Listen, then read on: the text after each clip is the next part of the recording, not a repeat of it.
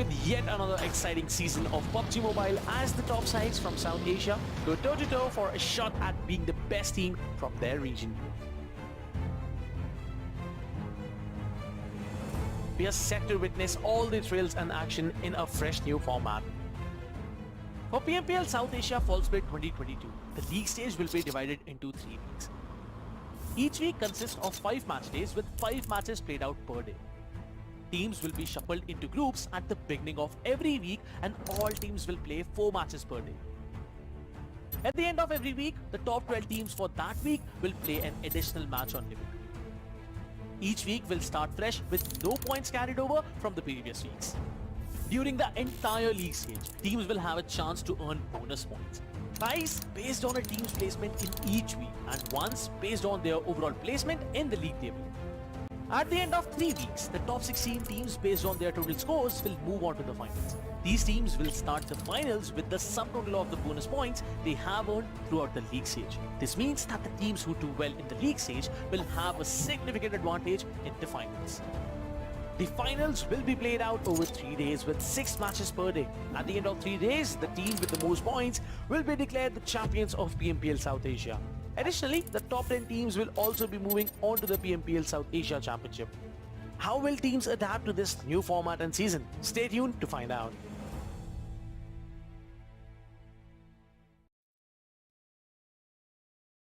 This is a competition. It is a war where the warriors risk it all. They fight like there's no tomorrow.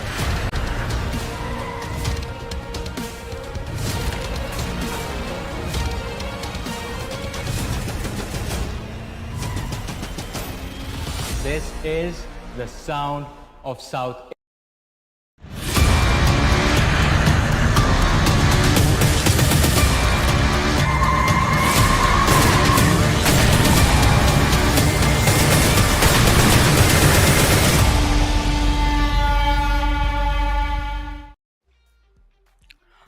Welcome, ladies and gentlemen, to the PMPL South Asia Fall Season of 2022. This is Super Johnny, joined by Necro, and this event, ladies and gentlemen, is brought to you by the Oppo F21 Pro. And before we begin day number 3, ladies and gentlemen, of week 1 of this PMPL South Asia, we have to talk about what our expectations are going to be for the day, Necro, because this is going to be the halfway point for week 1 before we have the very first live game of the PMPL South Asia, and along with that, that's going to happen on Sunday, by the way. And along with that, we move to week number 2, where the groups will be reshuffled. So, Necro, what are your expectations for the day? And of course, how are you doing? Well, I mean, I'm doing absolutely fine, and talk about the expectations. 1952, they've already came out on top and they've surprised all of us. And a little fun fact for you and all the audience out there as well, they still haven't secured a chicken dinner and they're already in top 3. That's incredible, considering or taking a look at the past years of 1952, all the history, all the past. This team has had a rough past, Johnny. Yeah, definitely, I agree with that. I mean, we have never seen them perform like this before, but one thing is for sure, that we knew they had the potential to do this in the past as well. But now it feels like 1952, they have their best possible outcome right in front of their eyes. But it is still too early to say what is going to happen, because we are still in week 1, ladies and gentlemen. And in fact, today it's going to be day number 3 of the very first week of this PMPL South Asia fall season. And along with that, as we move further, as you guys can see the format on our screens right now, 5 matches a day. Every single team gets to play 4 matches every single day. So that means for 5 play days, there are 20 matches to be played every single week by all the teams.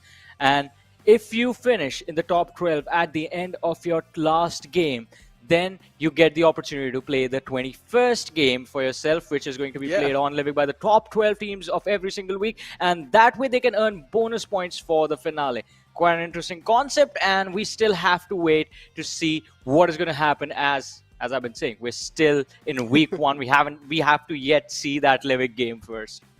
Exactly, and those bonus points will be carried on forward in your overall or in your grand finals rankings as well. So those bonus points are going to mean big time. And with that being said, another thing to add on a lot of pressure on these players will be $150,000 online. Of course, money is a big factor here, and the tournament MVP will be getting $1,000 all for himself. And of course, the league stage team will be getting $5,000 in their pocket. First place, of course, $10,000. Second place getting $6,500. Third place getting $4,500, and it's going to keep on descending downwards. But now getting our heads back inside that Livic game, that one extra bonus game. As Johnny mentioned, top 12 is going to be the goal here, and a lot of teams are up there as well. But unfortunately, there are some known names that we wanted to see in that top 12 that are still on the other hand, and they're still battling it out. Yeah, and one of those names has to be the squad of Skylightz Gaming. We saw them take a tumble on day number 2 of the PMPL South Asia, but hopefully today we're going to see them climb again. But ladies and gentlemen, as we have been talking about those bonus points from that Livic game that we've been teasing for so long, well, the structure is on your screens right now. And again, as we've been saying, the weekly bonuses will be awarded for the final Livic game that's going to happen on Sunday. So Sunday, instead of having 5 matches, we will have 6 games, and that match becomes very important because once you get to the final, for the first time ever, I have to say, you won't be starting from scratch. Unless you skip all the 3 Livics that are going to happen in the league stages. And if you do that, then I don't know how you're making it to the finals. Imagine if you're able to skip all those 3 Livic games and you're still able to qualify outside the overall things. That'll be impressive, right? Because all you need is a total amount of points, or more amount of points than the 16th team. And if you're barely able to qualify in, of course, you're not going to have that booster already that the teams have had when they played the bonus games, but you will need to start from scratch, and that means much more burden on your shoulders. But with that being said, as you guys did take a look at the point structures in front of you, as we all know pretty much the classic stuff that we've been taking a look at since the past upcoming years, but we were having to all talk about 1952. Now, I brought up about their past years have definitely been quite rough, and I'm pretty sure this sort of an opening to the PMPL, 1952, morale should be all-time high. Well, definitely, as you said, the morale should be at all-time high, but they have to be cautious as well, because the chase is on till the break of dawn, as we saw IHC climb up the rankings like the beasts, the monsters that they are. And I mean, I do not expect that to happen. Not yesterday, but the day before yesterday, we saw them in incredible form, and we're going to witness as to what they will be up to today as well. But ladies and gentlemen, talking about the teams, we have to talk about the groups as well. Starting things off, Group A, we have Godlike Stalwart, WIZZES Club, Raw Official, and 1952. And of course, I mean, from the teams in Group A, I think only Raw Official, we haven't really seen their presence inside of the matches. Apart from them, we have seen WIZZES Club pull off some incredible team fights. 1952, as we talked about, incredible momentum right now inside of the matches, inside of the tournament, sitting in the top 3, and of course sitting on the first position, it is Godlike Stalwart. And what another team that has impressed me really is WIZZES Club here. With 61 points, they're currently sitting on top 10. Now, all they need to do is maintain and a little bit more consistency to just push them a bit more further, because right now they're still hanging near that death situation where even one game slip off and their position might just be compromised. We saw yesterday how the top 5 is really fragile. One single good game and you're already going to enter inside the top 5. Same thing happened with IHC. One good game, they're already inside the top 5. So this proves my point exactly. You cannot take games or any games lightly. If you do, then your position probably will be compromised, unless if you're Godlike Stalwart with your sitting away from all the other teams with 123 points and you're on the first spot. Yeah, they are way ahead of the competition. It's going to be quite interesting to see as to which team will be able to dethrone them, even if it is just in the league stages, because even that will be impressive. Right now, they look just absolutely unstoppable. But talking about the other teams, D2K are the ones who are closest to them, sitting on the second position right now. And it's going to be quite interesting to see as to what they will be up to today, because day number 1 for Train to Kill was very good. It was amazing indeed. But day number 2, we saw them take a tumble. It wasn't massive. We didn't see them drop like Skylightz Gaming did from 5th all the way to the 15th position. They just went from being the first on the leaderboard to the second. Exactly. I mean, again, there is going to be a lot of shuffling here and there on the overall rankings until the end of the week over here. But as Johnny mentioned, all that's going to matter is the top 12. As long as you're inside the top 12, we'll be able to play that one single bonus game on Livic. And considering Livic, I mean, it hasn't been in the competitive pool since a long time. I want to see how these teams are going to be adjusting to that map. I don't think it's been in the competitive pool at all. We've just seen some Yeah. show matches on that particular map. And also, I believe it's going to be all 4 players from the squad playing on Livik. So the map is going to be extremely crowded. I mean, we talk about Sanhok getting a little too crowded at a certain point, but Livik is just going to be on a whole another level. So I'm just excited to witness as to what is going to happen in that game. But before that, we have Group E, ladies and gentlemen. Miramar, Skylightz Gaming, VENOM Legends, and MABETEX eSports. Now, MABETEX eSports, Necro, you have to agree with me. They have been interesting nonetheless. In certain games, we see those moments of brilliance from their side, but in certain matches, in the other matches, we see them make just the most unusual mistakes of getting split up in very awkward positions, getting caught off guard because of that, and because of which they do get taken down.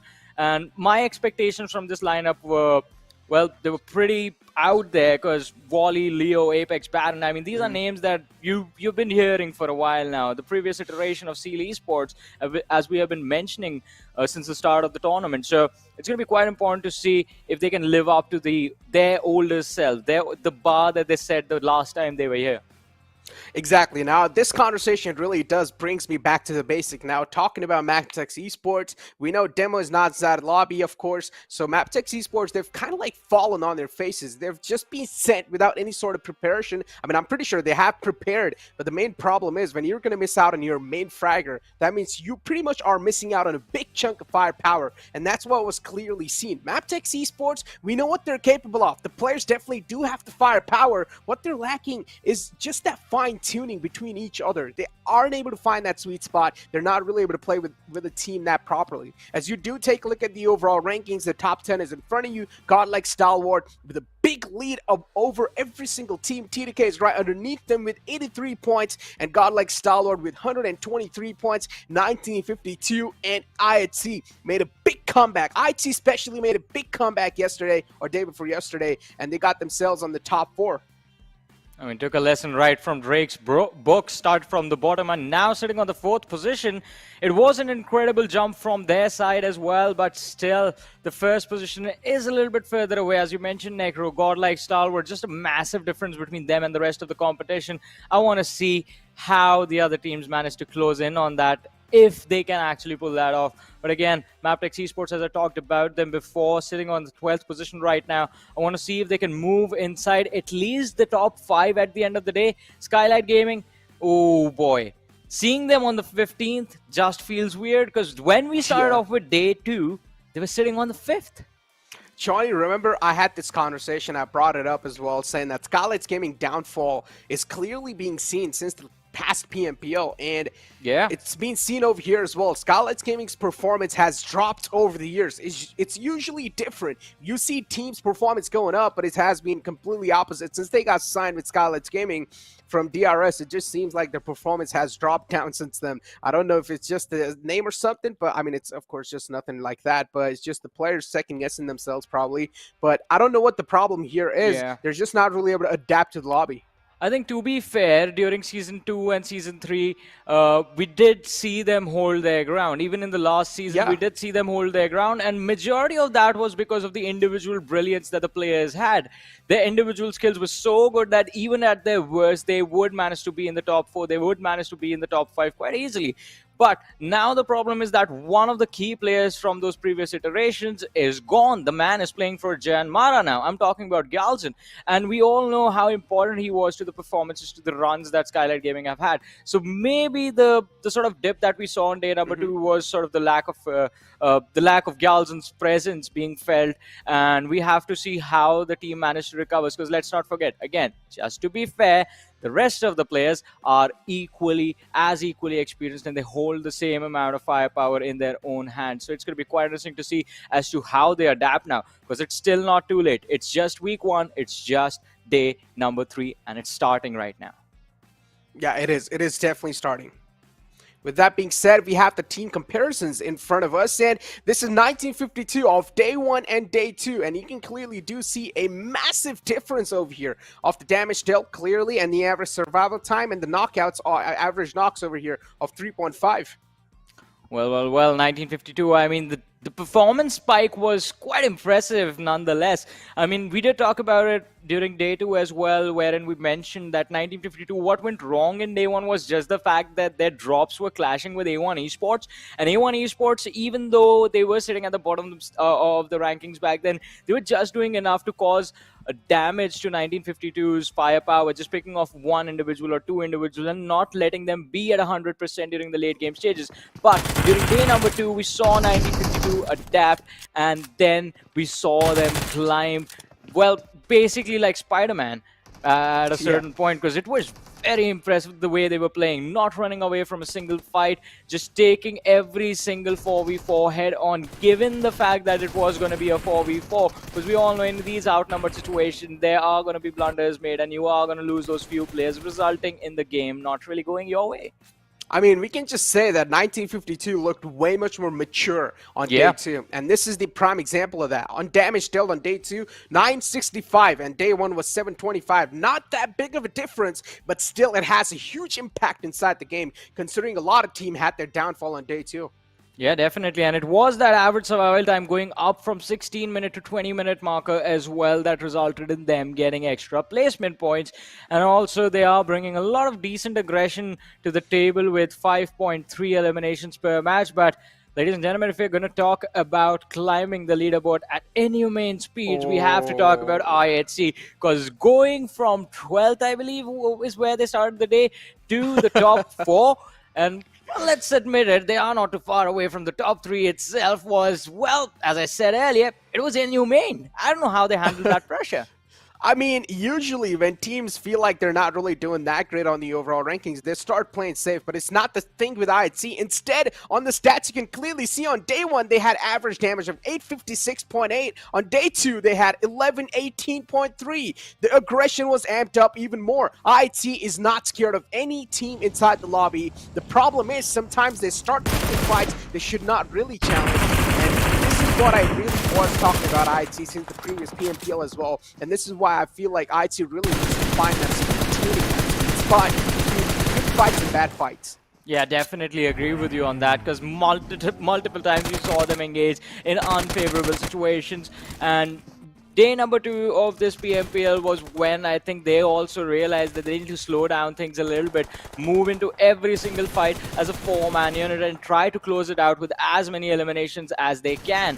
And because of which we saw them walk away with a chicken dinner as well. Also, what was lacking on day 1 was the fact that Godless was not there. And then he returned on day number 2 and we saw the impact this one individual can bring. I mean, overall, speaking of all the single individuals that IHC currently they have, every single player is just packed up with insane amount of firepower. You have Godless, you have Demo coming in. I mean, no matter how much you try to elaborate, it's just less. Alex as well. We called him a rookie in the previous PMPL. Now calling him a rookie is pretty much an understatement. You cannot call this man a rookie anymore because the way he has adjusted to that team, it's phenomenal. Yeah, definitely. I mean, I still remember Alex making his debut, as you mentioned, in the previous season. He was outperforming every single player in the lobby, including the ones from the side of Stalwart Esport back then, Action and Pika. They were getting a tough fight from this man. He was outperforming his own best teammate, the face of IHC, Godless, and it was very impressive. But as Necro mentioned, he's not a rookie anymore. Now we're going to call him an experienced lad, and because of that experience, let's see what he will bring to the table. But ladies and gentlemen, we have something for you guys, the first ever talk show for the Nepali audience. Ladies and gentlemen, let's have a look at the trailer. यो त हाम्रो त एउटा movie छ नि अपरिचितको डान्सको अगाडि हामी Goga stars अब offer आयो भने त छ अफर आएको छैन आफ्नै मन हो नि त अब आफ्नो मनले अब चाहेपछि हुन्छ अरे क्या जे पनि के गर्नै गर्ने टाइपको अब एउटा डिप्रेस एउटा स्ट्रेस मान्छे हल्का अनि नबुझेर नै सपोर्ट नगर्नु अझ मात्रै के कस्तो डर लगाउने आमा बसिन हो भनेको यो दिरन खतरा होइन को हुँदैन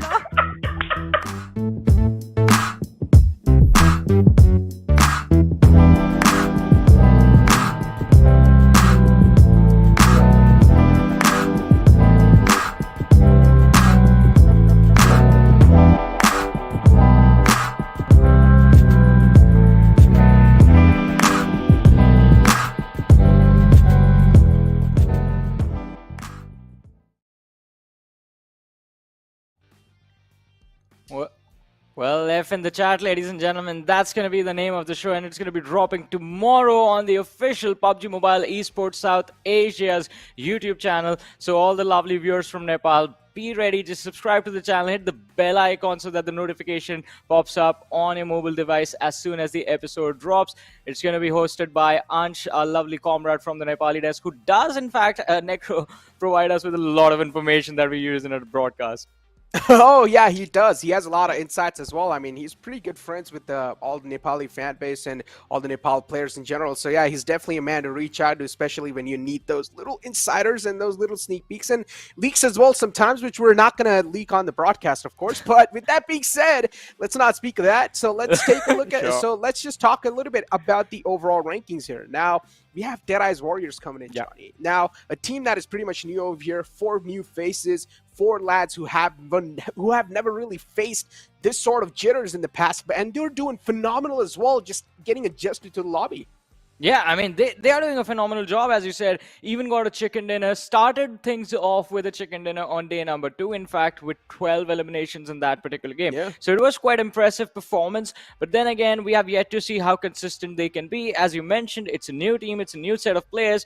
We have never really seen them before. So it is going to be quite interesting to see how they adapt, because we all know that the pressure, the action, the intensity of the matches, it keeps on ramping up. Majority of the veteran teams take the first week just as a warm-up routine, just to analyze what everyone else in the lobby is going to be up to, read their strats, read their drops, read their fight formations as well. On week number 2 is when they start practicing their countermeasures. So you're going to see a few of the teams from the top just take a slight dip in the number of points that they're getting in every single game. But then week number 3 is when they start putting all of their preparation, all of that homework into some action. And we see some interesting things happening on the leaderboard, but that is a story for later. For now, Necro, though, for the very first game of the day, what is your prediction? Who's going to win? I'm going to go with Deadeye's guys. I feel like they're really lacking a chicken dinner here, and they're already in the top 5 as well. So might as well kick things off with a chicken dinner. Deadeye's guys, it's your guys' time to shine. I mean, the last time we were casting, we saw complete Mongolian supremacy, so I want to see a little bit of variety here. Well, if you are going to go with Deadeye's guys, then I'm going to pick T2K, because, I mean, let's be honest. I mean, if the gap between the first and the second closes down to, well, less than 10 points, that's going to make me a happy man, and that's going to be a very interesting story to tell our audience as to how it all happened and to witness it in front of our eyes as well. So my prediction is just going to be T2K. That is not going to happen, Johnny. The gap is never going to be closed. Do you see that number right there? Listen, all right, Johnny, it's gamble. It's literally a gamble. You're just gambling between 16 teams in the lobby. You're picking one, and you're hoping that that team will win. It's just gamble, Johnny, all right? Yeah, but this just shows that I'm lucky. I'm extremely lucky. What does yours say, Necro? It just says 1, right? Yeah. You know what? F in the chat for Necro.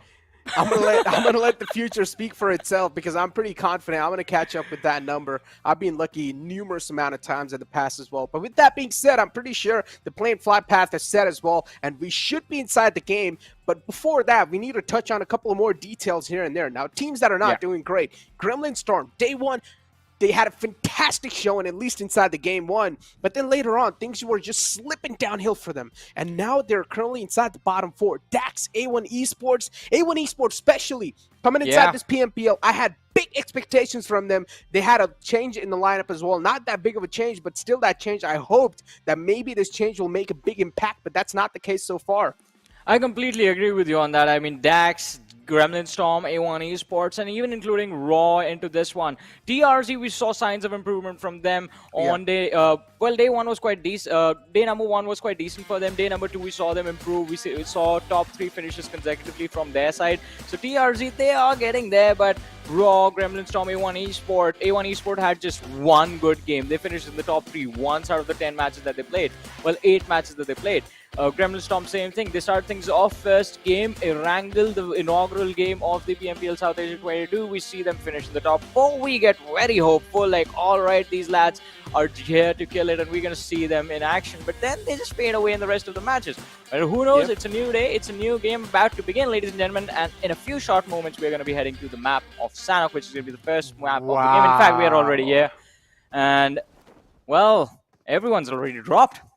Yeah, kicking things off on Sanhok. Let's go, baby. Cannot really ask for a better start here, ladies and gentlemen. Elementrix, of course, nears ruins, and there's going to be another team that's going to be a big threat for Elementrix. Of course, DRS being as close as possible. High voltage, another one of those teams my eyes are going to be locked on today, because we know these four set of individuals, they all have been pretty phenomenal in the previous PMPLs, but in this PMPL, they're not really able to shine through. On the other hand, though, the set of rookies, Deadeye's Warriors, doing a phenomenal job so far inside the lobby. I want to see them continue the entire aggression, the entire saga forward. Oh, it's going to be quite interesting to see how they manage to do that, though. With the lad from Dax quite close to them, that should be an easy pickup for them if they manage to catch him off guard before he swims to the other shoreline. On the other side, we do have quite a central circle in this particular map of Miramar. Look at that early collision, 1952 against the lad from IHC, and Demo with the Thompson does find the knock and the finish. That's the first blood of the game, ladies and gentlemen. Exactly. First blood already on the board, and it's going to be IHC, of course, to open things up. But a team that really did needed this sort of consistency, they're now going to lose out on a player, Johnny. Ooh, well, let's see how they adapt, because even in the past, we have seen few of the teams just manage to make it to the top with 3 players remaining. I mean, that's how A1 eSport did it in the one Miramar match that they had. But IHC, I think they are going to look to carry this momentum. Just the first blood in their hand should be enough to boost their confidence a little bit for a few more early game fights. Unfortunately, though, they are not really in a position from where they will be able to encounter a lot of the teams until the mid-game stages. So it's going to be quite a patient start for them from here on out. And Demo, with that first blood on his name, he can finally start to move around, look for better loot, look for better weapons, look for some healing utility that he desperately needs. IHC already kicking things off on a great note. 1952 starting things off on a bad note. The opposite attracts, of course, and that's what exactly happened.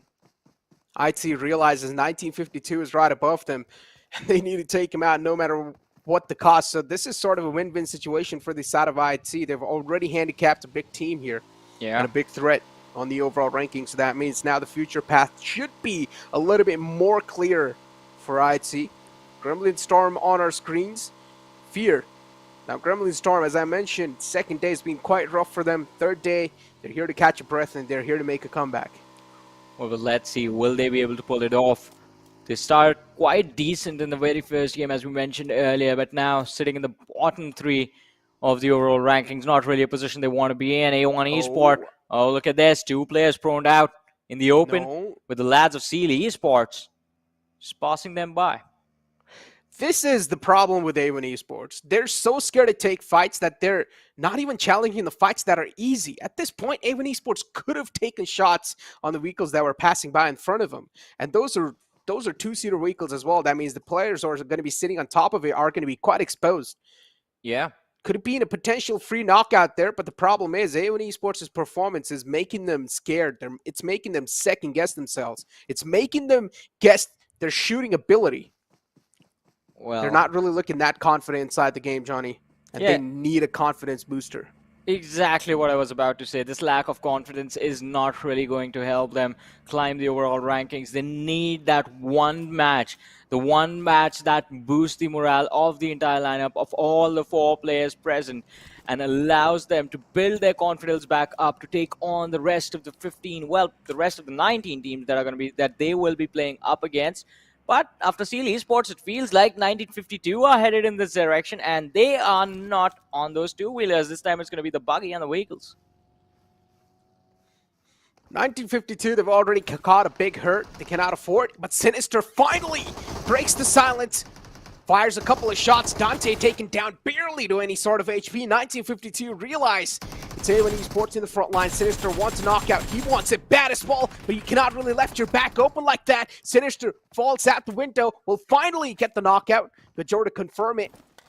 And now 1952 with a 2-man squad left with A1 eSports with all 4 players up and alive. Confidence should be all-time high inside the fight, but that's not going to be the case. Jackson's dead, turns it around. He finds a knockout onto the player of A1 eSports. Koa goes down, and that should be a big sigh of relief on the side of 1952. At least they've stalled the push for now. Sinister, though, in the close line, just creates a big menace here. Well, let's see. I believe, in fact, that the lads from 1952 are lacking that healing utility because we haven't seen Entry heal up. Jax is also sitting there with around 60 to 70% HP. This fight can easily be won by A1 Esports. It's a 2v4 situation. 1952, they were already pretty hurt from the damage that was dished upon them by the lads of IHC, and now they've lost one more 2v4 situation. The damage on A1 Esports quite brutal. It's down to a 2v2 record. The situation has been completely turned around, and it is GSM chiming in, coming in for the third party. One more knock secured by Entry, goes for the instant finish, and well, look how the tables have turned. This is just grim. This is grim. This is bad. This should not be outcome of this fight, but still it is. A 2v4, tables being flipped, 1952 coming out on top in that fight. A1 Esports just getting slammed across the desk. Oh boy. I don't know what this speaks about A1 Esports though. I mean, big turnoff here. I thought A1 Esports should be able to get a nice squad wipe there, but that was not the case. A1 Esports just whiffed the entire fight. Big choke on their side here. ATRAX against the players of Godlike Stalwart. Not really a team you want to challenge, especially if you're ATRAX. You have a lot of pressure already on your burden, and you need to climb on top of the overall rankings as well. While on the other hand, Godlike Stalwart, they're looking all-time high. They're looking confident as well in all the approaches they're going to make inside the game. Well, but let's see. Action with a nade in his hand. Oh, that was one way to throw it, just bouncing it off the window, trying to toss it back, but as he tries to run back, takes a lot of damage. Now he's going to be knocked out by Paragon as he runs in with the AKM. Godlike Stalwart, they're losing their lads. Scry is pinned down as well. Spikey has a perfect position to keep him pinned down for as long as possible. With one good nade or a Molotov, they can take him down as well. So, Godlike Stalwart, they need to figure out a way out of this, and it's not going to be an easy one. Look at that. Ugh. Another knock. Overconfidence not paying off. Talk about teams being complacent and starting taking fights that they should not really take. Prime example of that split not really working out for these side is Godlike Stalwart. As Action now is trying to crawl back to safety, but it's going to be next to impossible. Action hoping that maybe those bullets are not going to find their mark. But as soon as Action's back is spotted, that should be more than enough for SpikeX to convert it into an elimination point. Godlike Stalwart trying their best to provide some cover fire, hoping that maybe Action will get back to safety. Action is the main man. He should be saved here, but that's not going to be the case. Instead, ParaGD goes down. As we have Top still just firing near the windows.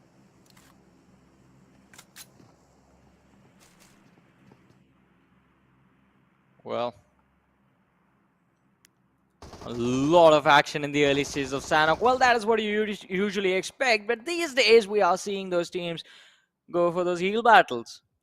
For now, though, DW losing a few of their lads. Dax, they were bleeding as well, but Spike getting the revive right in the nick of time before he goes down, before he was finished off.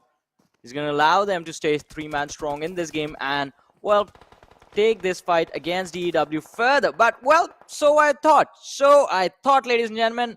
Slipknot from Raw had other plans, as he takes down one more lad from the side of Dax down for an easy knock, but the finish is going to be secured by the players of DEW. Oh.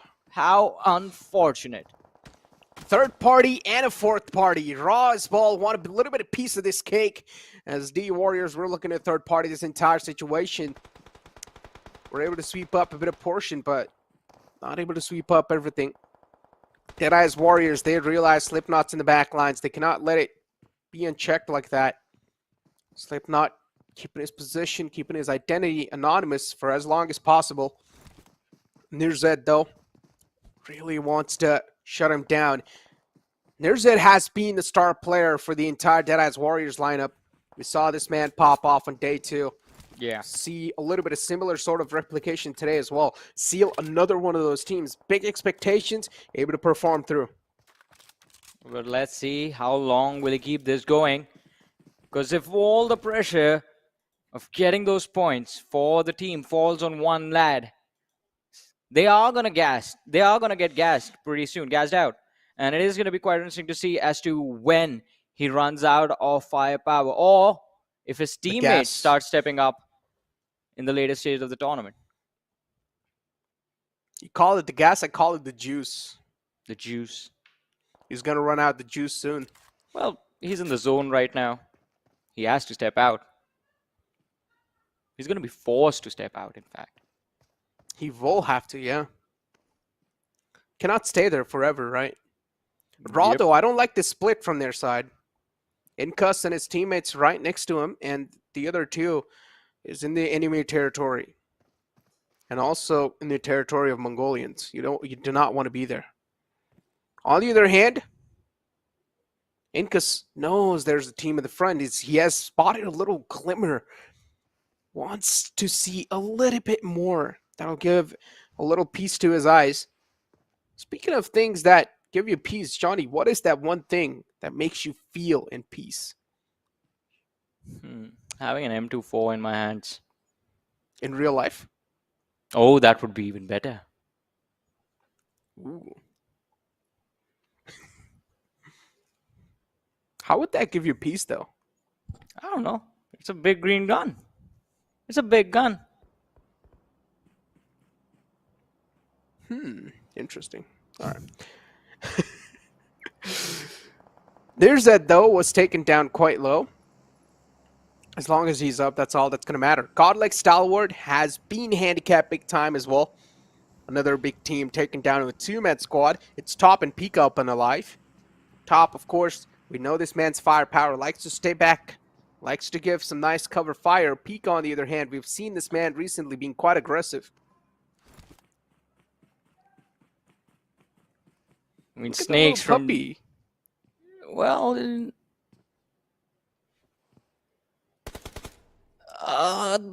yeah, I want to watch this fight happen. I'm just too eager for this. It's been going on for so long. Like, Dax are stuck there. I can't even imagine how paranoid they must be, just knowing the lads of DEW are waiting for them up ahead and they have a team closing in from the rear. Oh, they want this to break out as well. High voltage and DEW just going at it. It's going to be the moment that Dax needs to just slip away. Otherwise, they're going to be stuck there forever. High voltage 2 now scouting out the hill. Right now it's pretty much like a little place. It's like a little marketplace where every single team is just scouting each other out. They know where they're present, but they do not really want to directly engage. Instead, they just want to keep a little bit of intel. And this type of intel is going to be quite vital too as the game progresses on in the future lines.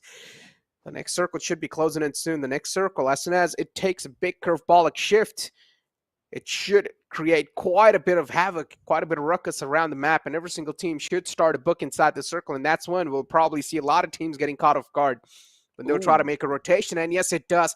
Take shift down south on top of Pioneer. There are a couple of teams who found themselves in lucky shoes. Well, this is going to be a fun time in this game in a few short moments. So like the fact that T2K already were quite proactive. They've moved down south from Ban, and now they only have to take on the lads from IHC. It's not going to be an easy fight, but that is the one they have to win if they want to enter the circle and if they want to move further in this match. Other than that, I want to see what Godlike Stalwart will do to get out of boot camp, because again, they lost 2 of their players in an early commitment fight against the players of Dax before they got third party. But look at this. Oh my goodness. Now it's the Warriors. They're going for the push. And this is going to be quite interesting with the UMP in his hand. Doc, he's going to look to charge in, but Snakes is going to be dropped. And the Molotov is going to be dropped on Paragon. He's going to be knocked out. Spike is left there with just 10 HP. Barely surviving. A little glimmer of life in the front, but it's not going to matter. The cleanup crew is there to clean things up, and Deadeye's Warriors, finally, they break the silence as they also break the enemies in half. Speaking of which, Godlike Stalwart, they're well known for doing that as well.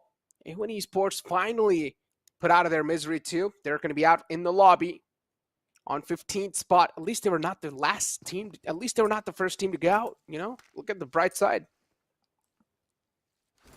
Well, yeah. Also, they got a few extra points for those finishes, I guess. That's the only thing that they will have going for them in this particular game. But DRS Delta, he finds himself in an interesting, or in fact, an awkward position for now, as he does see the lads from Elementrix running around in front of him. Oh, and Bishal, he's closing in on his position. Delta, you'll be forced to take these fights. Oh, out of nowhere, steps out, takes down one. Has to go for the finish before the lads of Elementrix retaliate.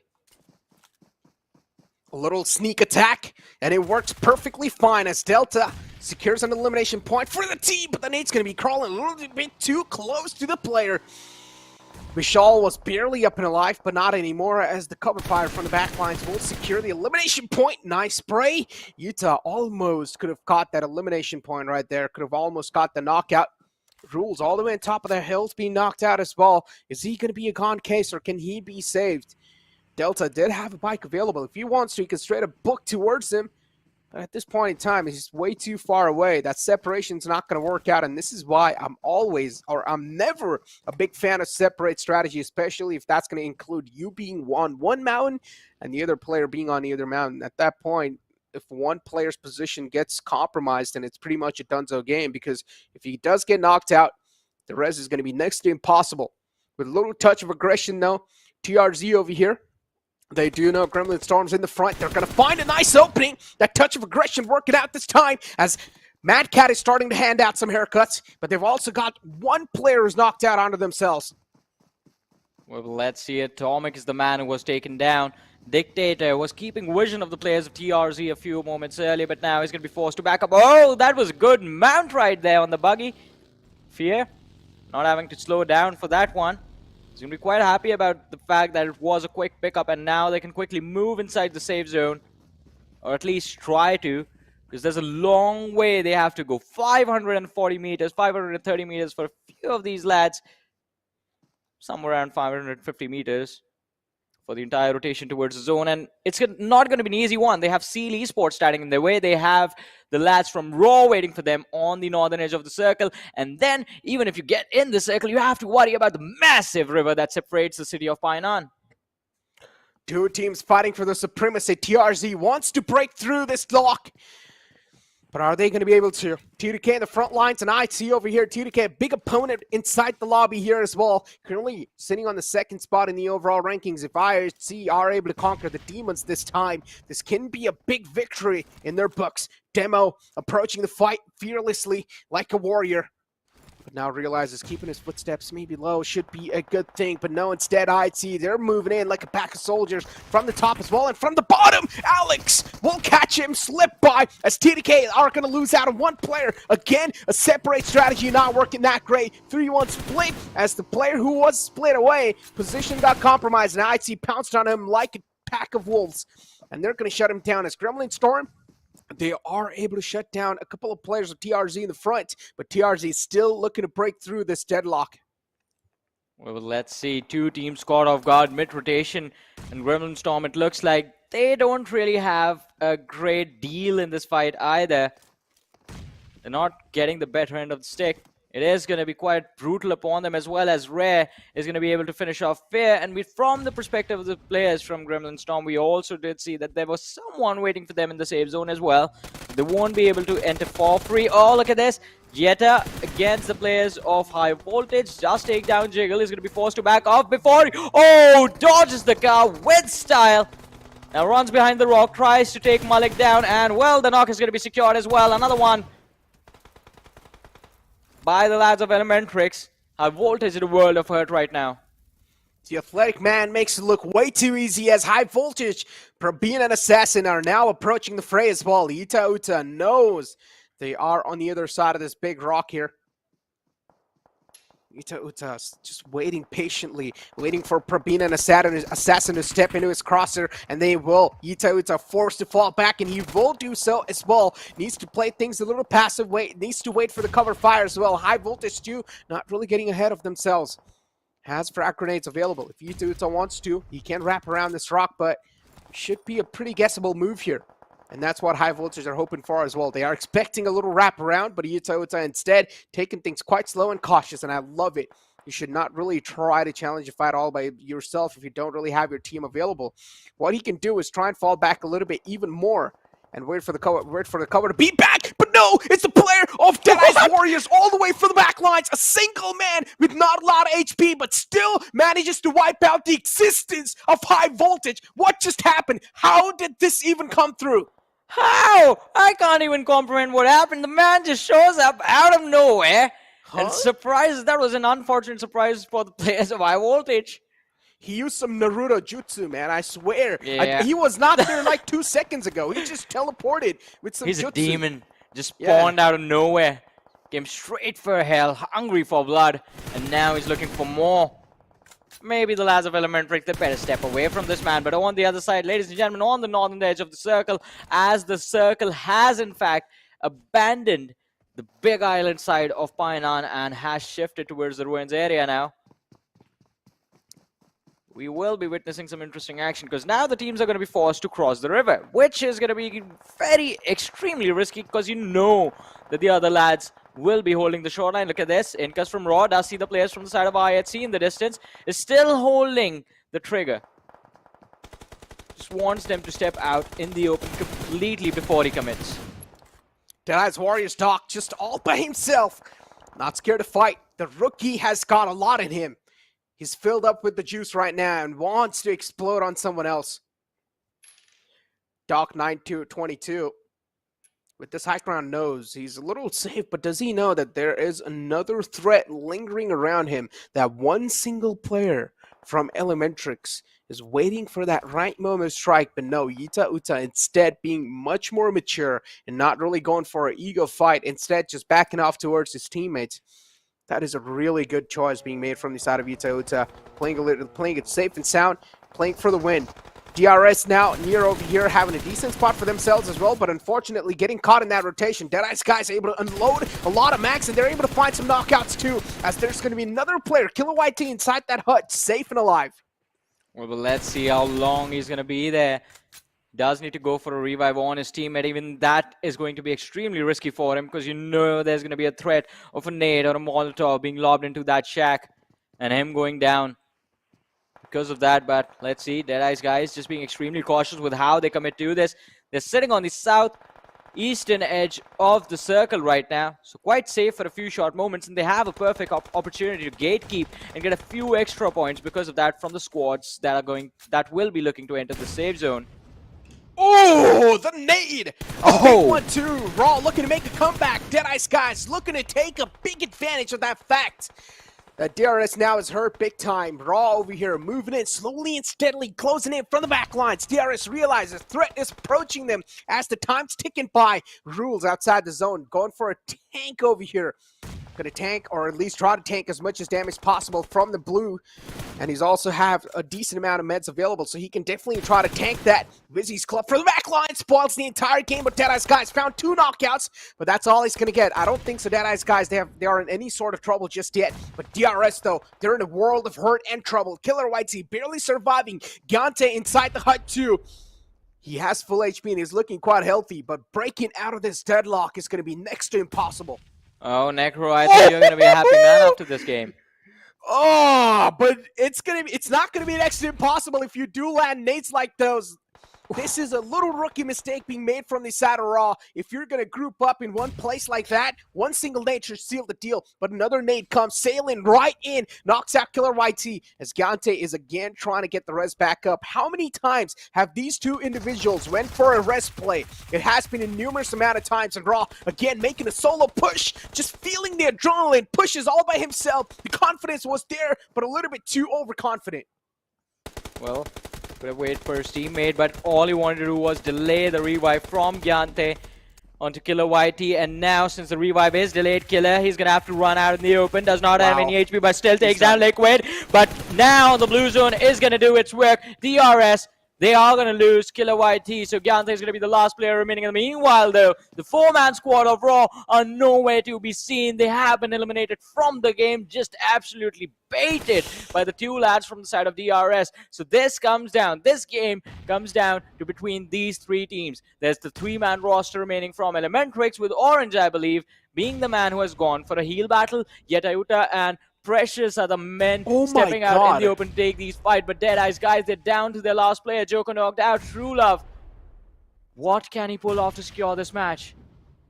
The nade parade from the side of Elementrix is just phenomenal. Oh! And this is what I was exactly about to say. The players outside the zone who are still going for the med strat, they're going to be the most deadliest and the biggest threat for the teams inside the circle. And that's what exactly happened. DEADEYES guys games got spoiled and griefed. And in the end of the day, Elementrix were the one to secure a chicken dinner. Elementrix, they've been phenomenal on the map of Sanhok. And I'm loving them that they've just kicked things off on a great note right off the bat. Yeah, I mean, an incredible run today. We were quite critical of Elementrix's performance on day number 2, because day number 1, they had a pretty strong momentum for themselves. We saw a little bit of a fall off on day 2, but I guess day 3 comes around, and along with it, Elementrix as well. What a turnaround, and now they have established the momentum for the day. All that's left to do is just keep this going in the rest of the matches that they have left, which now is going to be just 3 matches for I them. don't know if you saw, they also are in top 5 now. Yeah. Another team, another challenger approaching. How are the top dogs going to deal with this one now? Because Elementrix, we have been questioning their consistency all the time, but so far they're looking pretty okay as they've secured another chicken dinner. But this also means that the top 5 is way too fragile. It's not that hard to enter inside, it's hard to maintain it.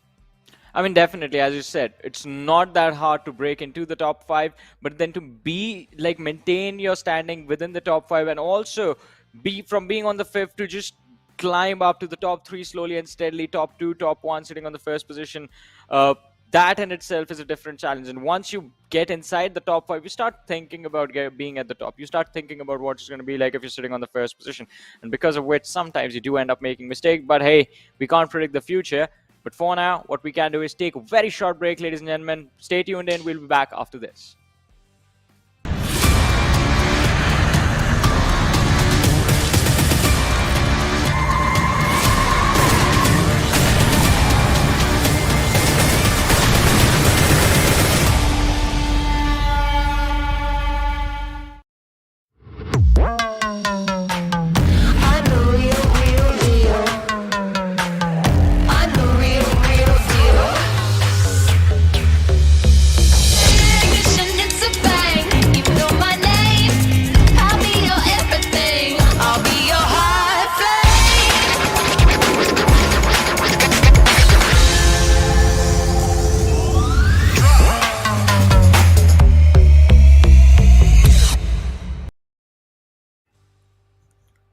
Welcome back, ladies and gentlemen, to the PMPL South Asia Fall Season of 2022, brought to you by the Oppo F21 Pro. This is Super Johnny, joined by Necro alongside with me. And ladies and gentlemen, day number 3, game number 1 is done. We will be talking about the stats of the previous game, and also after this, we'll be moving forward to match number 2, which will be played on Erangel. Now, Necro, the schedule for the day is quite interesting. We start off on Sanhok, then we have 2 Erangels back-to-back, and then the last 2 matches are going to be 2 Miramars that are going to happen back-to-back as well. Schedule is definitely quite interesting, but Yeah. we've already had an interesting start in itself, and I'm pretty happy that the start of the entire day was aggressive this time. We saw a lot of battles early off, and I'm in love with the fact that we saw a lot of battles. But you know what? I just want to sprinkle and rub a little bit more salt on top of A1, because the wonder that we saw in that previous game. Oh boy, how can you lose a 2-on-4 situation where a team is inside a compound and they're locked in? All you need to do is just push together and clear every single house out, and you still mess it up. But it's okay, you know, we can let it slide. Yeah, I mean, we can let it slide, but these lads are not going to. They're going to punish every single mistake that we made. Although I do have to say, Gyante, props to that man for finding that angle, securing that last finish. I did not think that the last player surviving from the side of DE was going to fall to the lads of DRS. I thought DRS, they were just going to be finishing second because of the heal battle and not because Gyante just steals a point away from the players of Elementrix. And then you have Yuta coming in as well. We saw this man close up. Doc 922. That was one of the most funniest moments. Just sneaking in from the back, taking out 2 players casually and not even breaking a sweat. Calm, cool, collected. Didn't even have a lot of HP to work with. Barely on any sort of HP. And he still managed to pull something like that off. He just did him dirty. He did everyone dirty, basically. But let's see. It's all about the momentum. You can still make a comeback.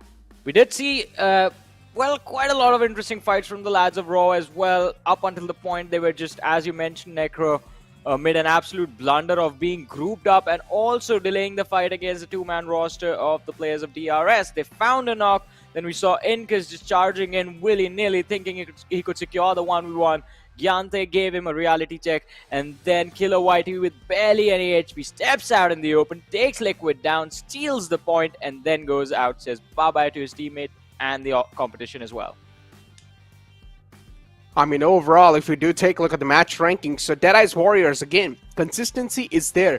DRS, even though they did not get the chicken dinner, they still had some insane amount of elimination points, and that's why they're going to be on the top. Elementrix, with only 4 elimination points and 15 placement points, they've secured total points of 19. And Johnny, this really brings me back to the question, or to the finger that I raised on Elementrix, is that usually Elementrix, when they decide to rotate inside a circle, they're not really that solid. They usually do get caught off guard. Their rotations have been pretty weak over the past years. But when it comes to holding down a circle and holding down a compound, they do a phenomenal job at that. Yeah. And that's what exactly happened. The circle shifted on top of Elementrix a lot of times. All they needed to do was just hold down that compound. Yeah, I mean, definitely. And even in this map of this particular map of Sanhok, we saw a lot of interesting shifts. First one was, I believe, the 3rd to the 4th zone transition, where we saw a very hard shift towards the southern side, and then it was just moving towards Painan. At a certain point, I mean, teams were divided between the left and the right side of the city, but then the zone just moves completely towards the left, which was the game-changing curveball that we needed, because of which we saw the players from the lads from IHC make blunders. We saw Raw getting delayed in their rotation because they were distracted by the lads of IHC, of course, and multitude of things happening just because the river was in just dividing the city, not allowing people to go to the other side. And also exactly. Yeah, and 1952, I mean, they started things off on a bad note, but in the end, I would say they ended things on a decent note, considering the type of start they had and the type of ending they had. I would say that's still valiant effort. On the other hand, DRS2, we saw a little bit of moments here and there from their side. Yuta Uta was all by himself near the rocks. He did a fantastic job staying alive over there all by himself. Some nice heroics off from his side. This nade right here, game-changing nade and a day-saving nade for the side of DRS. In the end, DRS just spoiling the entire game of Deadeye's guys and also helping the players of Elementrix secure that chicken dinner. But let's have a look at the overall rankings and look at that, Necro. DRS moving towards the 2nd position now. 87 points from this particular game. A 6-position jump in the overall rankings. And as we did start of the day talking about Elementrix being quite critical of their performance, well, the drop that was there on day number 2, they have shut them out. Well, rightfully so as well. 4 positions gained in just one game, 84 points to their name. And if they manage to be consistent in the next one as well, they could be the one sitting on the 2nd position right after the next game. And it's going to be quite volatile as well, because look at the difference. 87 on the 2nd, and then there was 67 on the team sitting on the 10th position. Oh boy, the latter half of the overall rankings. Raw, a little climb over here. Baby steps are definitely being seen, but at this point in time, our baby steps going to be enough? I would say, yeah, there is still a little bit of wiggle room for the side of Raw that they can try to fit in. But again, they will need to be consistent even with those points. Only a 2-position leap doesn't seem quite a lot, but seems okay to me, as long as if you're going to keep those points flowing in, and as long as you're going to keep on climbing, that's all that will matter. One little slip up, and Raw, your position will be easily compromised. Skylightz Gaming moving down, of course. They were not really playing on the previous game, but now they're going to be back inside the competition in this one, so I'm hoping Skylightz Gaming will try to pull something off. Yeah, well, let's see what they have in their bag of tricks that's going to allow them to just move up on the rankings. But ladies and gentlemen, as we move on to the next game, which is going to be played on the map of Erangel, we do see Group E coming back into the playing 4 groups, and then Group D is going to be taking a break. So IHC, eSPORTS, Elementrix, right after the win, are going to be forced to take a break. DAX is going to be there as well. And Group E, as you mentioned, Necro, Skylightz Gaming, you have some expectation from them. You want to see what they will bring to the table. I want to see what MABETEX is going to be up to. And also the lads from Janmar. Now, Janmar also is having, well, let's just say an interesting time in the lobby so far. Hey, you forgot one team, VENOM Legends, and I feel like this team is the least talked team in the entire PMPL this time, because it makes a lot of sense too. VENOM Legends haven't done anything so far that has been in the spotlight or in the limelight. And VENOM Legends, I mean, they're doing okay, I would say, compared to some other big teams, and they're still not able to perform. I would say VENOM Legends are still doing pretty okay in the overall standings, but is that enough from a big banner like VENOM Legends? That's the main question. Yeah, I mean, and it's going to be quite interesting to see where they end up when it's all said and done. Because as you mentioned, I mean, we do expect them to be somewhere in the top 4, somewhere in the top 5. But as you so rightfully said as well, Necro, you called it, they haven't really done anything noteworthy right now. They're just flying under the radar so far, just protecting themselves. And that's the reason, I mean, this is a sleeper team. You're never going to know when right out of the box, one day they just start popping up and you're wondering, like, where were they? What were they doing this entire time? I mean, they do have those 4 players who are pretty individually skilled. Lineup. And yeah, overall, they have a really star lineup. Just the problem is they always have problem submerging into each other. They always have problem with those team communication and team synergy in general. But yeah, VENOM Legends, they have a solid lineup. They have a decent amount of experience in the bag as well. Not decent. They actually have a huge amount of experience in their back. So we expect something more from this type of an experienced lineup. We expect something big. On the other hand, another experienced team over here inside the lobby is A1 Esports. But being experienced, they're still making rookie mistakes. And I don't want to sound too rude here, but you guys need to understand, guys, at this sort of a level, at this type of a competition, these sort of little miscommunication, miscalculations cannot be ignored. Yeah, I mean, definitely. And I'm just upset because of that, because yesterday when they managed to finish in the top 3 in that Miramar match, I got extremely hopeful. I got very hopeful from them. I was like, all right, this is the moment we're going to see A1 Esports making it into the top 10 at the end of the day. But then the very next game, they started to drop and it was back to square one, really struggling in every single match after that. And, well, the performance wasn't really going anywhere, was it? But Necro, it's time for our predictions. Where you're gonna pick for the win? You first, Johnny. All right, you want me to go first? It is Erangel. It is a match in which Godlike Stalwart is playing, so I'm gonna go with Godlike Stalwart. That was my pick, dude. They've been winning game 2 every single day. Dude. Exactly. That's why they were my pick. But you know what? I'm going to go with Godlike Stalwart as well. You know what? I'm going to do the same thing because I think so. They're going to win the second game too. But Johnny, why are you tryharding, man? You're breaking a sweat here. I don't know. That wasn't tryhard. It was just a calculated move. Like, I want to see if they can do it 3 days in a row. Day 1, second game, it's Godlike Stalwart. Day 2, game number 2, it's Godlike Stalwart. Day 3, day number 3, if it's Godlike Stalwart, then I think we should just like permanently just put them as a chicken dinner winners every single day for match number 2. That would be actually a pretty cool thing, right? Just having a record of taking those one game less, guys. We'll just give the win to Stalwart. Yeah, exactly. Just having a little streak of winning those games on the second game every single day. But with that being said, I'm pretty sure the upcoming games playing Flat Path as well are going to be quite set. Now, I want to see a military-based circle, and that's what I like to see all the time, hoping that would be the case again. But what I want to see is one-sided playing path. That forces these teams out of their comfort zone, and that makes these teams fight right off the bat. I'll give you an alternative, Necro. If the if the path is towards the northern side, then we want a military-based circle. If it's towards the southern side, then I want to see a circle towards either the northern Georgopol City and Zarki area, or maybe the Stalber Hill.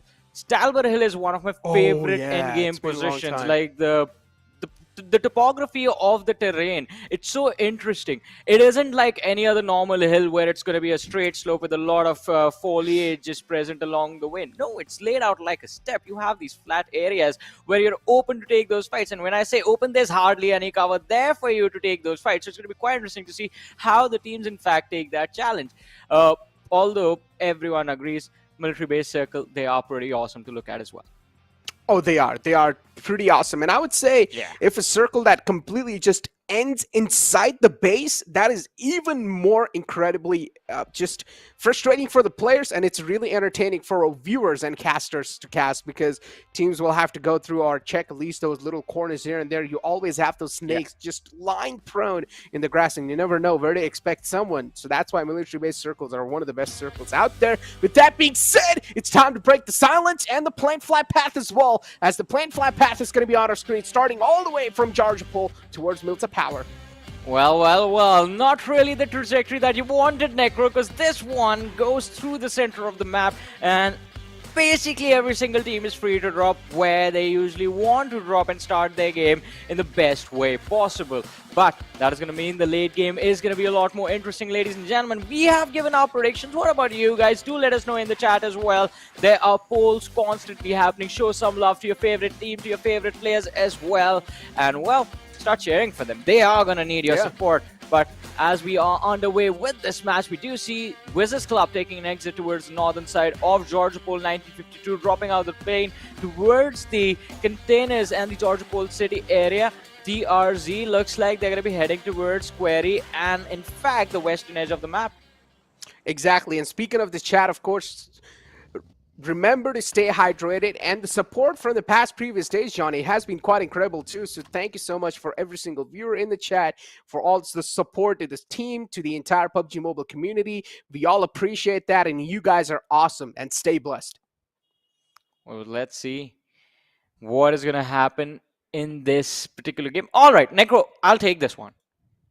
I'll take this circle. This is also a fun circle to cast. We have the center towards the mansion and shelter area. Yeah, it's an open position, not a lot of cover available. Plus, the prison location also makes for a lot of interesting team fight, because you have this building that's surrounded by, well, I don't want to call them mountains, but there is a high ground terrain just surrounding the entire prison position, because of which there is a trade-off. You go towards the building, you are safe, but you are also pinned down. You can't exit that easily unless there's a third party on the teams above and they get taken out. So it's going to be quite interesting to see if anyone is going to be headed there. But in the meanwhile, trying to kill towards Severny, completely isolated, high voltage, going for the ruins. Split drop right there. Gremlin Storm smack in the center of the map, and like always, we have DE Warriors on military base and Godlike Stalwart on the Nova Repnoi containers. Where do you want to see the final circle? Ooh. All right, Lipovka. That's gonna be fun. Really? Yeah. It's a hard shift towards the east every single time. That's the only way we get it.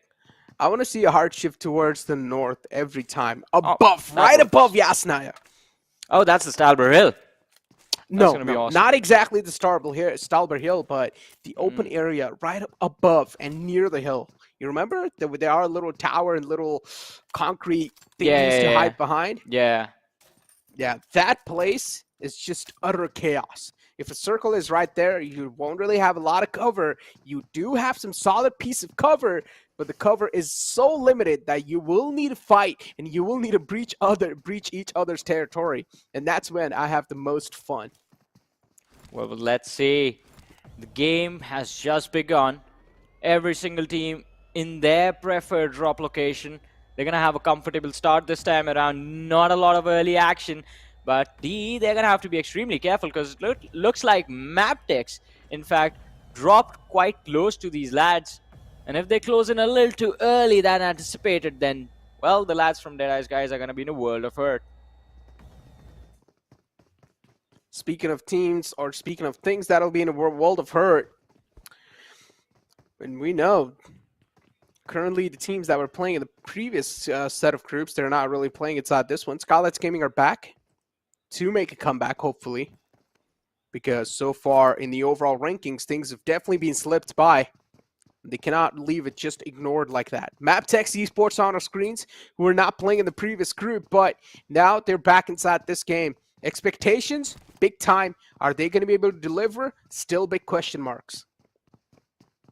Well,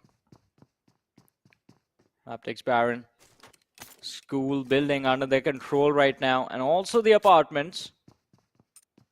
Oh, so there's something interesting happening right now, ladies and gentlemen, and it is being brought to us by the lads of Godlike Stalwart, as we do have Scry moving towards the Novorepnoy Bridge, quite close to the players of DRS, and the rest of the lads still towards the Novorepnoy City. So, Godlike Stalwart going for an early rotation, an early exit of the island. Let's see how far they will get. I would say it's more kind of like Scry making an early exit all by himself. Godlike Stalwart, they're still going for the loot. Yeah. Taking their sweet time to get out before that. At this point, Godlike Stalwart can try to do anything and get away with it. Literally. I hope, Necro, we get the map on our screens to show our audience what A1 eSports is doing at this point. Ladies and gentlemen, A1 eSports, let me just give you a gist. Just imagine this. Two lads from the side of A1 eSports squad are on the military bridge, and the other two players have split up, and well, they are quite close to the players of the lads of GSM all the way north of Farm. So that's a massive, massive split rotation that they're trying to work with, and it's not going to be easy in one, because the lads that we just talked about, they are headed towards the center of the map that's being held by, right now, two different teams. You have Skylightz Gaming towards the north, Gremlin Storm are closing in, Jan Mara is trying to move in towards the center, towards the shelter area as well. So A1 eSports, if they don't make this, if this rotation does not work out for them, then this game is just going to be brutal upon them, because they will be left with two players either way. Speaking of which, I mean, we were speaking of splits, and personally not really big fan of splits if the two players are way too far away and they're not really able to provide cover. And A1 eSports taking a big risk for a big move here. They wanted a good spot inside the circle. That's why they sent two players in the front, while the rest two from the back will try to make it to the other two, pretty much trying to reunite inside the circle in a decent spot. But instead, if these two players would have been caught off guard and would have been taken down or gunned down, then things could have been way different. A1 eSports could have had another bad start. But now I want to see, with this type of an adjustment, is this going to work out well, or is it going to be the classic A1 moment? Well, let's see. I'm still waiting for that first shot to be fired and that first body to drop. Oh, it's going to happen soon, I believe. Or maybe not. All right, there it is. The first knock secured by Vadu from the squad of Janmara, as the lads from 1952 are starting to struggle. We have Devil Boy taking a lot of damage, drops down to around 50% HP. No fear, he's going to be able to find another knock. But for now, the fight does come to a standstill. Jax, he's covering the door with the UMP, finds an opening but goes down instantly. 1952, they're down to their last player surviving. And Janmara, they're just walking away with an easy W in this fight. Wow. Wow. Every single player with their heroics just coming out on top in that previous fight. Yeah. Shutting down, making it look like a piece of cake against 1952, a team that has been in form, a team that has been feeling themselves throughout this entire PMPL. Giant Mara just doing a light work.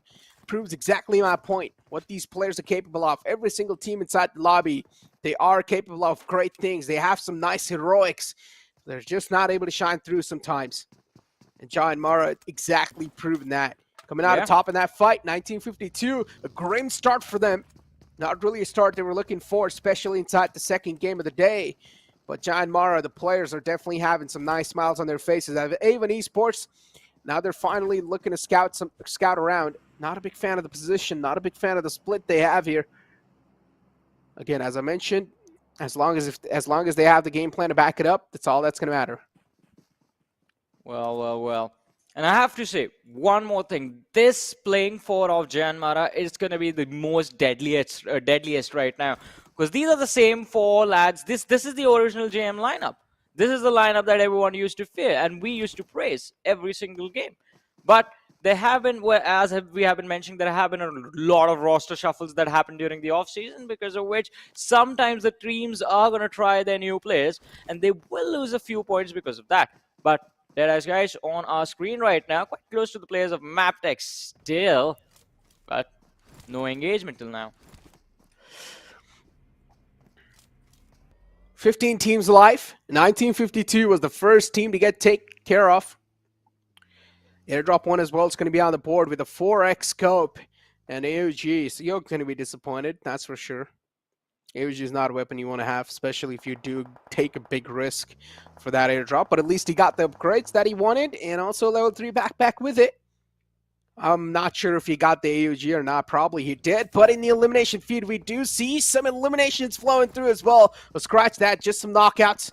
Some punches being blown, but not really any sort of knockouts just yet, as Leo has been chipped down way too low. Finally, Leo will be knocked out as well. MABETEX, they want to fight back even stronger, but is that going to be a case or not? That's what we're here to find out. Apex will shut both of them down. MABETEX eSports, they are holding on strong, at least for now. It's Jiggle and Assassin all by themselves, as Baron is all by himself near the bridge line. Apex was able to clutch it out. Leo's back up on his feet. Jiggle in the clothesline will find a knockout again. Leo goes down once again. Apex left to clutch it out once more. Well, High Voltage, they have to close this fight right now. Otherwise, it's going to be a little too late. He's dropping the Molotov behind the truck. It's going to be a little short, but the nade from Apex is going to make sure that Jiggle, he's not going to be jiggling anymore. Moving forward, one last player remaining. Assassin, the last player alive from the side of High Voltage. Apex down to around 20 HP with Thompson. Steps out, drop shot coming in. Not going to work. Good sir, stay down. Assassin puts him to sleep real quick.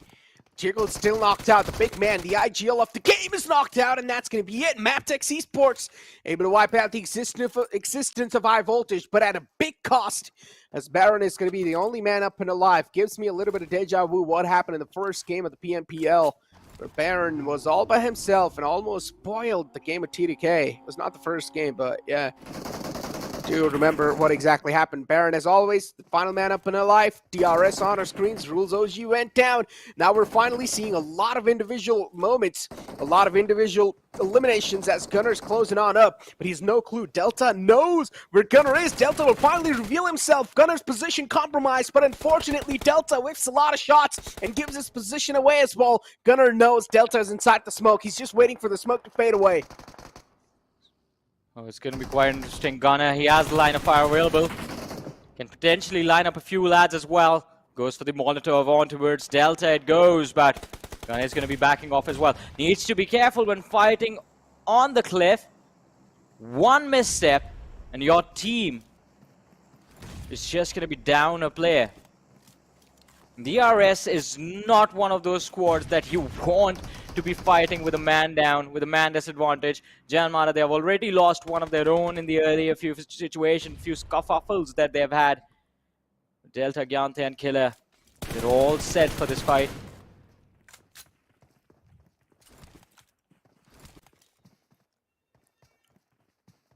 Still out. 3 players in the front. Wadu looking to shut some players down, but still not finding any sort of connections through those blind fires.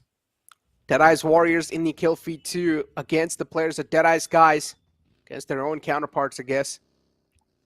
Rivalry between brothers.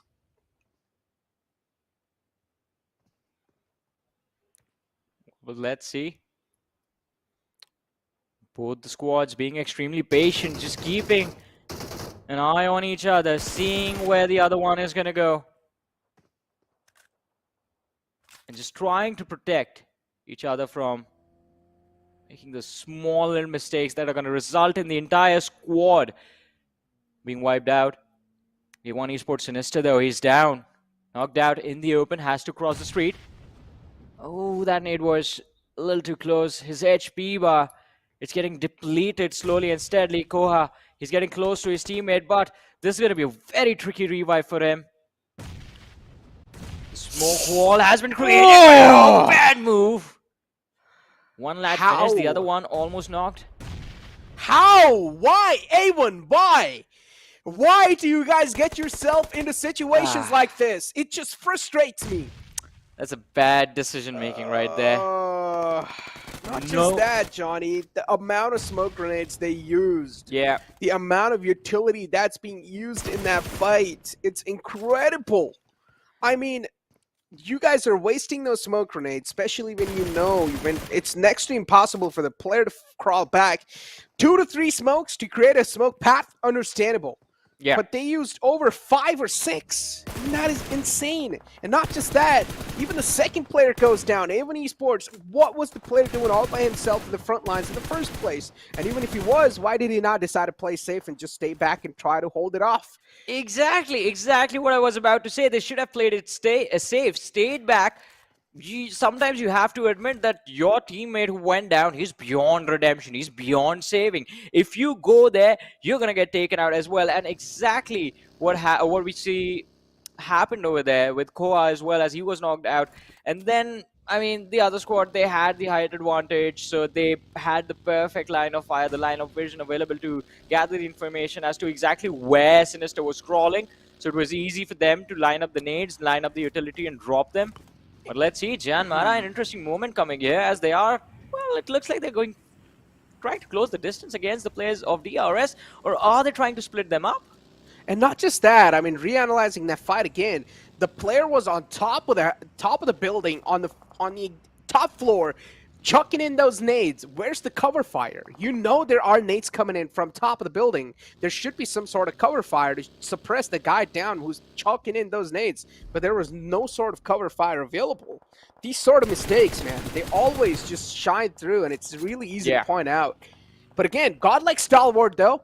All 4 players up and alive as action's been chipped down really low. But he just barely crawls back to safety. Stalwart does not want to take any sort of extra risk just yet. VENOM Legends as well now invading the same territory here. TRZ in the clotheslines once again.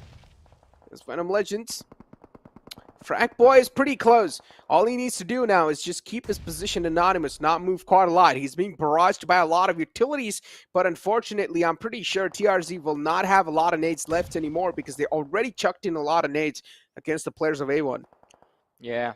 One more nade and Frag Boy is going to be knocked out. Otherwise, he's going to have to commit a lot of healing utility just to stay alive. He needs to move around that wall, reposition himself in away from where the lads of TRZ are not going to be able to bother him anymore.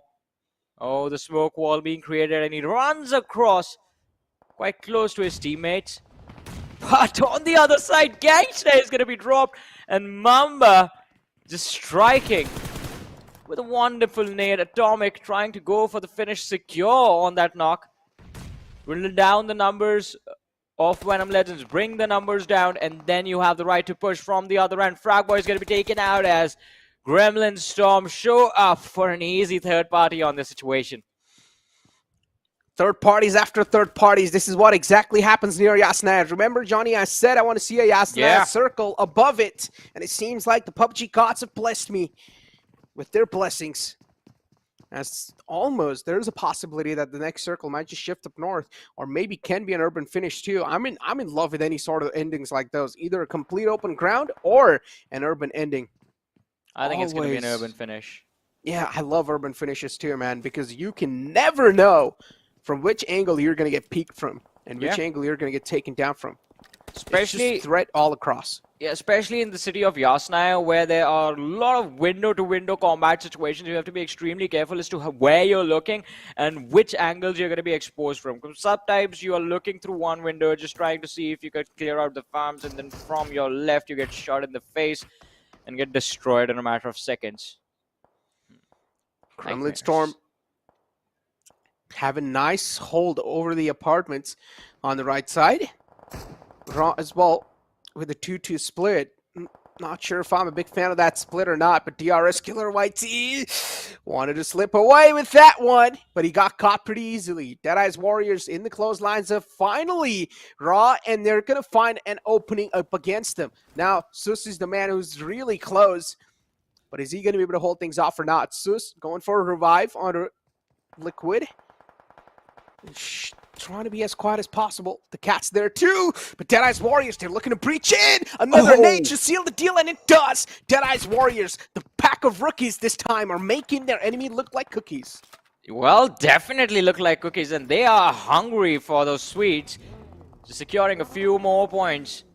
3 finishes still now for DE Warriors. 11 teams, 36 players remaining in this match, ladies and gentlemen, as we reach the 20-minute marker in a few short moments. Look at that godlike stalwart. They're closing in. In fact, they have pushed upon the compound that was under the control of the lads from Gremlin Storm. up until now. Now, Dictator is going to be feeling a lot of pressure upon him as he knows 4 of the most deadliest players inside of this lobby are on his tail.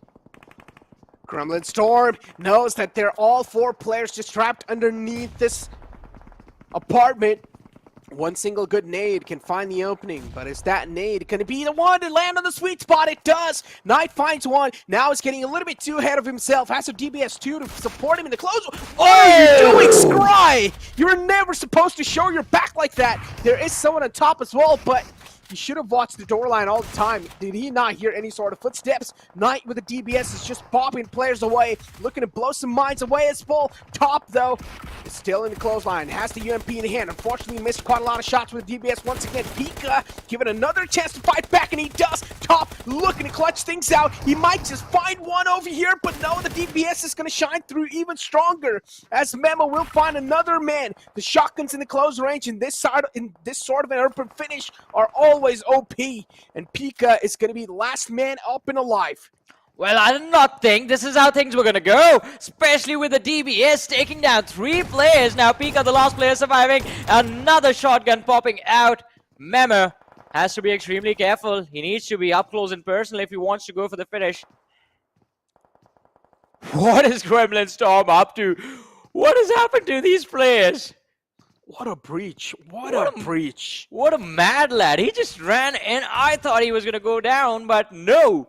And as you said, Necro, never show your back to your opponent. Should be rule number 1 in this game. Not just that, did he not hear the footstep approaching Yeah. him from the back? That is the main question. He had his back towards the door. There's no way he did not hear any sort of footsteps because the man was just straight up gunning it down towards him. DBS in the hand. But in the end, yeah, just that one pump's going to be more than enough. Shotguns in close range will, of course, be deadly, and especially in this sort of a circle where you need a breach inside the building. Shotgun's the best option. Gremlin Storm, when it comes to gun preference, I would say they're looking the strongest so far. Skylightz Gaming as well. They're up and alive on the right side with all 4 players. Skylightz Gaming taking things real slow and cautiously. They have all the 4 players up. They know it's time to play defensive. Well, let's see, though, if that is actually going to work out for them. Yeah, he has nowhere left to go. Quiet. All right, yeah. How long do you think he's going to stay alive? I'm not sure, man. But I'm pretty sure he's trying to be as quiet as possible. Yeah, you cannot. If you do one single noise, there's like 3 players looking to shred you apart with their bullets. Yeah, I'm not doing this. This is ASMR. Yeah, that wasn't ASMR. I don't know what you're listening to, but that wasn't it. Oh boy. But yeah, Susan's still just tucked in the corner. One single nade can definitely seal the deal, but TRZ has no clue because Susan hasn't moved an inch. He hasn't moved a muscle. TRZ, all the 4 players in the clotheslines. Susan just being as patient as possible, holding his nerves with the gun. But on the other hand, it's a complete hell break loose. As we do see a lot of eliminations in the elimination feed. There's an absolute pandemonium around them, but the next circle is actually going to shift right on top of these players. And this is something that is really good, especially for Susan. If you want to keep your position anonymous, you can just stay here for as long as possible. On the other hand, you have Slipknot too.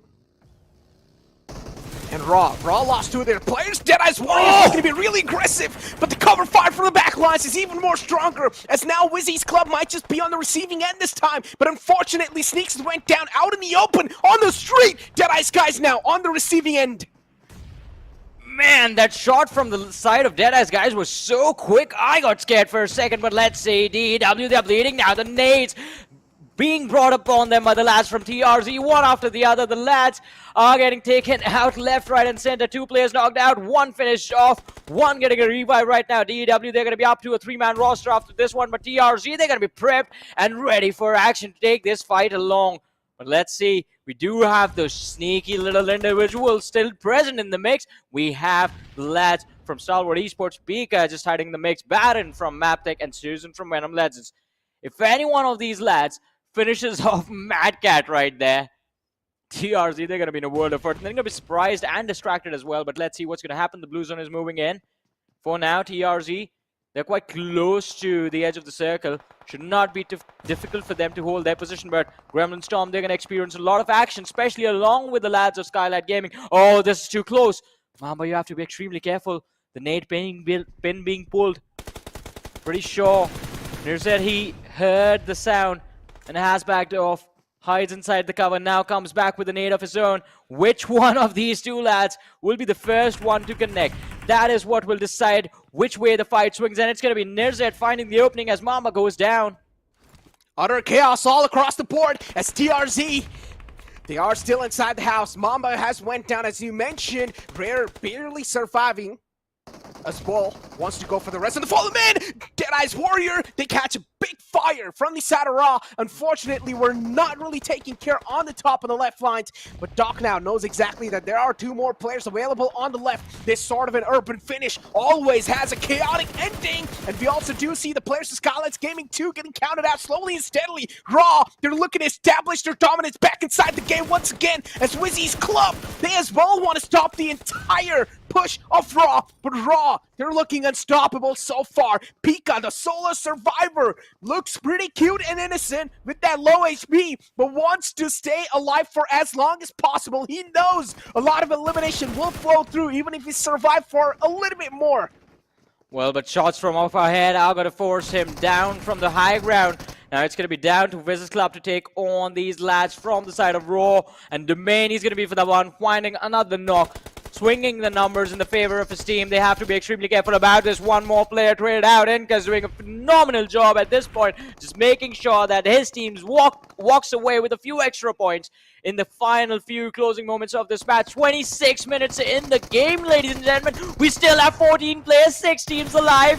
And it is going to be quite incredible to see who will walk away with the winner chicken dinner of this game. Well, it's not going to be VENOM Legends for sure. And now I think WIZZES Club are going to be eliminated as well in a few short moments. Well, Raw will be the one taking the exit first, though, as we're down to 4 teams and 10 players alive. There goes the lineup of WIZZES Club out of the lobby, down to the top 4 teams. TRZ, one of them, Gremlin Storm. Necro, these are all the teams that we were quite critical of before we started the day, by the way. Exactly. Is the fairy tale, though, about to come true? That's our real question. The fortress of Skylightz Gaming definitely was breached. But are they going to let this breach be successful? Dictator about to get charged on by 3 players of Skylightz Gaming who are like a pack of soldier who wants to hunt him down. Dictator knows there's death approaching him, but barely survives on 1 HP. How is he alive? How? How, Dictator? No, there's no way. At this point, the god's with him. There's no way he dies. He's invincible. He's touched death and came back alive. But no, he will die eventually. Well, he's just there with 1 HP and you're calling him invincible. Oh boy, that was fun though. That was fun. That was fun. How was he still left standing after that? That has to be the luckiest man today, man. He was. It was not even 1 HP. It was like literally, I don't even know. What do you call less than 1 but more than 0? Pixel. The magic pixel, man. It's called what the magic pixel. What do you call less than 1 but more than 0? What do you call it? 0.5? Like, yeah, I guess 0.5. Yeah, 0.5. Yeah, it was Anything. literally on 0.5 HP, like a pixel of HP. But the fairy tale for the side of TRZ is about to come true as they've spotted out the final player of Stalwart Esports. Skylightz Gaming, way too desperate to find any sort of cover. Mr. Boro in the front peeks out. We'll get the confirmation on the side of TRZ. Mr. Boro! The nade's going to be chipping down the man quite low. Atomic barely surviving. Mr. Boro still inside the shack, being trapped and pinned. He's inside a deadlock. TRZ, they got the fallen man back up. Rare is down low on HP as well. AJ wants to push out. The circle is starting to close in. A lot of pressure to deal with. Well, what is going to happen? It's a 2v4 situation now between these two squads. TRZ with the man advantage, but it's AJ and Mr. Board that they have to take on. Now AJ steps out in the open, but both of them will be taken out. It's going to be the lads of TRZ walking away with a win in match number 2, ladies and gentlemen. The winner chicken dinner, and also the 15 points are all going to be theirs. That was a fun game. Oh, That was a fun game. Oh boy. But TRZ, the dream run, the fairy tale has came true for these 4 individual players with 16 elimination and 31 points and the damage number of 2554. TRZ, a massive win, and they found themselves in the top 12 already on 7th spot. They started on the 16th position. They started this day on the 16th position and now they're on the 7th, 9 position gain in just 2 matches. That is just incredible. Crazy. Wow.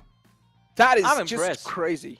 Crazy. I'm more than impressed. But Also, again, this also makes me think, is it just a fluke because of the circle? Or have you guys really got what it takes to maintain that position?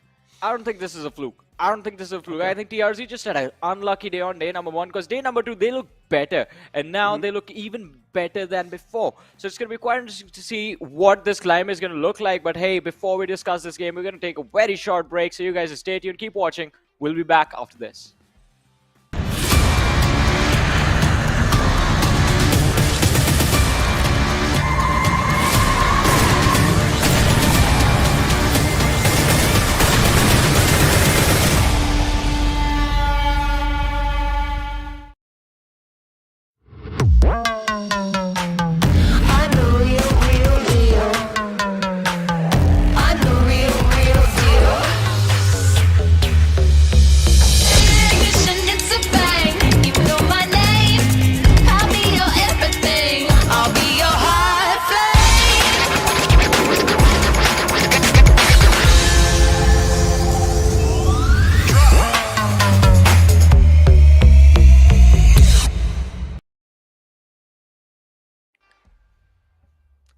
Welcome back once again, ladies and gentlemen, to the PUBG Mobile Pro League South Asia Fall Season of 2022, brought to you by the Oppo F21 Pro.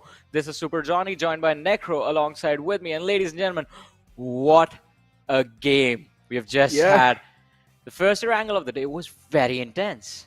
It was intense and entertaining as well at the same time. We saw some moments of invincibility and we saw some moments of big pandemonium, and we saw some moments of big chokes as well, especially from the side of A1 where they just got wiped out. But I don't want to. I'm going to stop being rude towards A1. But moving on forward with the competition, TRZ, finally the fairy tale has came true as they have secured a chicken dinner and already made an entry inside the top 10. That means after one more day, if they're able to maintain their position in top 12, they are eligible for the bonus game too. With that being said, MVP in front of us, Atomic NB, deserves to be over here with 5 elimination points and 7 knockouts. Well, it was an impressive run from the lads of TRZ, and we've seen time and time again how good Atomic can be. This time, not getting those headshots in, but it doesn't matter. Still was able to dish out 1217 damage. The 27-minute Erangel match that we just witnessed, it was dominated by these lads. And I have to say, I can't wait to see where TRZ will end up at the end of the league stages.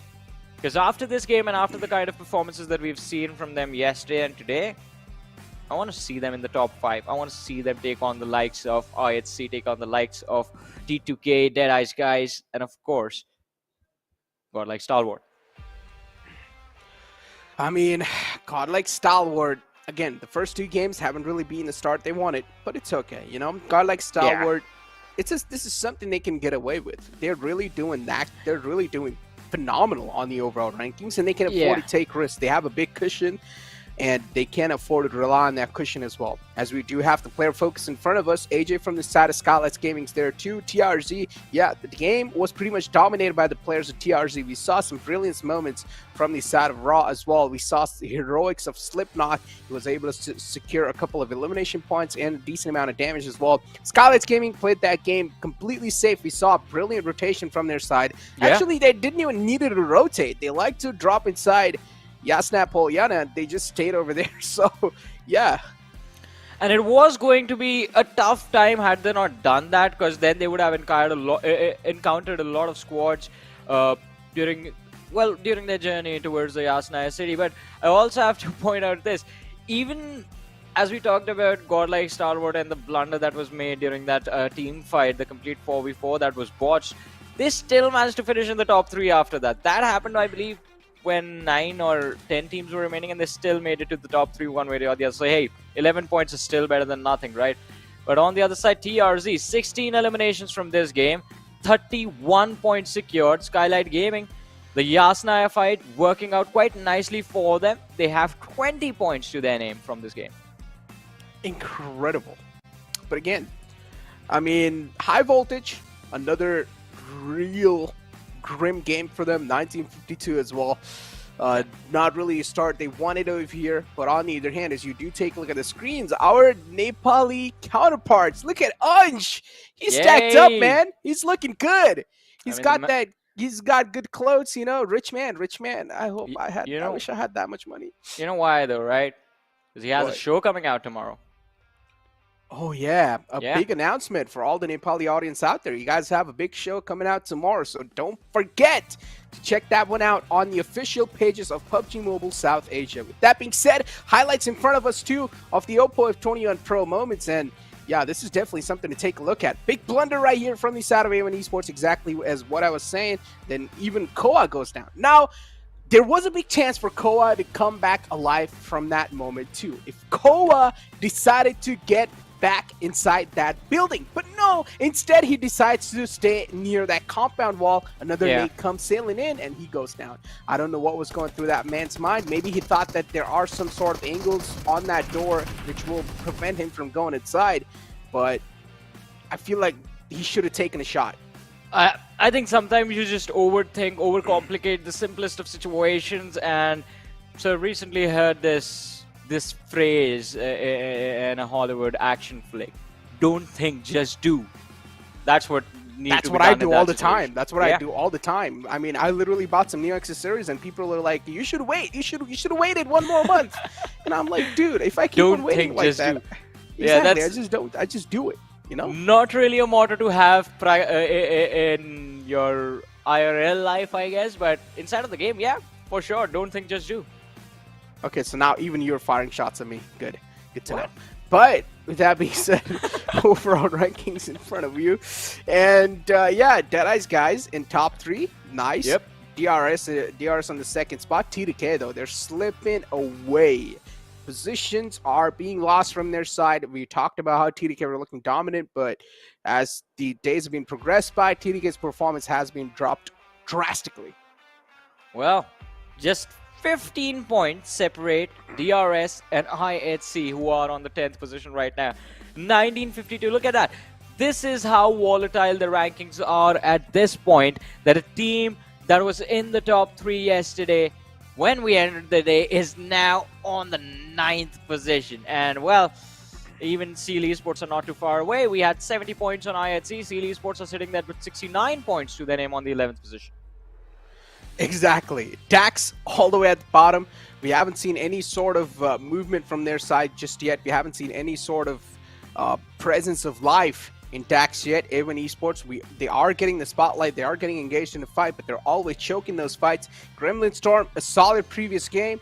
VENOM Legends, okay-ish ending, I would say, but still not enough because they're still on a downfall. Raw Officials too, not really a game they wanted. High Voltage, still, again, having a really bad outing from the entire PMPL. And I'm going to say this again, the only reason I'm focusing on this team so much is because we have seen some incredible is an understatement. This team is just massive. This team is solid, but they're still not able to perform inside the lobby. Maybe it's just that the lobby has gotten way too tougher, or High Voltage, they're having a little bit of issues within themselves. Yeah, I think it has to be the issues, because as you mentioned, these lads are themselves quite experienced and they know how to adapt to any situation that's laid out in front of them. I think there have to be some issues going on behind the scenes that are impacting the players' performance of the game right now, but hopefully they get fixed soon. Or maybe they're just taking it easy since it's week 1. It's 20 matches that they have to play in the entire week. They want to hold on to just save their stamina and just conserve it for the last 2 days that are going to be tomorrow. Till then, if they can manage to stay close to the top 10 somehow, then I think tomorrow and the day after, Saturday and Sunday, are just going to be too fun to watch from the perspective of High Voltage, because there's going to be a lot of potential of position and points that they can gain, but also there's going to be positions that they can be dropped as well. So it's going to be a high risk, high reward moment for them. For now, there's just one team that's very comfortable in the lobby, and that has to be Godlike Stalwart, because while they are basically just looking down on everyone from their throne sitting on the first position. The volatility is keeping every single team, like especially as we talked about, from the second all the way to the 11th position, it's keeping these teams on their toes. Exactly, and that's a really good thing too. Now, another thing that these teams that are on the latter half of the board that they can try to pull off is try a bit of roster shuffle. You know, you guys have extra players. You guys have 5 players in the team. Try a little bit of roster shuffle. Shuffle one player out. It's not a bad thing. If you're just experimenting things over the fly, it is definitely something that is really good. And even you're going to be able to catch your opponent off guard because you're going to have that one mysterious card being revealed outside. And now is the right moment. If you want to secure that week 1's bonus game, then you really do need to start experimenting around if your basic strats are not really working out. Even eSports, especially if I'm not wrong, they do have a couple of extra players as well inside their roster, so they can rely on those roster shuffles right now. This is not a word. Roster shuffle is something that I don't really prefer and I don't really like as well. But if you're in a really bad situation and if you're stuck there, it's not a bad option. Maybe you should try it. If you're in a really bad situation, you don't really have a lot to lose, right? Just try switching things up, see if it works out or not. If it doesn't, you can always come back to the original plan. And if it does, well, hey, keep going for it. As long as it's working, just start holding on to those points. Whatever you get, just accept it with open arms. But apart from that, we will have the next map that will be played on, well, you didn't guess it, right? It's going to be Erangel once again. Because the schedule this time around, it's going to be a little bit different. We won't be going with the same rotations every single day. The rotations will, the rotations for the maps will be changed. The groups will be changed every single week, and of course, at the end of the week, there is going to be the Livik extra game that's going to happen for the bonus points for the finale. But, ladies and gentlemen, in this particular match that is about to happen, Group number C, Group C will not be playing. So TRZ, right after they win, they will be forced to sit down. DRS is going to be not, they won't be playing as well, along with DE Warriors and T2K. But with that, I+C stepping back. eSports are going to be entering the fray. Elementrix and ATRAX are going to be entering the fray as well. We saw the drop that I+C eSports had in the overall ranking. So this is going to be their opportunity to gain the momentum back, gain the points back, and climb up the ladder once again. I mean, the opportunity is definitely there too, considering they have one more day to go and a couple of more games today as well. Opportunity is there. We know how easy it is to breach inside the top 10 as well, because all you need is one solid game and one good ending, and that means you're pretty much going to be there, or at least close to that top 12. Once you're close, you're going to have that booster of confidence as well within yourself. You will see the light at the end of the tunnel, and you would want to do even much more better. With that being said, Johnny, it's time for the real deal, and it's time for you to make your prediction. Ooh, let's see. All right, so Necro, why don't you go first this time? I mean, I've been going I don't want first, to jinx you, man. through the entire tournament. You know what? I'm going to do something out the box. I'm going to pick a team that is completely different. High voltage.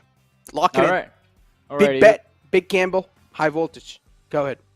All right, you go for high voltage. I think I'll go with, let's see, I'll go with I+C. I'll go with the safe pick. IT, yeah, definitely a safe pick. I mean they need this game as well. They are on the 10th position. They don't like being anywhere outside of the top 3, so I believe they're going to be coming into this game quite pumped to get those points back. they definitely will. IT is not a bad option, considering now, if I'm not wrong, as we did see the overall rankings, they were pushed all the way down to 10th spot, and that is not a spot IT would like to be in. So IT would really need to make a comeback here. They need a solid game, as we have the roster as well in front of us. Alex, Demo, Godless, and Icy, and even IT, they have some solid players left over as well. They have Ably, they have Sanchir that they can experiment around with if they do want to. Ably's an old man inside the roster, and he has been a phenomenal player too behind the success of IT. So if they do want to experiment around, they have two solid players. But that being said, the planned fly path all the way from up north, ending all the way towards the Sanhok military, Johnny.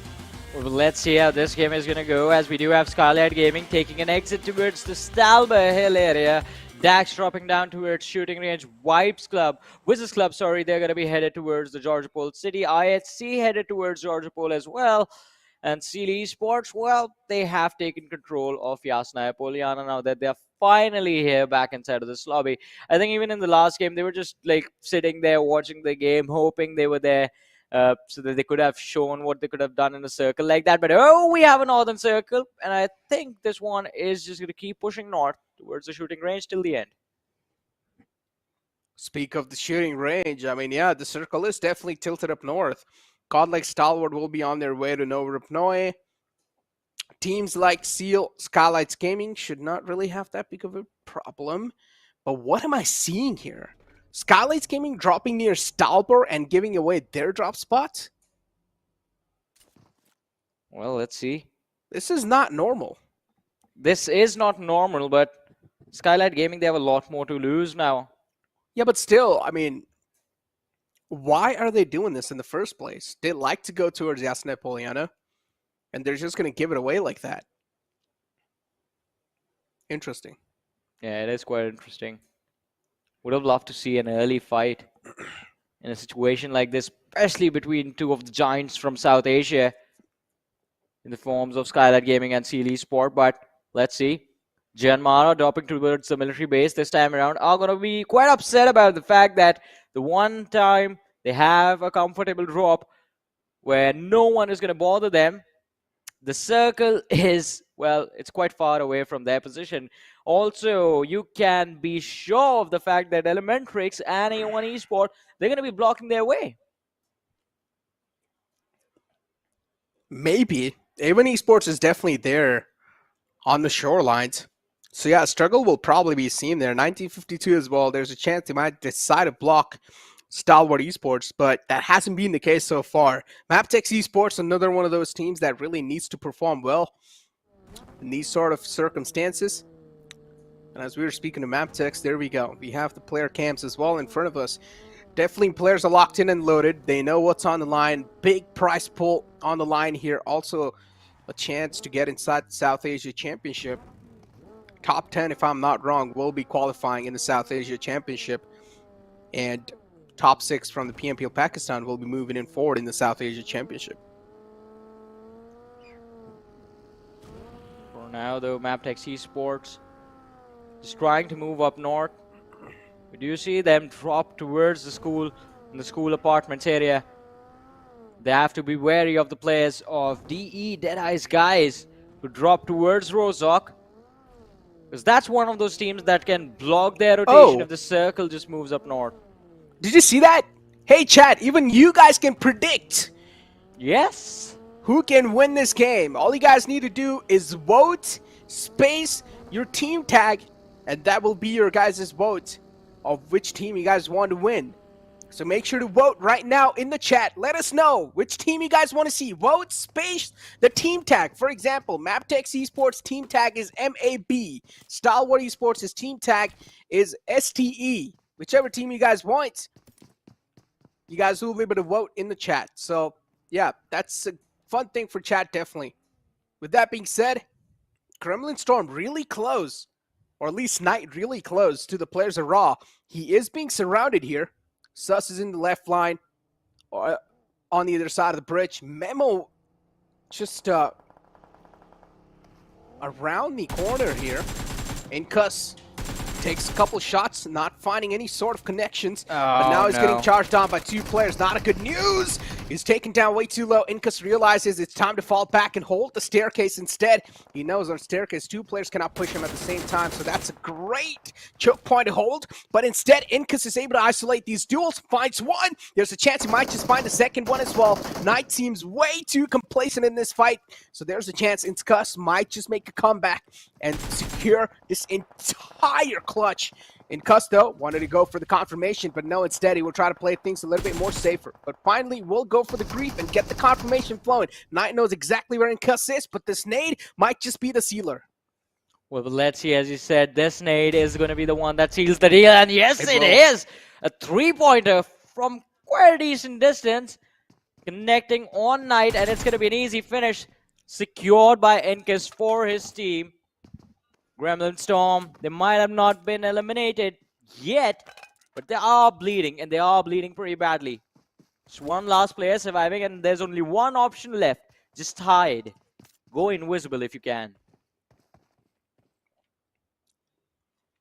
can definitely try to go invisible. If that was a possibility. If they had like some sort of abilities. It's not a case in PUBG Mobile. Yeah. But yeah, IHC in front of us and IHC as well. They want to partake in this fight. They want to participate. They want to third party.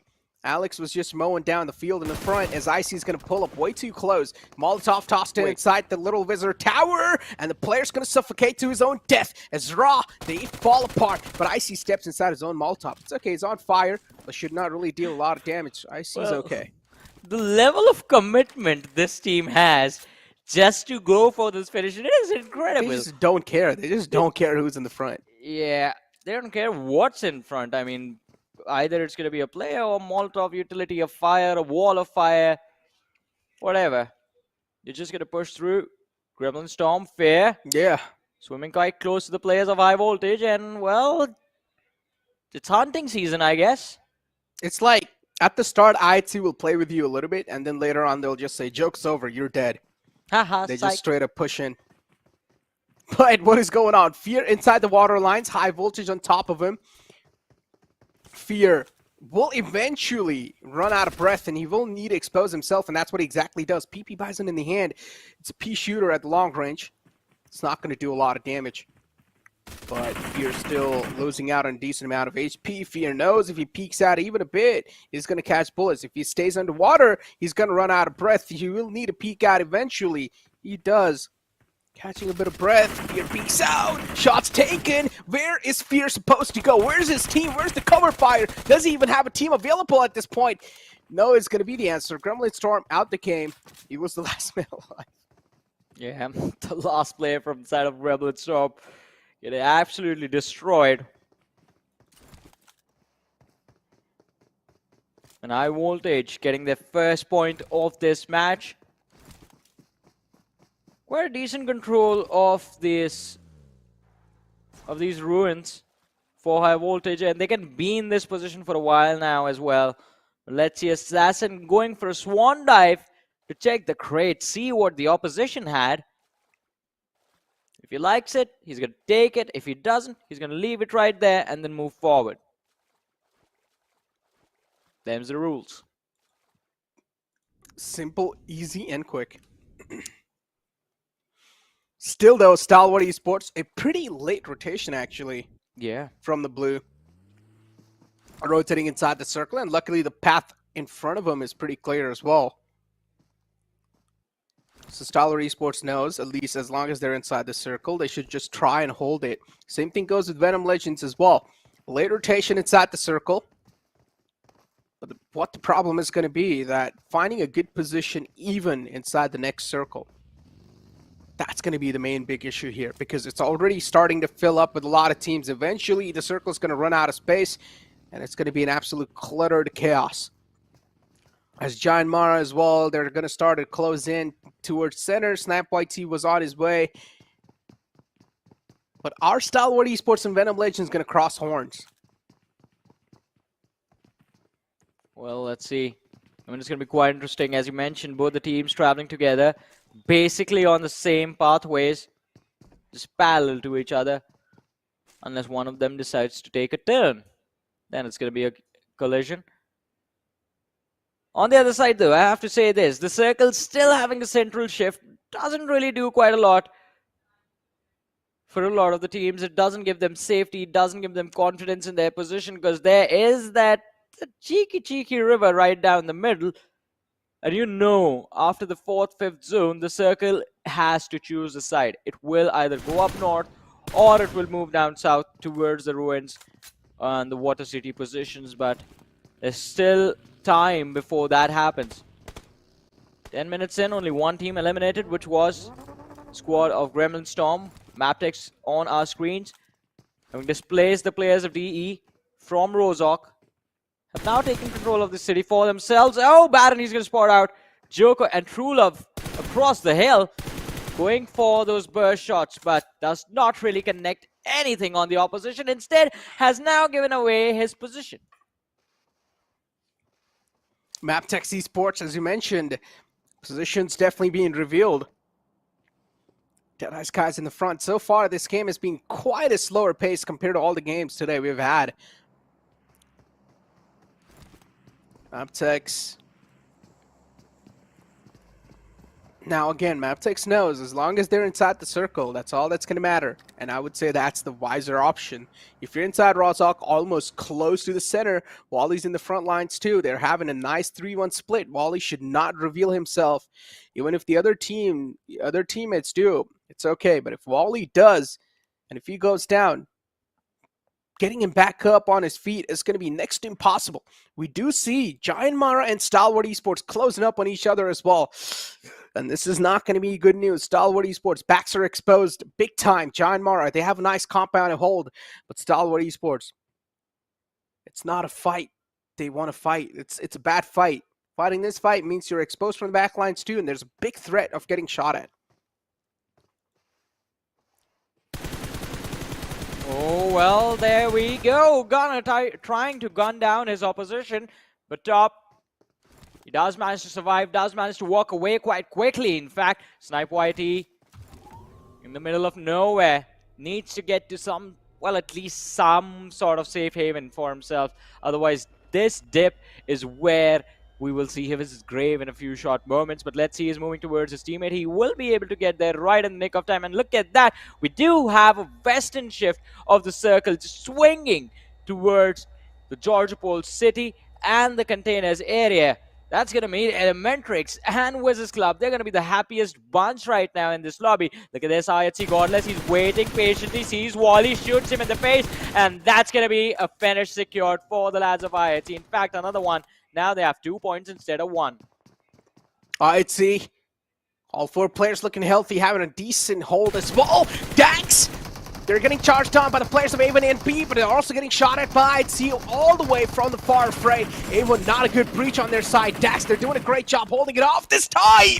But Dax's ball, things are crumbling apart for them. Both these teams are making an insane amount of mistakes, and that's awarding both of them. On the other hand, IHC as well looking to close up on this fight. You do see a big hustle moment from their side too in the back lines, but Dax will finally be successfully able to hold this entire compound. A1 Esports, not a breach, not an opening they wanted.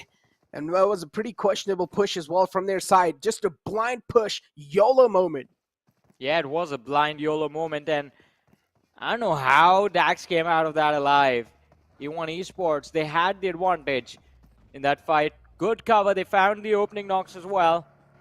But then no conversions from there on out. On Top takes a few shots to the face. He's going to be forced to run behind the cover. Dax, in the meanwhile, they're going to use this safe haven that they have created for themselves to heal up, bring their HP bars back to 100% before they go charging out of this compound. And they know the lads from the side of Deadeye's guys are going to be waiting for them outside. Look at the radar. These two teams are extremely close to each other now. And DE, they know exactly where to aim. They're going to hold those exit spots to make sure that Dax did not escape from here. Deadeye's guys on top of the hill. An okayish positioning, definitely, but if they do start getting surrounded from teams, even in the backlines, then that position might just backfire on them. But they are trying to plan things out a little different. They are sending guys around the entire hill as well to scout the surroundings, so they can have an early info on what's going on around them. But right now, they've got the players of Dax just trapped inside that house. Dax looking pretty okay. After that solid defense against A1 Esports, they should have their confidence boosted up high as well. Every single team waiting for the next circle shift to hit the deck. And as soon as it does, it's going to create an absolute chaos inside the lobby as they're going to start to book it inside. Elementrix already starting things off on the kill feed. As the next circle is going to shift up north on the other side of the island. That means all the teams that are on the other half, like VENOM Legends, Elementrix, Stalwart Esports, MABETEX, even High Voltage, they will now need to cross the water lines and cross the bridge. Those are going to be the chokes. Those are going to be the choke points of the map. But as the circle moves, so do the players of DE. Now they want to steal this house away from the players of Dax. And the knocks have been traded quite evenly. Chari, although he won't be saved, he won't be rescued, as he's going to be burned alive by the Molotov that was knocked out dropped by the player from Dax. Joker is bleeding out as well. True Love is going to be there, knocked to his feet. And why is everyone stepping into a molly, one after the other? Guys, No, but that fire is bad. that is big brain move from the side of Dax. They had the amount of Molotovs they had. Basically, the majority of the players were just on the up side of that entire house. And the bottom floor was just completely filled with lava, which was Molotovs. And Deadeye's guys, they needed to step in the bottom floor eventually to push the top floor. And they just got completely roasted by the fire. Nowhere to go. A nice, brilliant hold from the side of Dax. They did lose out on one player, though, which is completely fine. But they still have a 3-man strong squad in this late game. Well, on top is going to be the last player surviving for his team. But look at the finish feed right there. It seems like high voltage. Well, I thought they were going to give us some high voltage action as Pika was knocked out by Assassin. And then he was traded out by Action from the side of Godlike Stalwart. And on the other side, WIZZES Club against the players of MABETEX, Elementrix as well. It's just Baron from the side of MABETEX. Inside of the water, he's gone for a swim. And he's joined by Susan from the side of VENOM Legends. WIZZES Club all 4-man strong. The roster is looking pretty solid. But against Elementrix, will they be able to walk away with the win? That's going to be the question, as Yetauta is going to try and take down Susan. Does succeed, in fact. Is going to try and do the same to Baron as well. Goes for a Swan Dive himself, trying to find the opposition. It's not going to be as easy as it looks. They need to be extremely careful. They have high voltage and Stalwart closing in from the rear. If they do not walk away from here right now, then they will be in a world of hurt. Indeed will be. Baron, though, is moving away from this fight. Does not want anything to do with this one. Knows this is filled with complete threats around. Assassin mounts on top of the vehicle, trying to stay alive for as long as possible. On top, it's just complete max being unloaded. It's bullets of brain just shredding the flesh, and you do not want to be the one standing on those bullets. So that's why playing safe in this sort of scenario has to be the more wiser option. Assassin still underwater. The entire high voltage squad is getting dismantled alive. As Elementrix on top of that bridge, they're also getting hurt themselves. Assassin spotted out. That's going to be the last glimmer of hope from the side of high voltage out the game. As Elementrix, they will get the fallen man back up. Bishal barely was surviving on sliver of HP. Was almost about to get ticked off. But here we go. Baron, as always, just spoiling dreams over here. Shattering dreams into half. As we have Yetauta still locked out. Precious underwater too. Baron now cannot move out. They've got him in deadlock. Baron needs to break free. He needs to find another knockout here. Precious just peeking out of the water. He's doing a great job holding Baron off at bay while Baron needs to patch himself up. Elementrix will try to get the fallen man back up. Well, let's see. Baron, he has created an opening for himself where there was none. And now he must make sure that he capitalizes on this. But in the meanwhile, 1952 going on the push for the players of Skylightz Gaming. Nima is going to be finished off. The point picked up. Can they eliminate the entire squad? That's going to be the important question over here.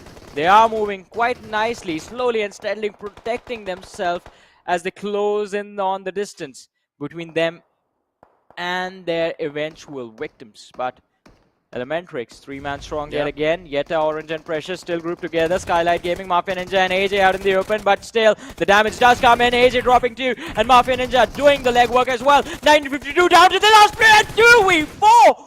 What? That was quick. Indeed was. Skylightz Gaming, well executed plan, and the team got executed within seconds as we have Seal as well now against Giant Mara. Of course, it's going to be an absolute hell break loose in these type of final moments as the circle is taking curvebolic shifts after curvebolic shifts. It's so unpredictable right now that these teams will need to break through. These teams will need to go through hell to make it alive. As Giant Mara now, they're catching a lot of hurt. Seal in the front. Giant Mara will need to breach through Seal. They will need to destroy Seal if they want to stay alive in this one. It's the only mountain separating both of these teams from taking each other down.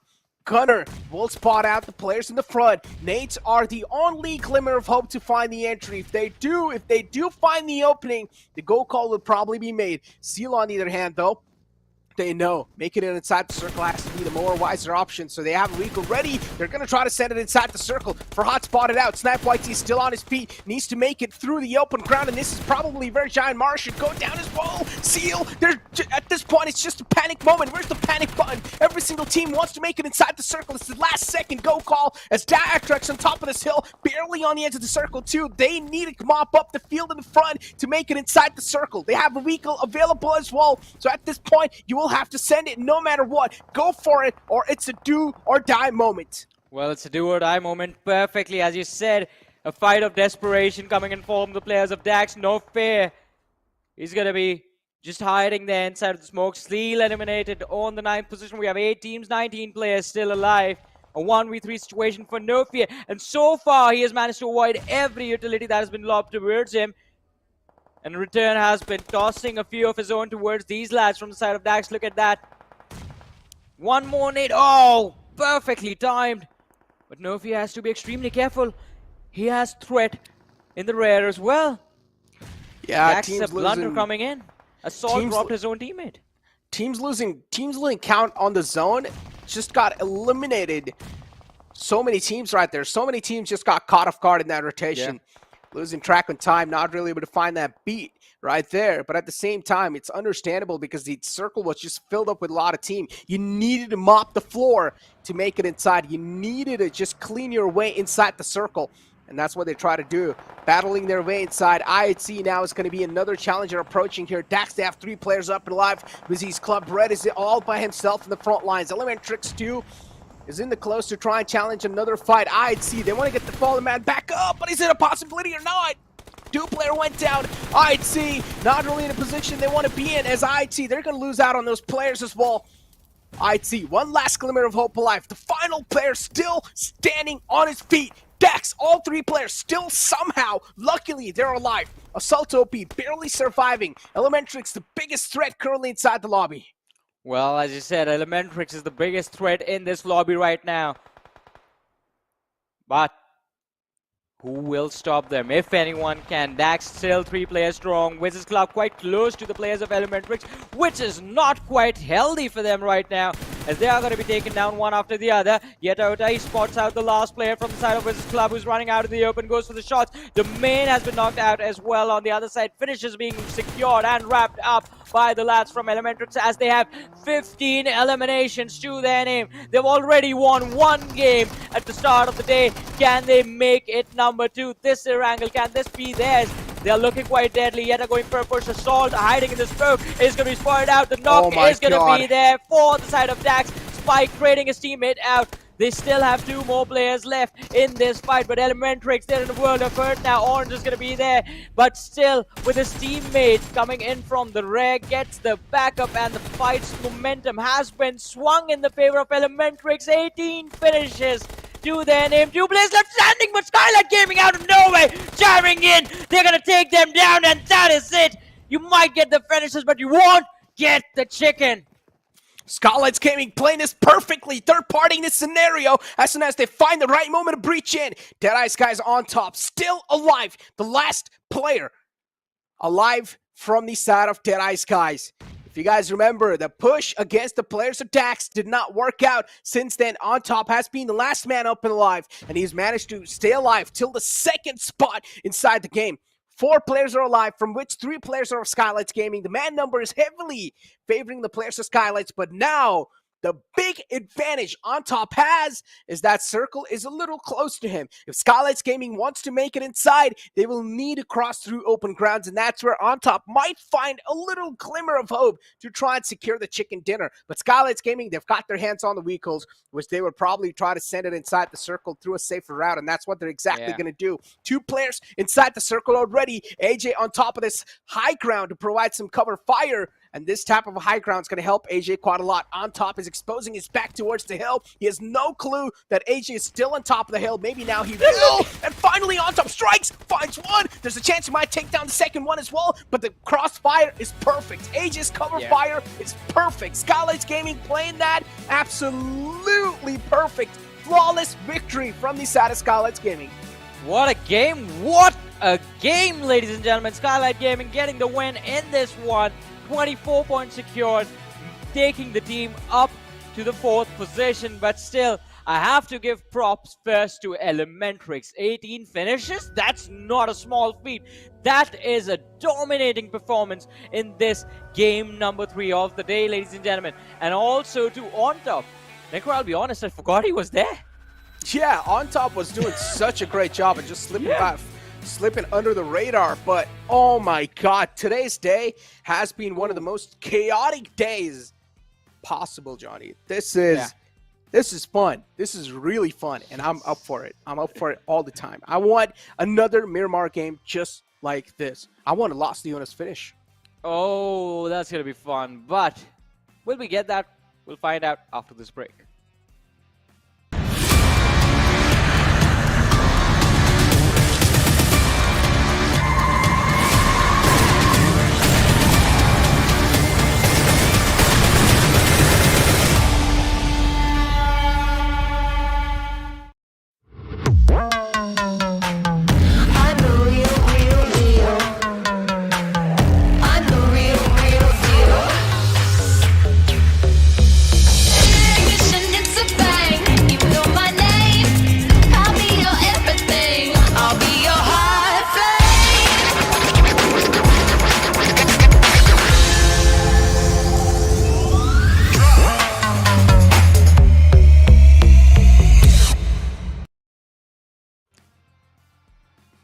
Welcome back once again, ladies and gentlemen, to the PMPL South Asia Fall Season of 2022, brought to you by the Oppo F21 Pro. This is Super Johnny, joined by Necro alongside with me. 3 games done in the 5 matches that we have lined up for you guys today. Now only 2 remain, and both of them will be played on Miramar. But before we move to the next match, we have to talk about what happened in the previous one. What an amazing game it was. Elementrix going on a domination spree, securing 18 finishes. And then Skylightz Gaming, they step out of nowhere, completely ruin their performance by taking the chicken from them.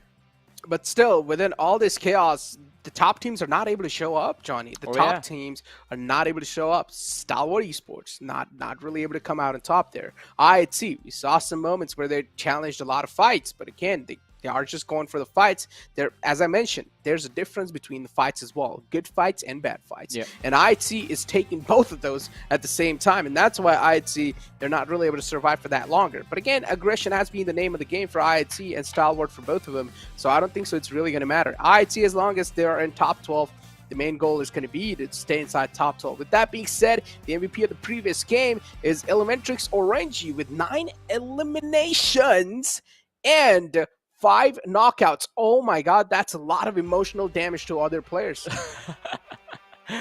Well, he was a massive threat inside of this game, and it was quite important to shut him down, just like the players of Skylightz Gaming did. But with this particular game in mind, I believe Elementrix have walked away with, what, 28 points? I want to see where it will put them in terms of the overall rankings.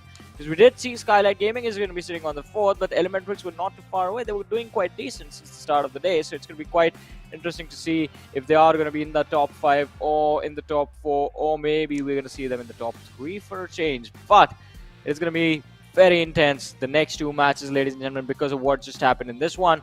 But moving on, players focus we have in front of us. Struggle is going to be there. Mafia Ninja on the 3rd. Precious from Elementrix with 6 eliminations to his name and 465 damage dished out. Exactly, exactly. In the player focus, you can see Mafia Ninja's there too. Right there. And again, I would say Skylightz Gaming a really needed game too. They were down bad, Johnny. And Skylightz Gaming needed at least some sort of a glimmer of hope, at least some sort of semblance. And they finally did show it right there in that previous game. So now that means we can expect a little bit of continuation of that process once again. We don't know how things are going to be looking like for the future stages though, but if today they're able to keep the consistency flowing even inside the upcoming game, then that's going to mean a big time things for the side of Skylightz Gaming. Match rankings in front of us, and we have Elementrix, of course, with the most amount of points secured with 18 eliminations. I would say that's the most amount of elimination in this PMPL.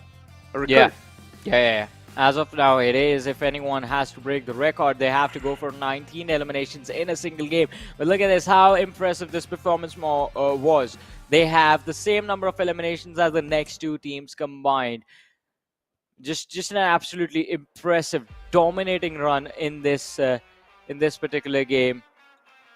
DEADEYES, guys, they're going to be there with just 13 points secured in total, 1 elimination to their name. But props to On Top for surviving the entire time without his teammates to protect him.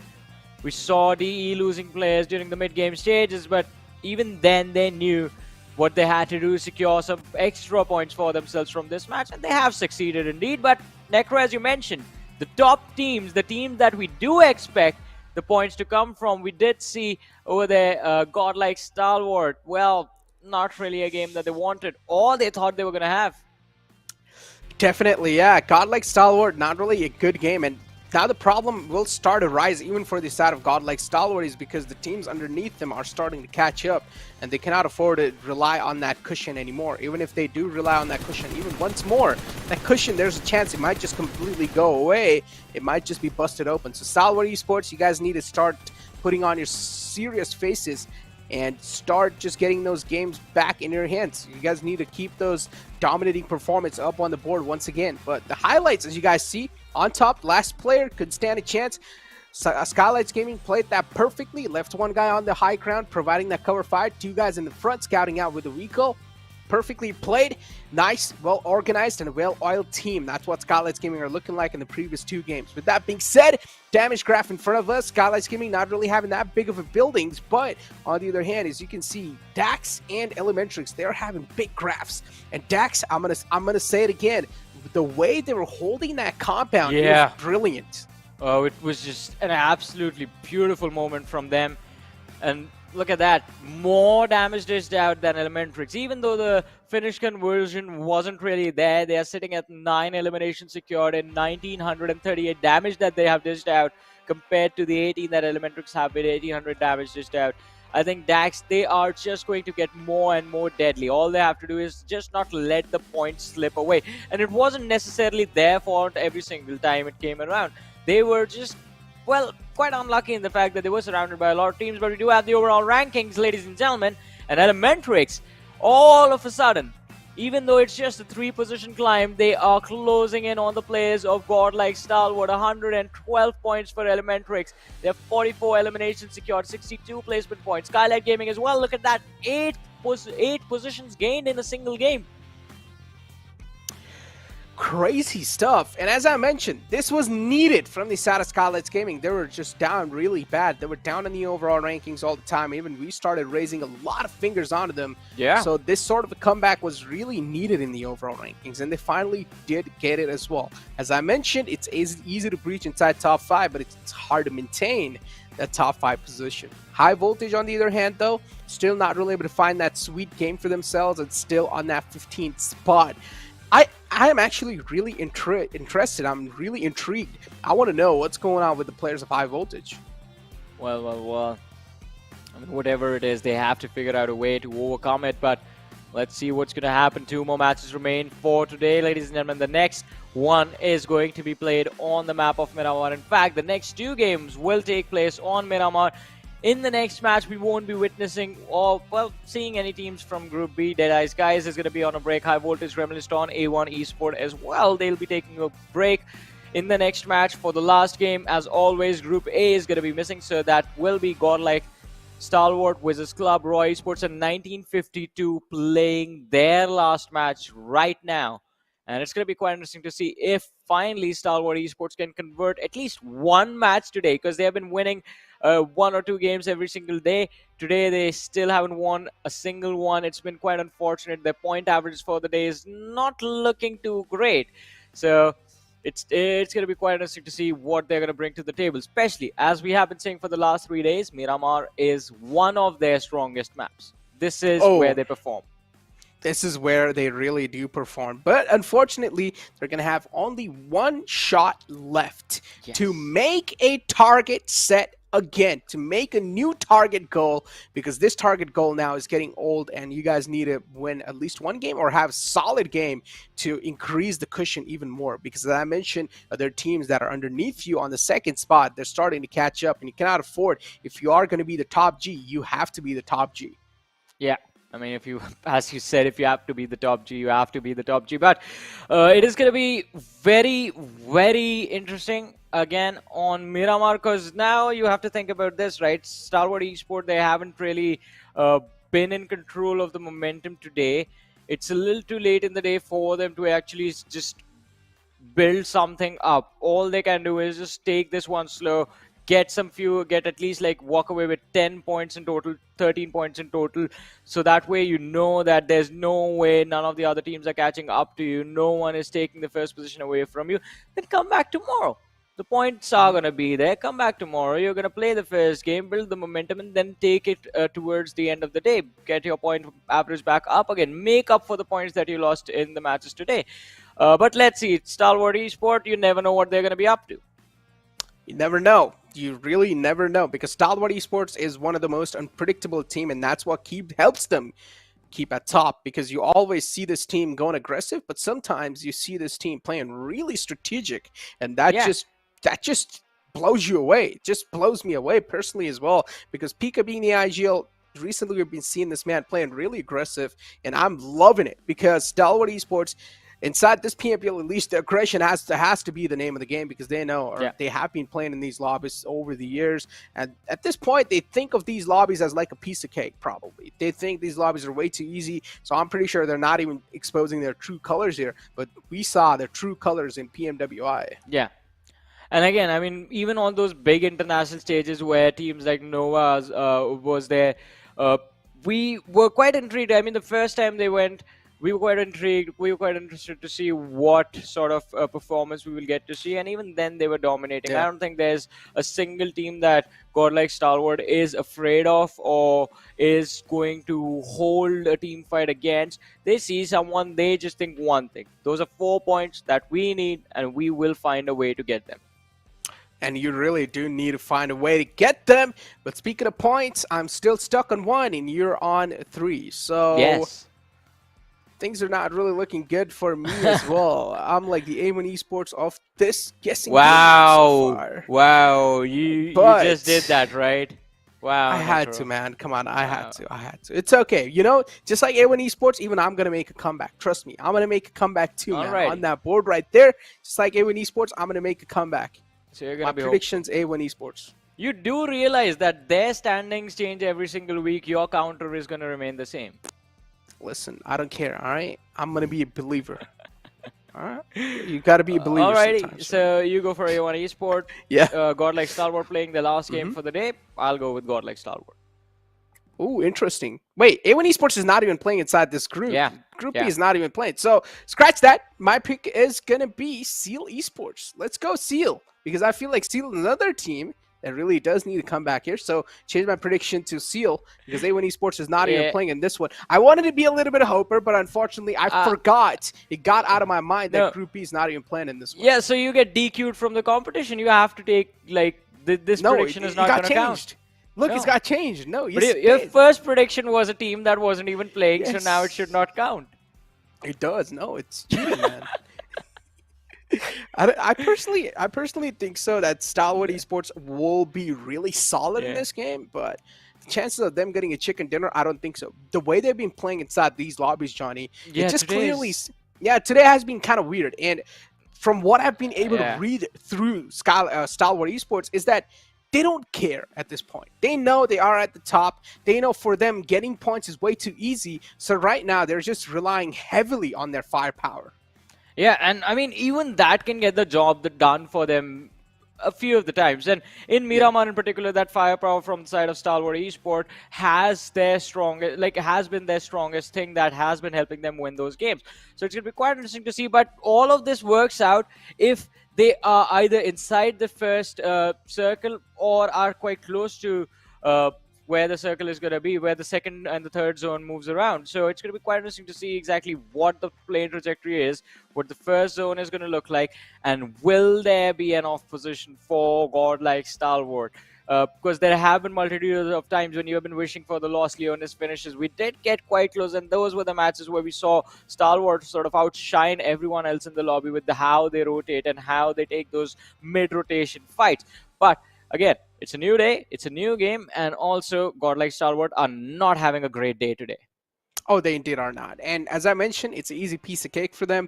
I mean, I'm a big fan of them as well, but I'm not going to be biased here, okay? If they do something wrong, I'm going to say it's wrong. If they do something good, I'm of course going to praise it. It's going to go same with every single team. And as the competition keeps on proceeding on as well, I'm going to be even more critical and critical and critical. I understand I joke around quite a lot as well, but I will try to less those jokes as well because it's time to be critical as the competition passes on. Also, ladies and gentlemen, you guys can make your predictions as well. As we pointed out, Necro actually pointed out during the game is when the game is live. In fact, all you have to do is vote space the tag of the team that you think will be walking away with a win in this match. And well, that's all you have to do. Support your favorite team and also show some love to each other and also to your favorite players. In a few short moments, we will be jumping right into the action on Miramar, ladies and gentlemen. It's going to be quite interesting to see as to how this one is going to go. The second last match of the day, and trajectory of the plane, well, it's leaning heavily towards the southern side of the map, starting all the way from Puerto Palacio, going through Ladriela towards the western edge of Miramar. Pretty interesting plane flight path all the way down south tilted, and Miramar is a big map, so extending towards your drop locations will definitely be quite tough, and I want to find out how is that going to be made through now, considering it's a complete southern plane flight path, and it's going to be quite tough. With that being said, VENOM Legends, of course, ejecting towards Impala, and then you have other teams too just ejecting out next to him. Seal is my choice, so I have went with Seal. Well, let's see what's going to happen in this particular game. VENOM Legends, as you mentioned, taking an early exit on the map. Seal eSports also starting off from their standard drop spot, but 1952, we have seen this from 1952 once before as well, where they're going to go all the way towards Los Higos, have an easier time in the early game stages. But last time it worked out because they had a southern circle. This time if the circle goes up north, then 1952, they are going to be in trouble. Well, not too much. Maybe not. But again, the circle, though, it has shifted on the left side, so favoring the majority of the teams, so it's not really going to be that big of a deal for all of those. But speaking of emptying your tanks, this time, it's time for teams who have been just filling up with all those strategies. It's time for them to empty their tanks and let us know what sort of those X factor, those unknown strategies they had planned in the back. Well, but let's see. Massive cluster forming towards the western side. We know Dax and Raw, they have been going at it on Miramar against each other for a while now. And Skylightz Gaming have been waiting for their opportunity to get their take from the third party. But let's see. IHC quite close to the vicinity. Elementrix, 4-man split.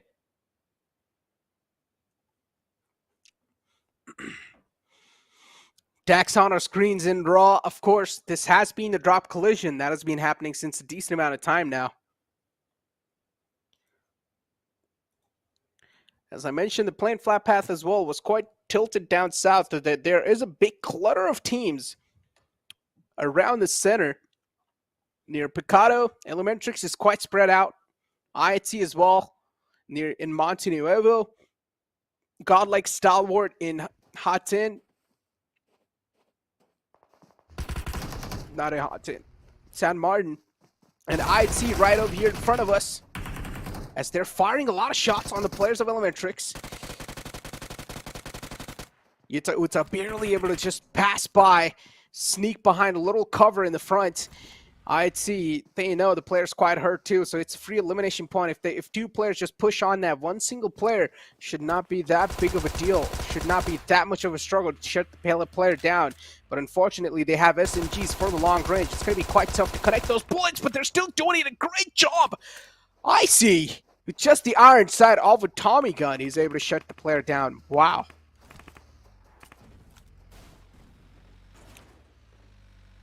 Oh, this is Tommy gun is one of those guns that I hate the iron sight of the most. I hate its iron sight till my gut. The amount of times I've lost fight because of that one single iron sight, it's crazy. I just hate it. I just hate it. I feel like that is the only iron sight that covers the entire enemy.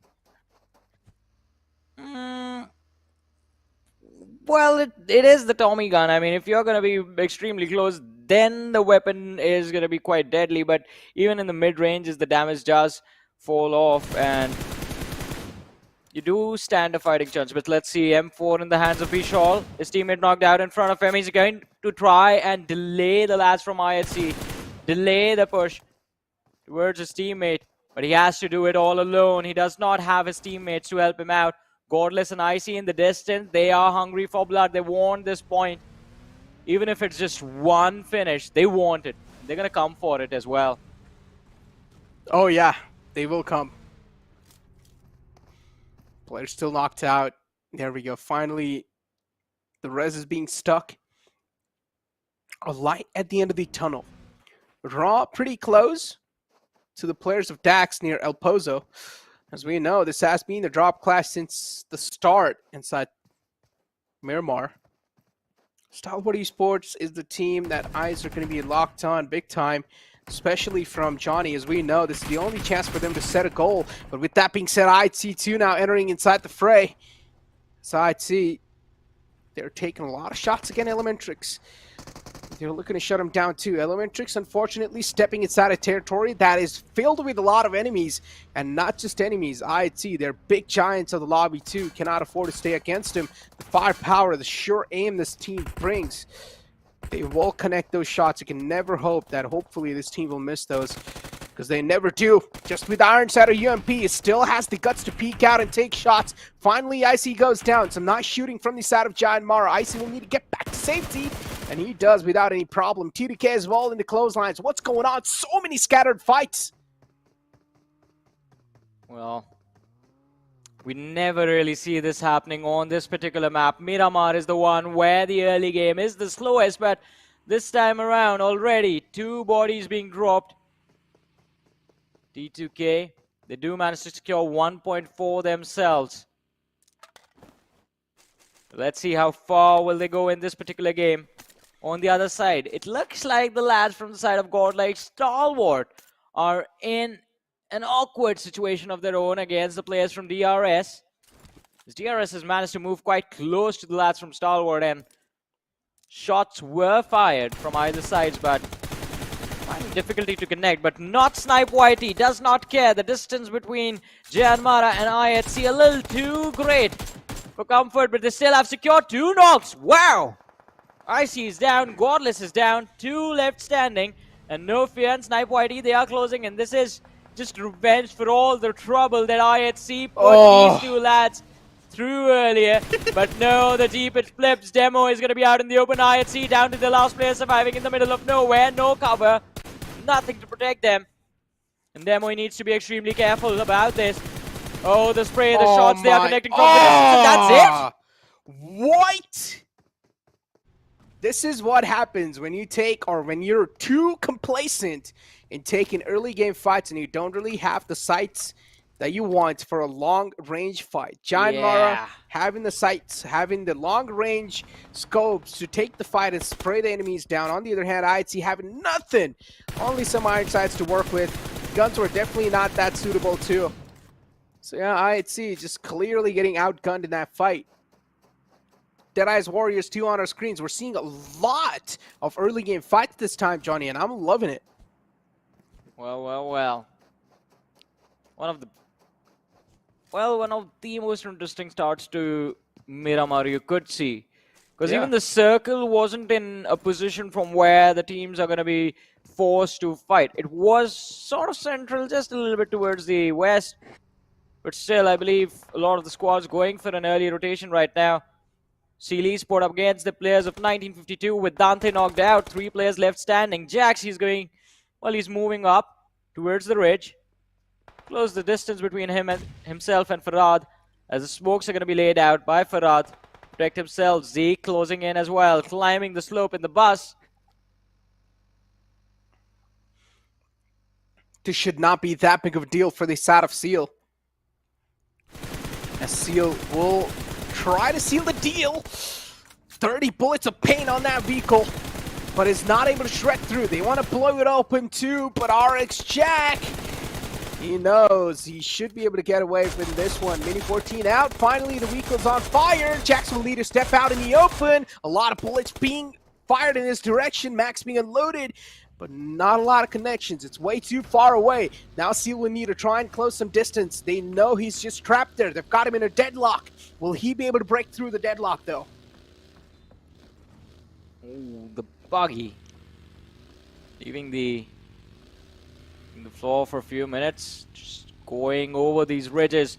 eSPORTS, it looks like they're going to hunt down the players from 1952. It is an extremely risky decision, but they do find the opening, so no worries right there. Jax is going to be dropped. Devil Boy entry, last 2 players left standing. It's going to be a 2v3 situation, at least for now. 1952, if they can, well, if they play their cards right, they might be able to find a way out of this, but I don't think so now. Entry is going to be spotted out. Shots fired from the side of Zeke. Does not manage to connect anything. And Entry manages to exit the situation safely. Entry and exit.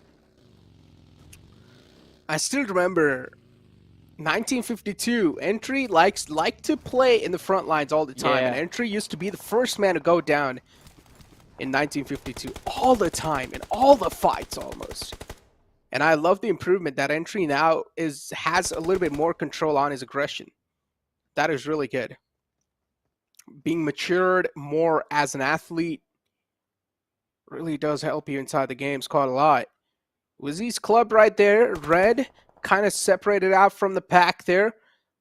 One player goes down from the back lines. It's Giant Mara knocking on the door, looking at third party this one. Red being trapped inside this entire house. How is Red going to try to get out of this one? Definitely it's going to be quite tough, as now the players of Giant Mara are going to start a charge on in. But WIZZES club, they're doing a great job in making the hold happen. Snipe YT finds a little opening from the back, will step out, and will shut him down. As WIZZES club, now they're down to a 3-man squad. Octopus is completely taken down and shut down. No Fear still knocked out. Giant Mara wants to go for the Resident Fallen player, but Giant Mara too, they're playing this one quite safe and cautiously. Will finally step outside the door. Wadu caught a bit too much herd. Cannot afford to catch any more bullets, because if he does, he will just go down at this point. No Fear back up on his feet, patching himself up. Snipe YT playing on the aggressive angle. AKM's not going to hold him this time, as WIZZES club, they're breaching inside. Kuwait's going to be the last man alive. He won't be able to hold the fort, and that's going to be it for WIZZES club. Well. Janmar is that team that you do not want to go up against in this lobby at this point. The game has just, well, it's 12 minutes inside of this game. They've already wiped out 2 teams. Well, they are responsible for almost wiping out 2 teams and looking quite deadly. I think this is going to be the match where Janmar show their true form.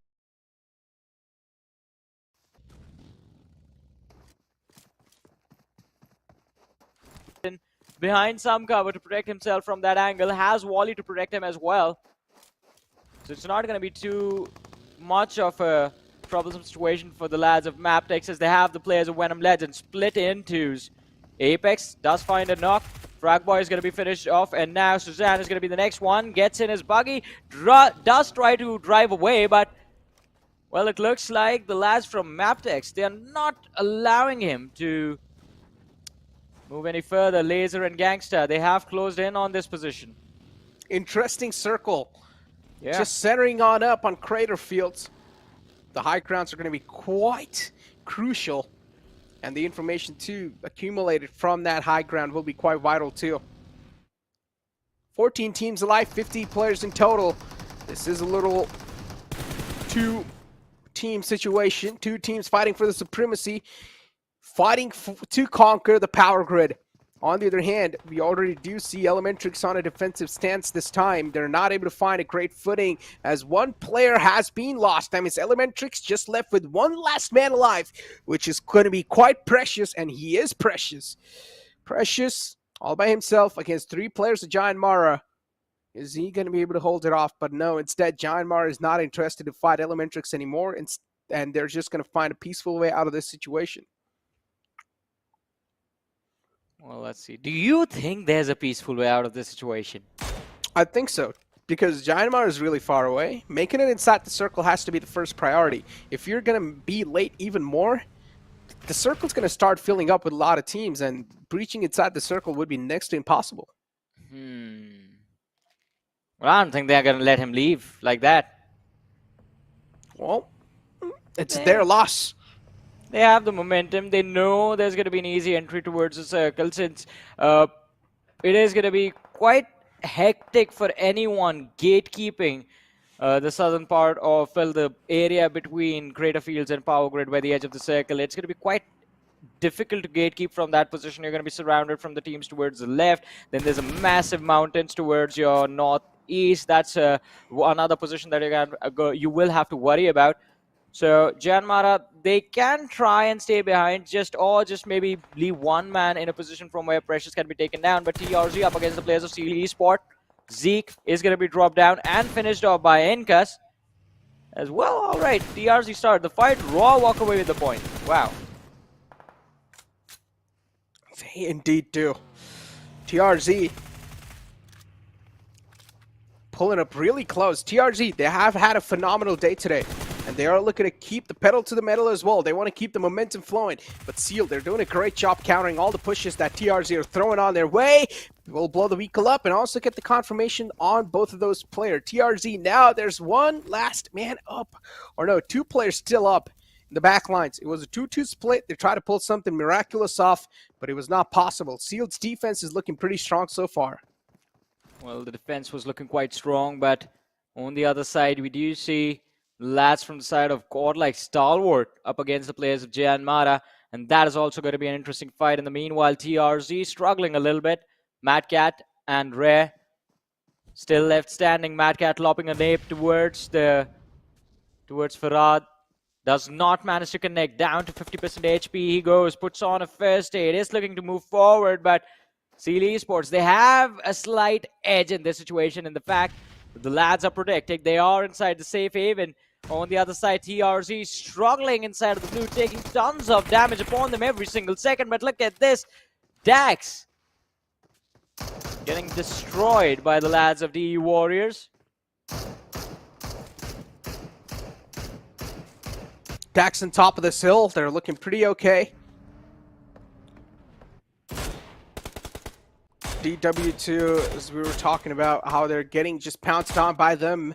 Stalwart eSports 2 in a big world of trouble as Top is being knocked out. Deadeye's Warriors, they're still digging on the enemy heels. They want a piece of Dax, and they're not going to let him go just peacefully like that. Top knocked out. Pika and Action are going to be the only 2 to left off to try and pull something off in this fight. They're getting charged on by Giant Mara and a really mature option. This is exactly what I'm talking about. If you know there's a situation where you can't really save your player, you just have to let him go sometimes.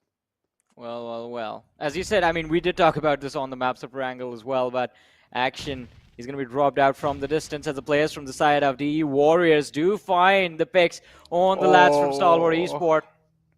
Well, once again, Pika finds himself as the last survivor for his team. Liquid from the side of Raw is looking quite cheeky as he knows, I feel like he has seen a few individuals from the side of MABETEX eSports and he's trying to keep an eye on them. But Elementrix in the meanwhile, from an amazing performance on the previous map of Erangel, now finally they're going to be eliminated early in this game. Jane, he just drives up the mountain. Will he be able to make it as Gunner is trying to gun him down? He sees the bike on the hill. None of the shots connecting, and well, Jane makes it to the other side. Giant Mara still looting up. Playing this one pretty okay. They know they're barely on the edge too. DRS, the entire squad exposed. The only cover they have is the smoke.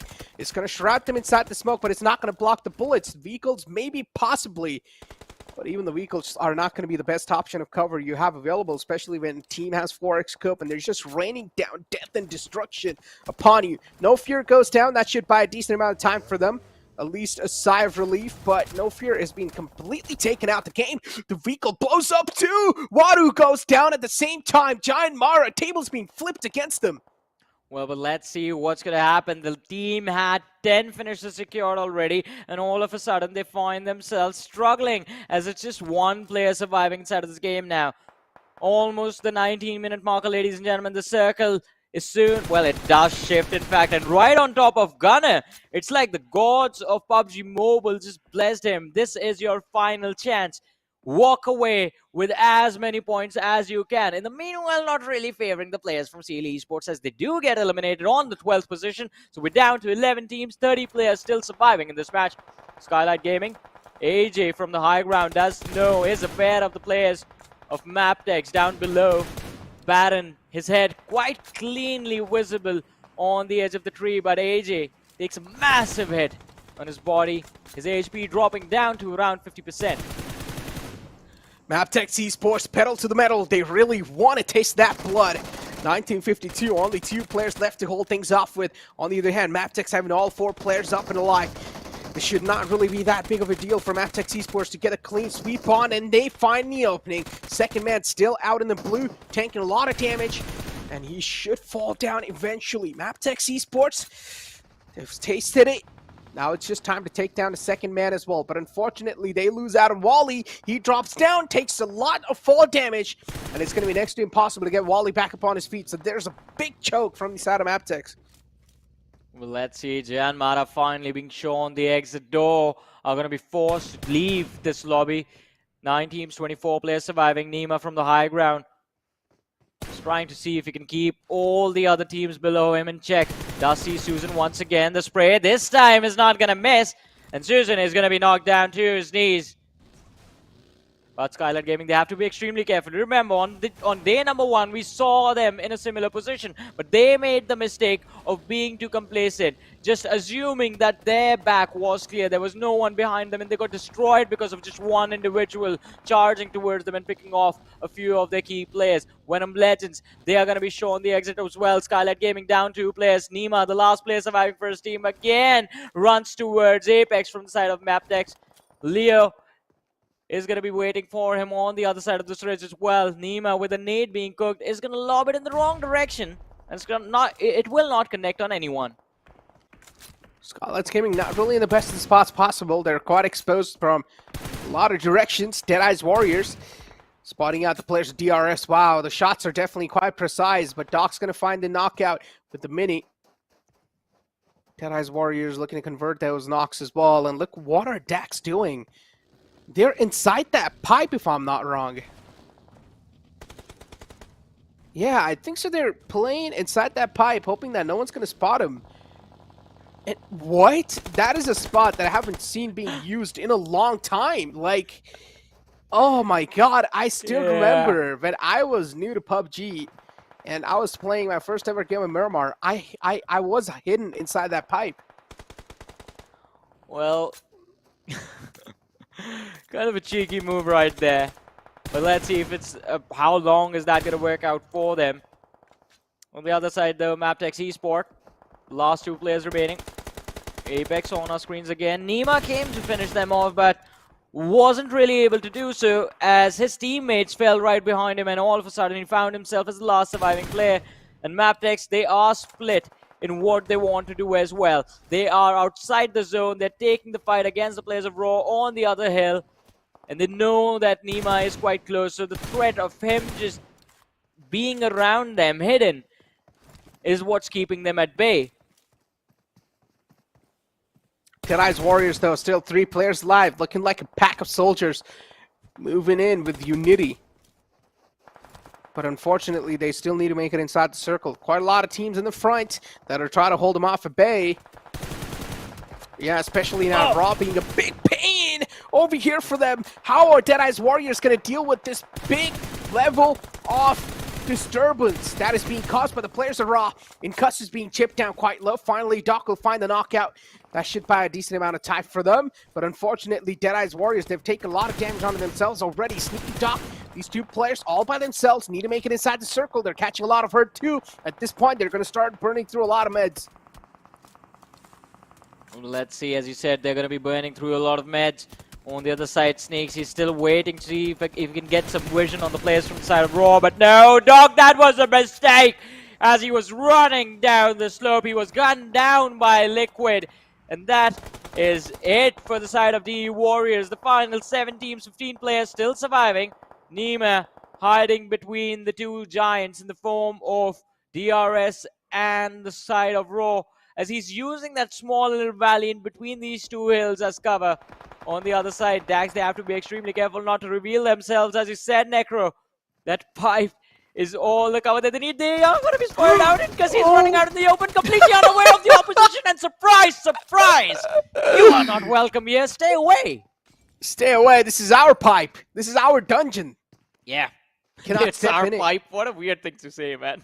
It's our pipe, man. If you come in here, we'll pipe you down. It's the Teenage Ninja Mutant Turtles all over again. Oh boy, I'm loving the spot they're holding.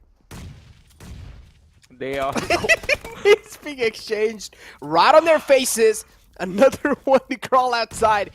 This is what do you call this battle if you want to name it? You're gonna the pipe warfare. We'll have to figure out a name for this, but Battle of pipes. I'm just surprised. Why is Dax still alive? How was Assault not taken down a few moments earlier, and why is Spike still on his feet? The lad could have been destroyed like 3 minutes ago. Look at this. You just get third party by completely someone else. Oh boy. Rod just wasted so much time on those two players right there. That is lovely. I love that spot. Oh, and now Raw is just gonna get cleaned up. On top of the hill, MABETEX, they have a lot of visual info to work with. A lot of vital info actually to work with, as they found one player knocked out. MABETEX, unfortunately, they don't really have the manpower to work with, but it's okay. 2 players can definitely try to clean and sweep things up around him. DRS, on the other hand, though, all 4 players alive. It's a big glimmer of hope that they might just seal the chicken dinner. Let's see, as you said, there is a big possibility that they're going to be walking away with a winner chicken dinner for this game. They have 8 eliminations secured so far, all 4 players remaining. Raw is down 2 lads, MABETEX is down to 2 lads, and Skylightz Gaming with just 1 player surviving, and even he is going to be finished off. So down to the top 3, ladies and gentlemen, and away we go, I guess, as DRS are going for the push on the lads of Raw. They are going to have to be careful about the position of the players of MABETEX, because Leo and Apex can definitely ruin their chances of even taking on the players of Raw if they time their third-party assault precisely. So anything can still happen in this game. Let's see what the end result is going to be. MABETEX patiently waiting. They don't really have the man number. DRS killer YT finds one. Instantly look at the confirmation flowing. MABETEX now down to that one last man alive. That solo survivor. 3 teams alive, MABETEX included in it. As Apex, he should be taken down in a couple of seconds, because the way Rules OG is positioning himself, he's positioning him right on top of Apex. Yep. As soon as he gets sniffed out, he should be taken out easily. Now it's a 3-on-4 situation where Raw is against the odds. Raw, they do not really have a great positioning here. DRS on top of the hill. It's going to be an uphill battle for the players of Raw. Well, let's see. As you said, it's going to be an uphill battle for them. Quite literally. In fact, Rules managed to avoid the damage from the nade as he switches his position around the rock. Well, Raw, they're going to have to be extremely careful about this one.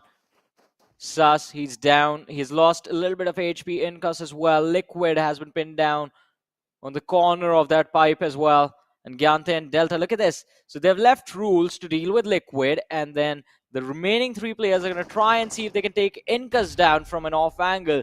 Just dwindle down the numbers of Raw one by one, and eventually you will walk away with a win. Raw,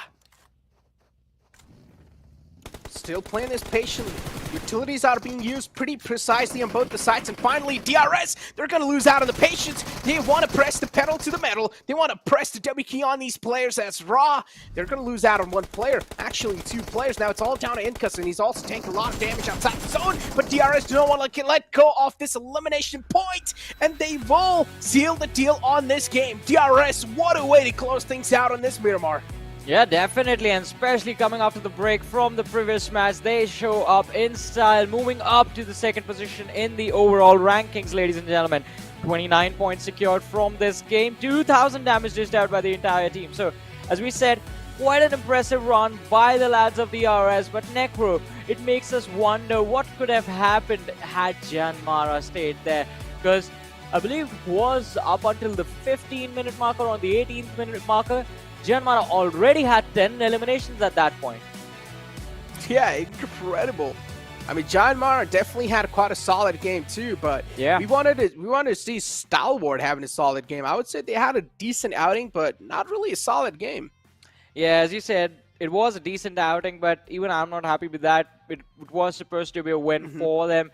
But hey, hard luck, right? Not every day is going to be your day, and today was definitely not a good day for, especially, I mean, Stalwart Esports, because it's not the usual run that we are witnessing. We did see a third place finish from Pika on the previous match, but that was it. But for now, ladies and gentlemen, before we head to the last game of the day, we're going to take a very short break, so you guys stay tuned and keep watching. We'll be back after this.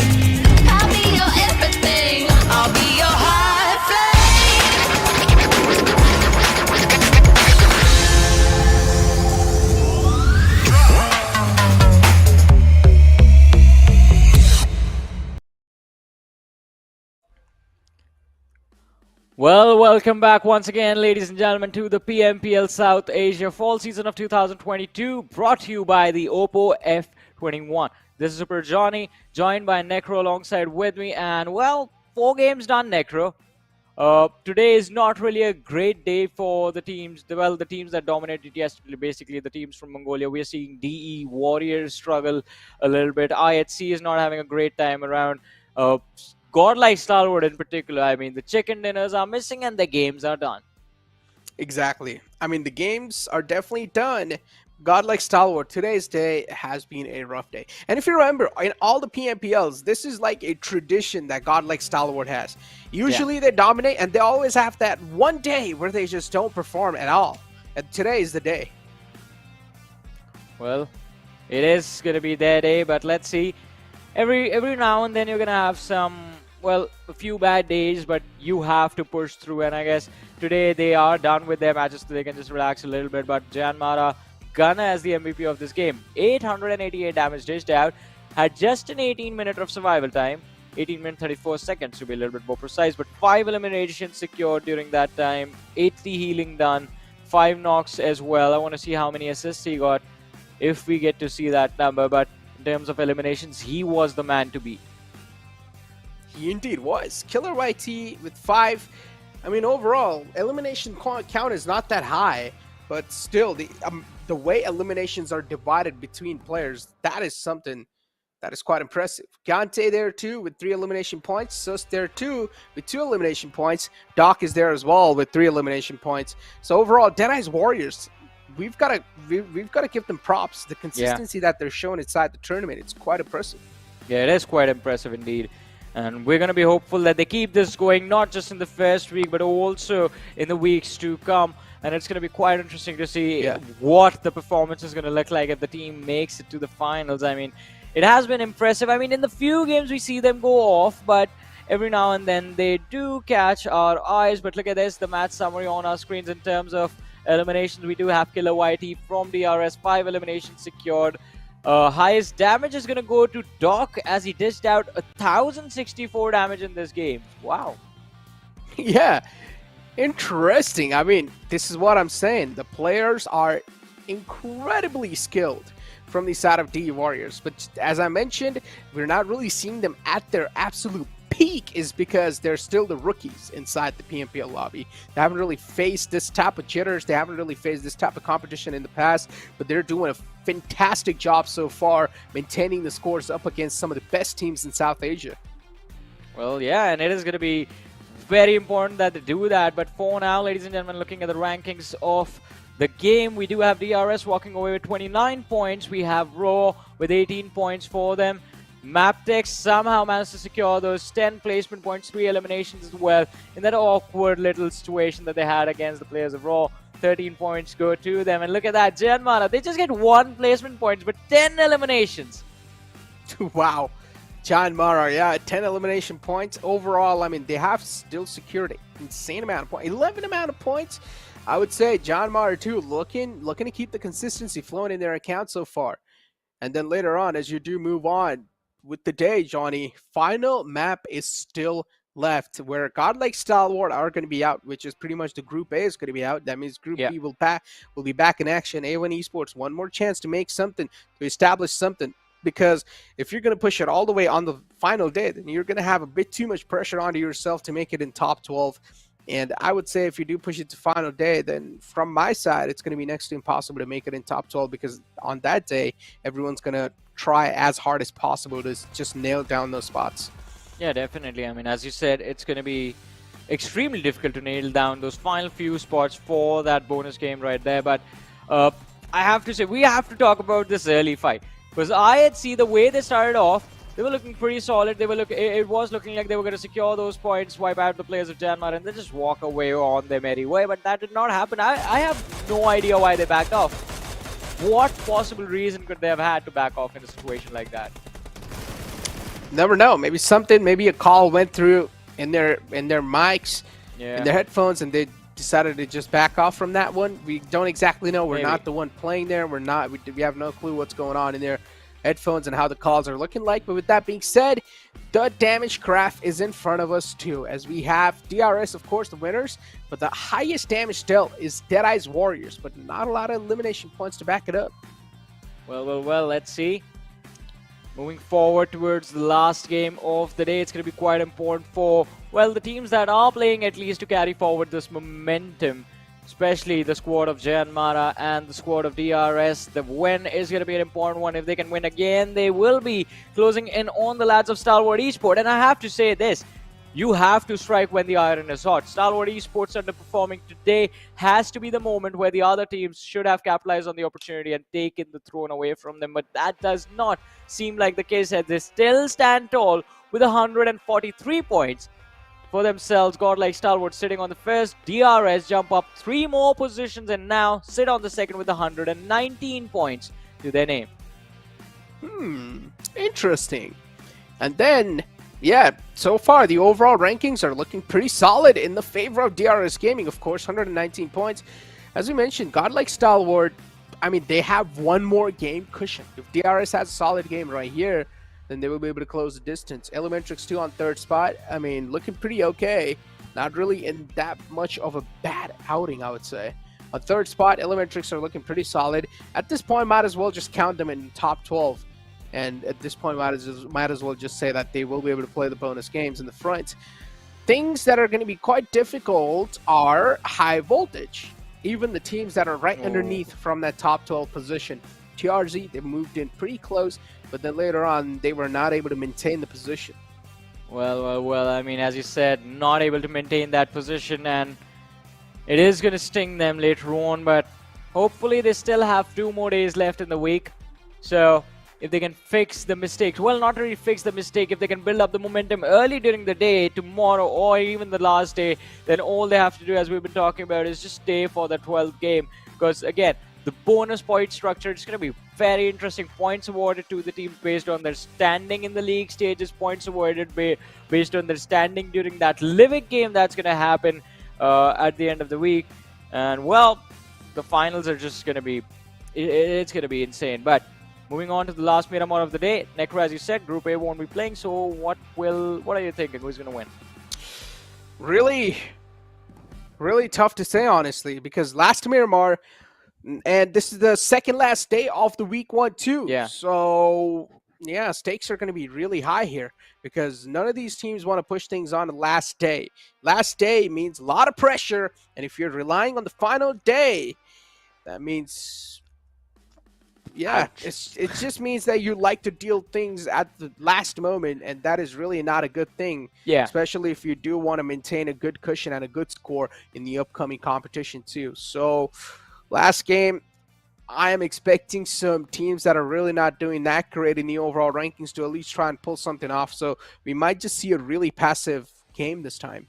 Maybe. I mean, I completely agree with you. I mean, especially from the teams that are quite close to that 12th position marker, and maybe a few of the teams at the top might just go YOLO as well. So it's going to be quite interesting to see what exactly is going to happen, especially it's going to be a map of Miramar instead of being an Erangel. So I think that is also just messing with the mindsets of teams. Like, all right, every single tournament we go, the last map is Erangel. But this time around, it's a different map every single day. We had Erangel yesterday, we are having Miramar today, and you never know. Maybe Sanhok last game is going to happen soon. But no matter what map it is, you have to be extremely wary of the fact that it is going to put a major impact on where you finish off.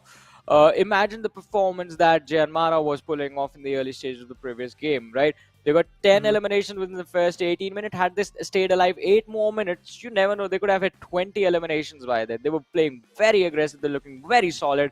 Everything was going their way. They made a small mistake of staying out in the open too long, and they were destroyed because of that. But that was the previous match. What about this one, Necro? Who's going to win? Prediction, I'm really confused between high voltage and IHC, which one to go for. I feel like high voltage, they really need this one too. IHC, they need this one to nail it down, to not really have a lot of pressure on day 3. So I'm going to go with IHC. What about you? Are you going to go with IHC? I, for the last game, would like to pick the players of DEADEYES guys. It's going to be... They had a pretty decent position up until a few matches ago. They still stand a possibility of being the ones to sort of topple the momentum off the godlike stalwart, but that is going to take them a while. I want to see how much they can do, and if they're in this Miramar, if they can pull off not just a win, but a domination in this Miramar, then I'm going to be a believer. But still, for this one, it is going to be DEADEYES guys.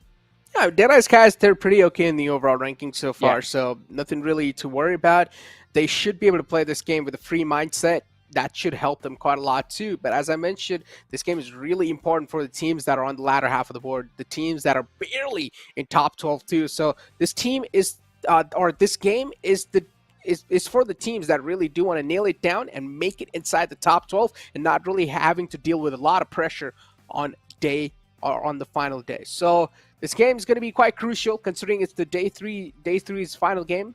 And as I went with IHC, I think so even they want to nail it down. I understand IHC, they haven't really been caring about those good fights and bad fights, but at least inside this game, it would be a good idea to care about those. Yeah, definitely. It is going to be quite healthy for them if they are wary of what sort of situation are they running into. Because if they step out in the open willy-nilly, we all know what's going to happen to them. And again, a lot also comes down to where the trajectory of the plane is, where the circle is, what sort of finish we are going into those final stages as well. Because in the last game, who could have predicted that even though they were lacking numbers, MABETEX is going to be finishing in the top 3. They just managed to sneak their way in. DAX, I'm sorry, just staying in that pipe for so long. I thought they were done for, but no. The lads were super cheeky and it worked out quite nicely. But let's see, last game of the day, ladies and gentlemen. The trajectory of the plane starting from the western side of the map. In fact, starting on top of La Triela, going through La Benedita, just north of Impala on the eastern side. Let's see how this one is going to go. Yeah, an interesting plane flight path. Again, another plane flight path that is tilted down south, but not as tilted as what the previous Miramar. So at least this should give a little bit more wiggle room for the teams inside the lobby to try and set free a little bit better and not really just straight up just clutter onto each other right off the bat. So as I mentioned, I'm expecting a really passive game this time because this is the final game of the day and teams realize there's a lot of things online. Los Leones too, again, as we know, has to be the hot spot. Speaking of Deadeye's Warriors, this team has been really consistent. They're looking really good in the overall rankings too. So nothing really to worry about from that team as well. High Voltage, on the other hand, a big surprise and a big upset from High Voltage because I had big hopes coming in from this team. Jiggle, being a brilliant IGL since the past, this time is not really able to work around with his heroics. This time is not really able to pull anything great off inside this PMPL. Seal, the previous game expectations were quite high. They were not able to deliver on those. They have another chance, another opportunity to make something happen. The circle as well this time is going to be down south, so kind of favoring the planned fly path should help the teams to buy a lot of time in the early phases for the loot. They won't really need to be that quick on their feet because the majority of the teams are already inside the circle. VENOM Legends going all the way towards El Hazar, going for a safer spot this time. Deadeye's Warriors, of course, on the bottom left. TRZ, they like to go towards Valle Del Mar. MABETEX, Seal, and A1 eSports near Los Leones. Gremlin Storm near the players of Seal. Is this going to be a potential breach in the territory? I think so. The answer is probably going to be no. But we never know when they just decide to go inside each other's territory and step in it. So far, no signs of action. As expected, this game will be played pretty slow, and that's what exactly is happening. And as we were speaking off a couple of teams, A1 eSports, again, this is one of those teams that needs to realize that time is running away from them big time. They cannot afford to lose any more games. Every single move, every single step they take is going to be counted now.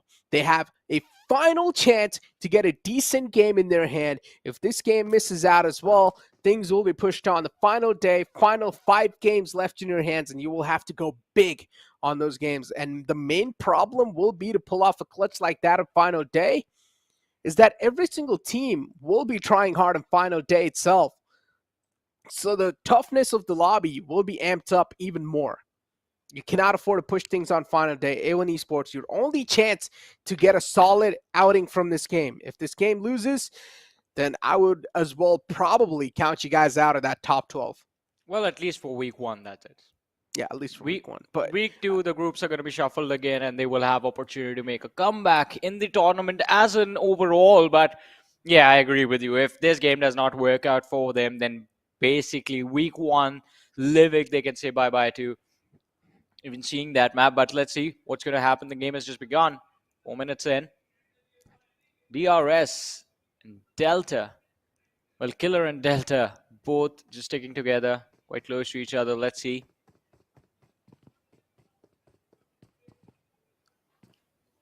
I mean, unlike the previous Miramar, this time around, we're going to have a very standard start to this particular map wherein we don't really see a lot of aggression in the early stages.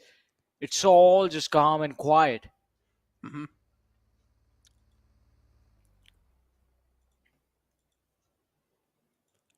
as expected,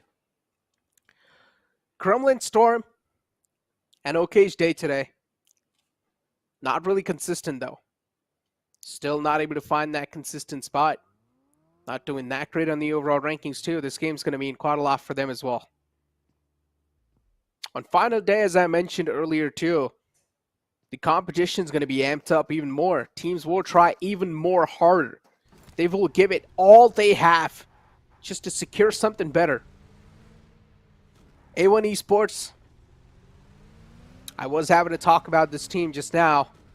They need to realize how important the game is for their lifeline inside the week 1. Again though, I'm a firm believer that every single week should be really important for a team. You should never have a mentality of, okay, week 1's missed out. It's completely fine. We can try to pull things back on week 2. that type of mentality should never be there unless if you're thrown into it. And right now, it seems like A1 Esports are currently being thrown into it. Then it's okay to have that type of mentality. But if you're entering inside the competition with that mentality, then yeah, I'm not really going to appreciate you. Always strive to be better. No matter what the situation, you have to always strive to be better. And don't think about it like, all right, we have to beat the top team. Just try to improve little by little and you'll get there eventually. Yeah, exactly. You don't have to be the best in one day. No one can. It's not even possible. And as they say, yeah. So the problem is the fact that, not a problem, but it's a matter of the fact that we have seen A1 Esports at their best as well, and they are a very impressive team to look at. Mm-hmm. And I miss those moments when we would have A1 Esports just outperforming, just playing out of their minds. But look at this now. Sinister. Yeah, well, he's getting sprayed down by, well, at least the lads from the side of MABETEX Esports are trying to spray him down, but the distance is a little too much. So apart from a few shots connecting, not a conversion in that position. The other lads from A1 Esports, they're going to make sure that they stay out of as far away from this position as they can. I would say that's a good idea. And a mature idea too. A1 Esports, they might just be the potential challengers against the MABETEX Esports, and I would say not really a team you want to fight against, but at the same time, they found themselves sandwiched in these two teams. Somehow, A1 Esports, they always are rotating so blindly. They play this game with eyes closed. I'm not even lying. I think their eyes are open. They're just unlucky. It is going to be hard to predict, especially in the early stage rotation, as to where all the other teams have positioned themselves. Yeah. But look, if you're hearing a complete spray, a complete mag being unloaded, there's no need for you to rotate even closer to that vicinity. Yeah, but the mags are being unloaded from the rear as well. You have nowhere left to go. Yeah, but why did you get yourself in that situation in the first place? Why did you get yourself into that situation in the first place? That is my question. Look at this. Nothing can back this up, Johnny. This has been happening from the start of the PMPL. They're done for. It's just done. Yeah, they're going to have to play for placement points from here on out. I don't think fighting is going to be an option. Yeah, peace should be an option. Yeah, just peace. Just give them white flags, please. There should be an emote of white flag. Oh boy. I hate to see this happening with A1 Esports. A big team. Oh boy, unlucky. Unlucky. Yeah. Just ran into two teams. MABETEX was in the front. Then TDK as well closed in from the back. I personally feel like as soon as they heard the mags being unloaded, they should have just stopped right then and there, instead committing to a rotation. Well, A1 Esports, they're going to be done for, but I want to see what MABETEX is going to do, because in a few short moments, T2K is going to be coming their way. And it's not going to be an easy fight for them. Especially with the fact that A1 Esports, before they went down, they made sure that they had dished out enough damage to make the next fight a little bit difficult for MABETEX. Baron was knocked out. Apex was extremely low, but now Baron is back on his feet. And Apex is healed up as well, so MABETEX back to their full fighting potential. In the meanwhile, Legend and Jane from the side of T2K have realized where all that commotion was coming from a few moments ago, and they're going to switch their vision towards the compound where the players from the side of MABETEX are.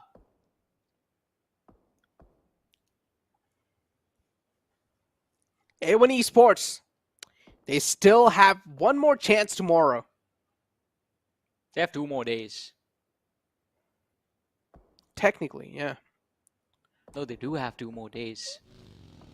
4 matches tomorrow, 4 the day after. Indeed, chances are a lot. As I mentioned, throughout the competition, you guys will have a lot of opportunities, but it's up to you to capitalize on them.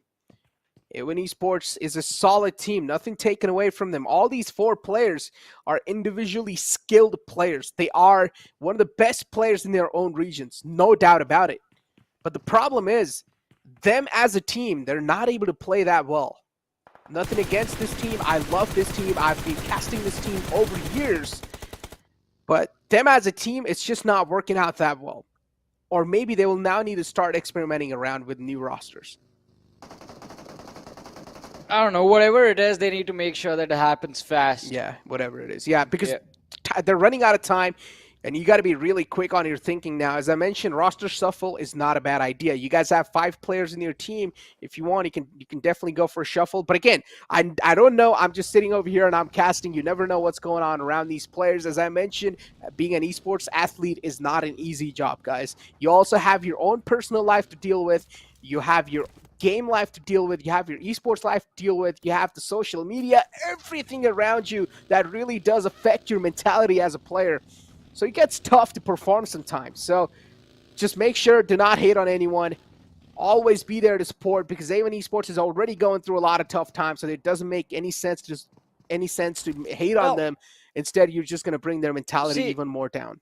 Here's the thing though, if after a performance like this in week 1, the other teams start taking them lightly, then that's going to be bad on their part, because you can never discount the kind of caliber these lads carry.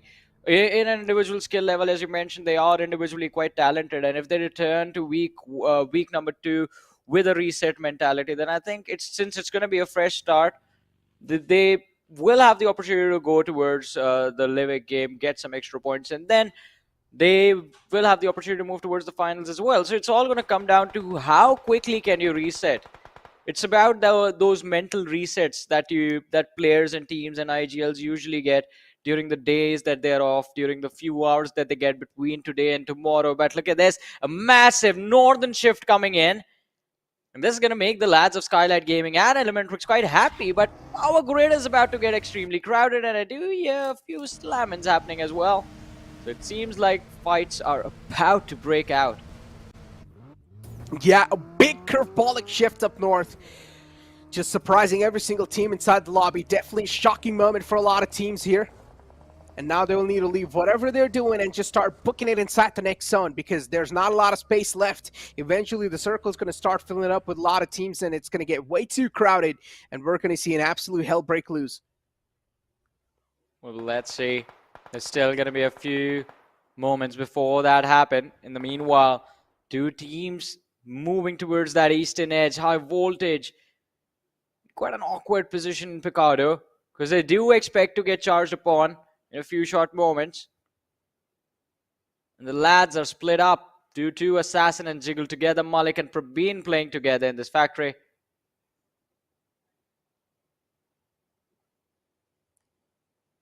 Well,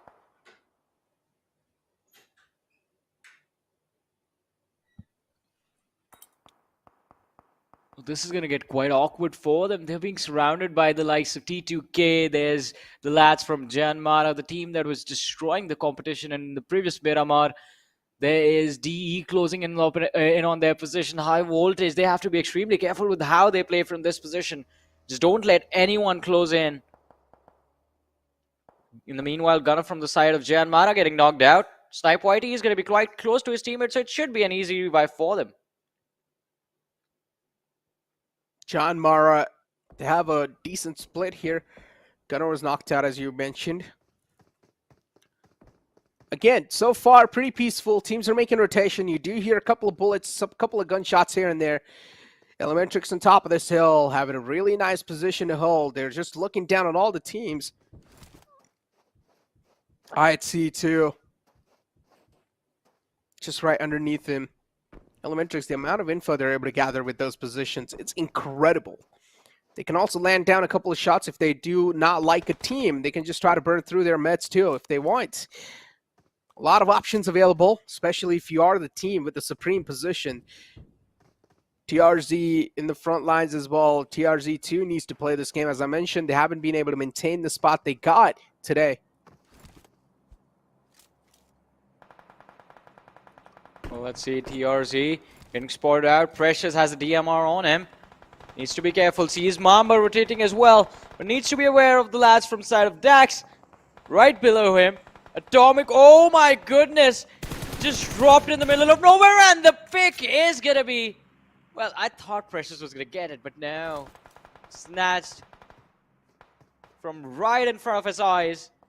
TRZ in a world of hurt as well. On the other side, Gremlin Storm losing players to the zone is not something that you expect normally. But it's happening right now. Interesting. The circle's just taking hard shift after hard shift. Yep.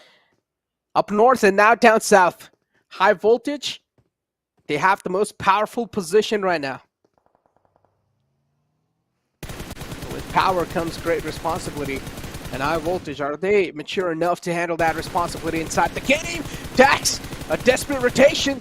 They're catching a lot of bullets. Finally, the vehicle will be blown open, but 3 players are successfully able to rotate away. SKS in action. Been a long time I haven't heard this weapon. Well, let's see though. Precious does manage to secure that finish. Orange on the other side from Elementrix. Seems like he senses the presence of the players of Skylightz Gaming around him.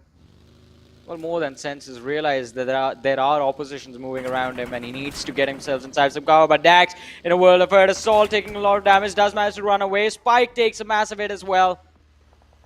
From the rear, these lads are being chased and hunted down. Nowhere left to go for Dax. Out in the open, they are making their way towards the compounds that they see, but they aren't isolated.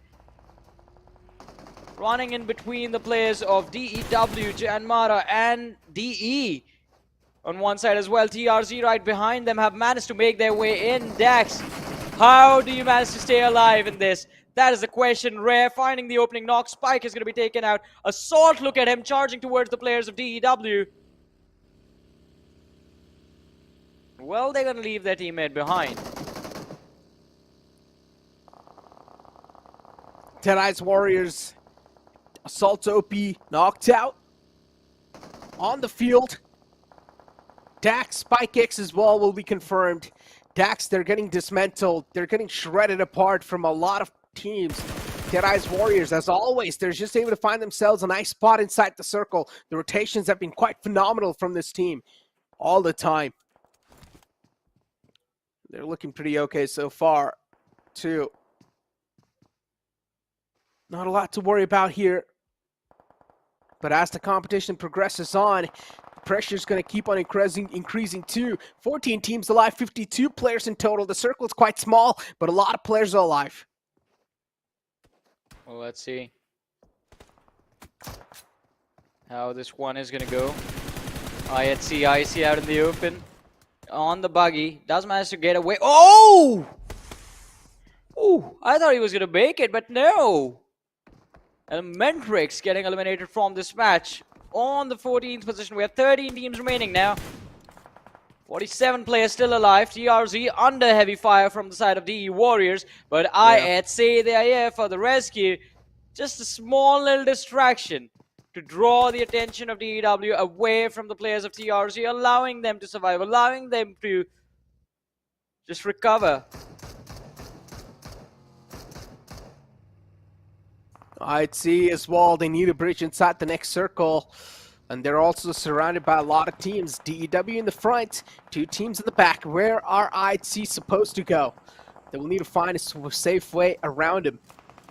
Rotation definitely is looking quite okay from their side as well, but if they do keep going the same way they're going right now, they're probably going to meet the players of Skylightz Gaming, and that's what exactly is happening. But no, Skylightz Gaming is busy with their own fight against the players of DRS and Janmara. A lot of third parties are now going to start to happen because the circle is too small, and it's starting to fill up with a lot of teams. Still 13 teams are alive. IT as well, they're getting picked off with their rotation. At this point, it's desperate time, desperate measures.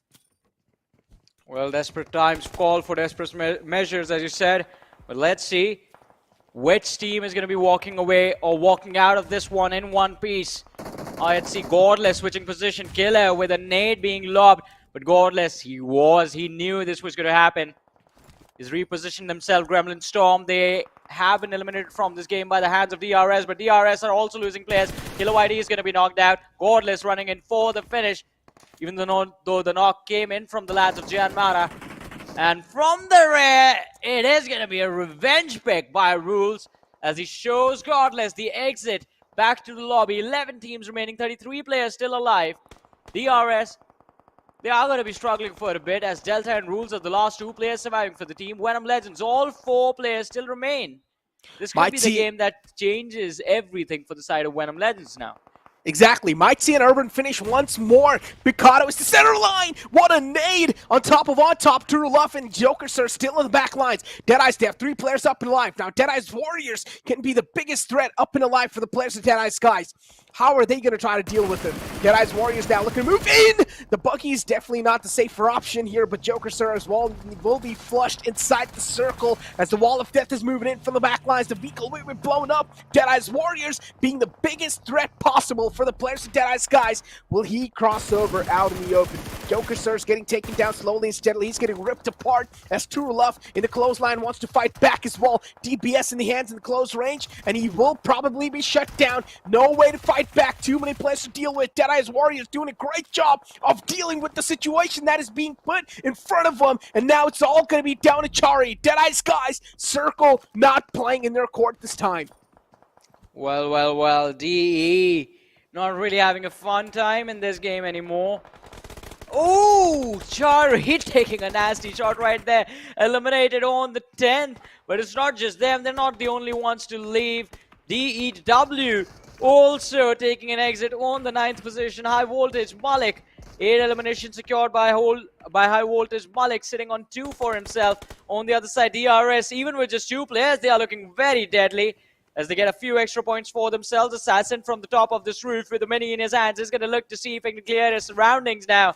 Seal eSports, the player spinned out in the open. Nowhere left to go. And they can't even enter the zone at this point. They're stuck in the blue. In a few moments they will be, at least, as their place of hiding has clearly been spotted out by High Voltage. Indeed it has. High Voltage, all 4 players. Every single team that is outside Picado, it is understandable that they are probably going to get eliminated when they try to move inside the city, because the city is full of players at this point. It's too late.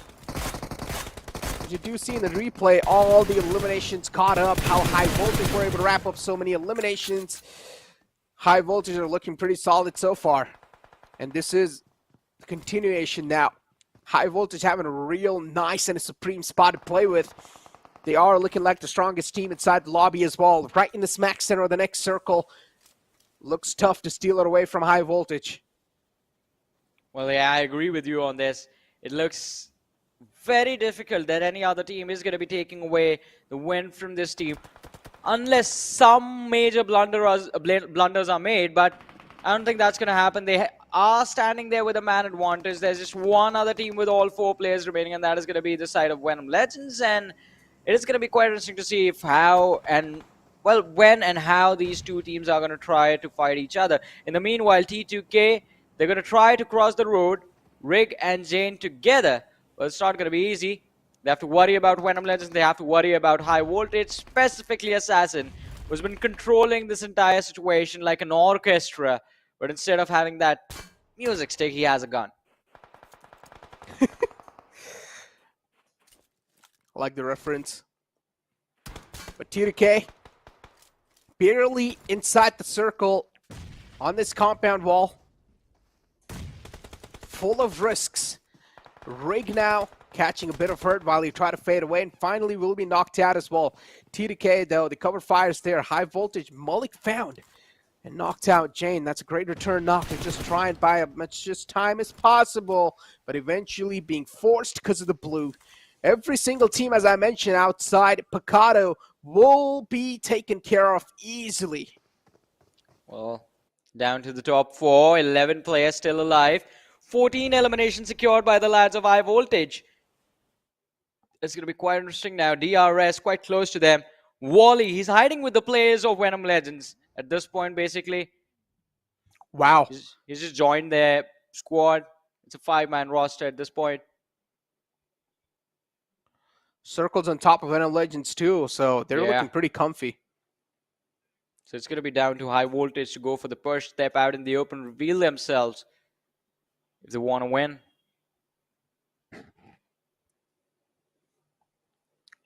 Smoke pathway created from the side of DRS.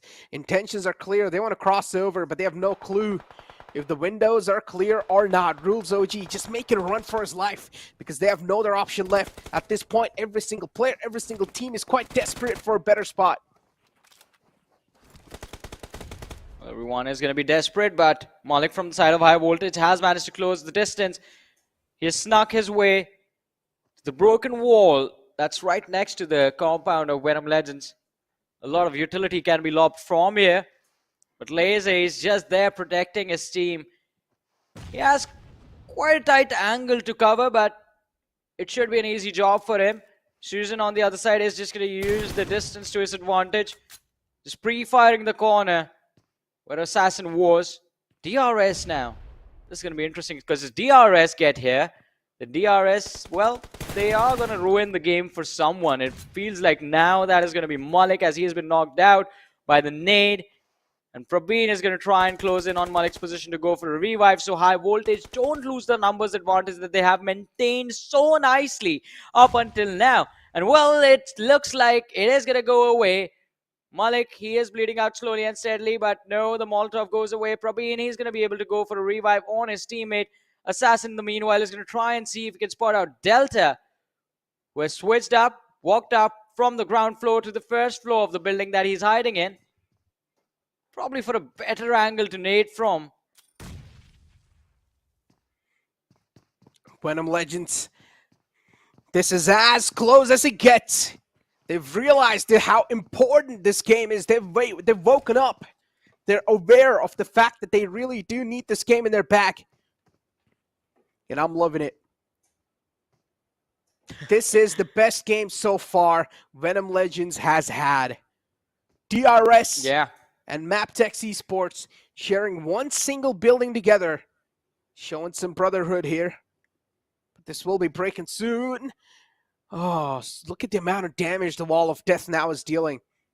Even one single step outside and big chunk of HP just gone away. Nice find from Delta onto the players of high voltage. Big threats inside the lobby currently are VENOM Legends, high voltage, and even DRS themselves. As DRS, they have two players up and alive. Crossing out in the open. Big move. But he finally makes it out alive. Big move, risky move, but works out for the team. On the other side, Rules is finally going to be dropped, and as he goes down, his teammate is going to be in trouble as well.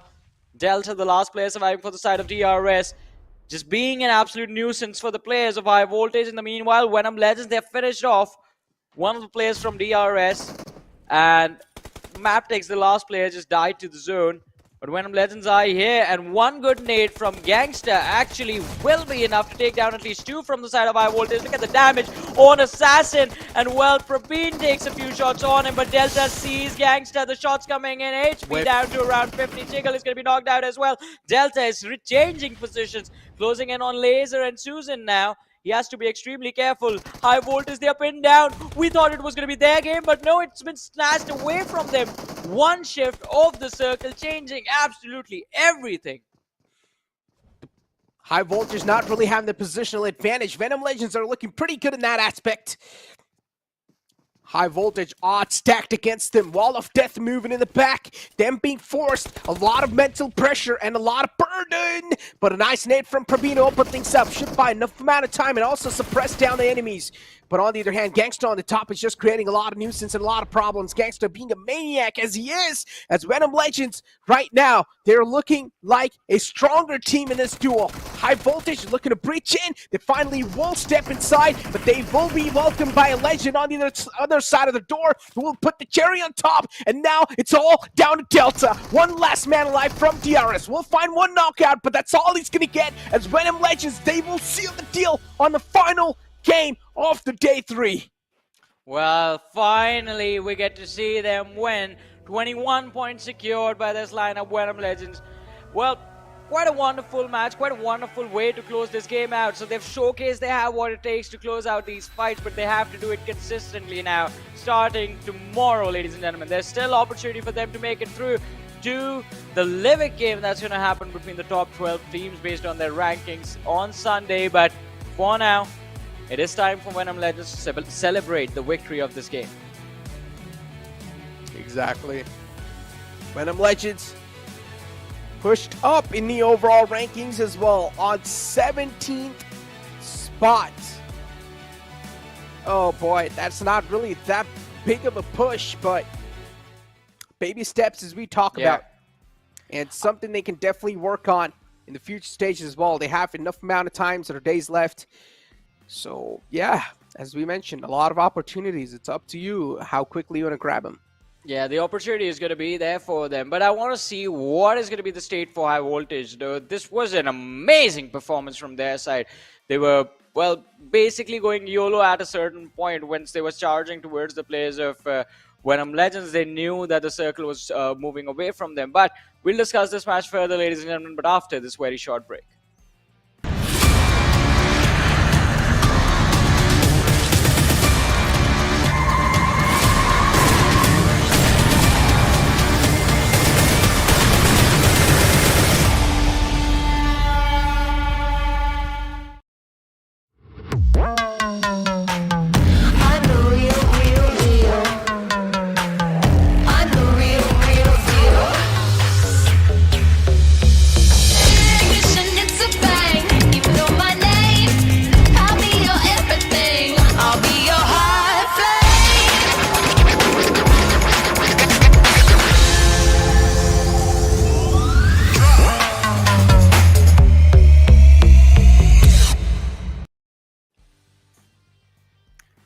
Welcome back, ladies and gentlemen, to the PMPL South Asia Fall Season of 2022. This is Super Johnny, joined by Necro, and this event is brought to you by the Oppo F21 Pro.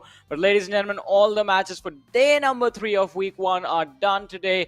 And with the last Miramar coming to an end, we saw VENOM Legends walk away with the first winner chicken dinner. But we will have to look at a lot of other stats, starting off with the stats of this particular game and ending with the overall rankings at the end of this day. Quite a lot to discuss over there, as high voltage, they have managed to sneak a lot of momentum away from DRS. DRS doing a pretty phenomenal job, although I believe they could have secured a few extra points. Necro, what are your thoughts on all of this? Definitely could have, but again, there will be a lot of shoulda, coulda, woulda, right? What has happened has happened. Now, there will be a lot of positive points. There will be a lot of negative points, but the game's already done. Nothing can be changed. A lot of things could have been changed if the teams wanted to, but we never know, man. Look, the players are in the heat of the moment. They're themselves inside the game, playing there. They know what they're facing. They know what sort of a mental state they're in when it comes to the game. So when you're in the heat of the situation, you do tend to forget, or you do tend to not really take the ways that you should be taking. That's why people always say, try to stay calm in the pressurizing situation, because if you are calm, you will be able to come up with a lot much more solutions. But when you're in that heat of the moment, you're not able to stay calm, and that's when you don't really use the maximum limit of your brain. Yeah, definitely. I mean, controlling your emotions does become quite important in situations like this. And then, like, if you are a competitive player, you are required to be a certain way, like, not be emotional when you're playing, because you never know. In the heat of a moment, you just lose control of your thoughts, and your decision-making process is affected because of that. But, ladies and gentlemen, a man whose decisions were quite clear in the sense it was just to destroy the competition was Delta from the side of DRS. 5 eliminations, 1,048 damage, 27 minute 46 second of survival time. Quite an impressive run in this game, and considering what just the 2 lads from DRS were able to pull off in this match, it was an impressive performance. Delta and Rules were just impressive. Yeah, indeed. They were impressive as always. And DRS, back to the classic routes, huh? This is what we like to see from a big banner like DRS, and they're actually able to show themselves up. And I am absolutely proud of this team. High voltage as well. Finally, some semblance of life in them. Finally, we're seeing some glimmers of hope from the side of high voltage as well, because I was bringing this team up over and over again. I was hyping this team up, but finally we're able to see what they're capable of. The circle kept on shifting on top of Picado, and high voltage were doing a phenomenal job holding their place down. Well, let's see though. Assassin is going to be there in the list of top players. Rules, Jane, Jiggle, and it is all of these players that were very important to their team's final result. Jiggle and Assassin, as we saw high voltage move up to the top 2. Jane from the side of T2K doing a phenomenal job, just trying to see if he could push his team even further. It was just quite unfortunate of the fact that they did not lay down the smokes properly before they were crossing the road, and high voltage was able to spot them out. DRS again, as I mentioned, Delta and Rules, this was one of the best 2v-many performances I've seen in a while, because these two lads were surviving, they were rotating quite nicely, giving each other proper cover fire, up until the point that they got separated by the fact that one lad was just trying to see if he could take on the players of VENOM Legends, and the other, well, at least slow down the players of VENOM Legends, and the other lad was just focused on being a nuisance to high voltage. Up until that point, everything was good. But then again, it was a 2 versus 4 situation. They were outnumbered 1-4. Can't really do much in a situation like that. Exactly, they really can't. Match summary, I mean, clearly in front of us too. AJ over here from the side of Skylightz Gaming, of course, shine through when it comes to the healing done part. That means this man was catching a lot of hurt inside the battlefield right there. But with that being said, match rankings in front of us too, where high voltage, they're going to be getting the first spot in the match rankings because they had the most amount of elimination points. 14 elimination points wrapped up with 24 total points. That is impressive. DRS with 12 total points with 11 eliminations and 23 total points. And then we have VENOM Legends with 15 placement points and 6 eliminations only. VENOM Legends played that game really safe because they realized a lot is on the line. Well, yes, as you said, a lot will be on the line soon though. High voltage, an impressive round, as we said. I want to see, well, alright, so all of the big names just botched this one up. We have IHC with 5 points, Skylightz Gaming with 4 points, eSport with just 3 to them. TRZ, their momentum was looking so solid, so strong, just 2 points in this particular match. So again, these teams, to be fair, have done a lot of legwork throughout the early stages of the day. Game number 1, 2, 3, 4, they were doing pretty decent for themselves, so they do get to take a break during the last match, and that is when VENOM Legends do decide to strike. 21 points secured from this particular game, and the chicken dinner winner is going to be theirs as well. But tomorrow, when this team returns, I want them to continue this momentum. I want them to keep pushing for the win. At minimum, I want to see them finish in the top 5. That should be the lowest they settle for, or maybe on average walk away with, like, or let's be fair, 12 to 13 points per game. Understandable, and that's the same thing I want to say with high voltage as well. I want to see the consistency flow through. Now today we saw TRZ getting a solid chicken dinner for themselves, but they were not really able to maintain the spot they had, and this is something that we talked about, right? I was questioning this, was it just a fluke? And so far it does seem like it was just a fluke from the side of TRZ, but don't get me wrong, they have the players, they have the caliber that they are capable to pull things off like that. But so far, the team play, the team synergy was lacking. In that one game, it did seem like it was working pretty well, but then later on, the consistency is just not there. Yeah, as you said, I mean, that seems to be the issue with a lot of teams, that the consistency is not really there, and they don't know how to fix it as well, because there are going to be matches wherein you're going to do so well 2 games in a row, but the third game you are put in an unwinnable situation. After all, the game of Battle Royale, the genre is based on the fact that RNG also plays an important part in how you understand and adapt to the situations that are, well, basically play the cards that are dealt to you, right? So it is like certain matches you will literally have an unwinnable situation. You need to realize that all right, this time we were just unlucky. Let's not be too hard on ourselves. We did our best. Let's just reset, move forward, let's take the next one. Let's just get the next game. But in this match, I guess it was just DRS wreaking havoc, 2,100 damage.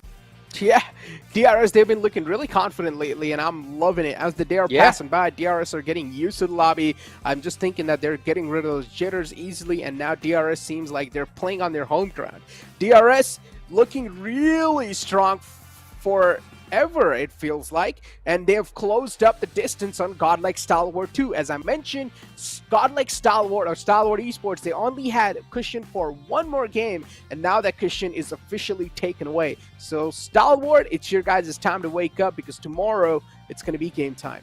Well, as you said, tomorrow it is going to be game time, and everyone is going to be eyeing for Stalwart. Godlike Stalwart just 1 point away from the lads of DRS, and I have to say, Necro, props where props are due. DRS Gaming, take a bow. This is just impressive. Godlike Stalwart, 4 chicken dinners, 143. DRS, 1 chicken dinner, 142 points. They have been overall very consistent in how they are playing their matches, keeping a very wonderful balance between the placement and the finishes that they get in every single game.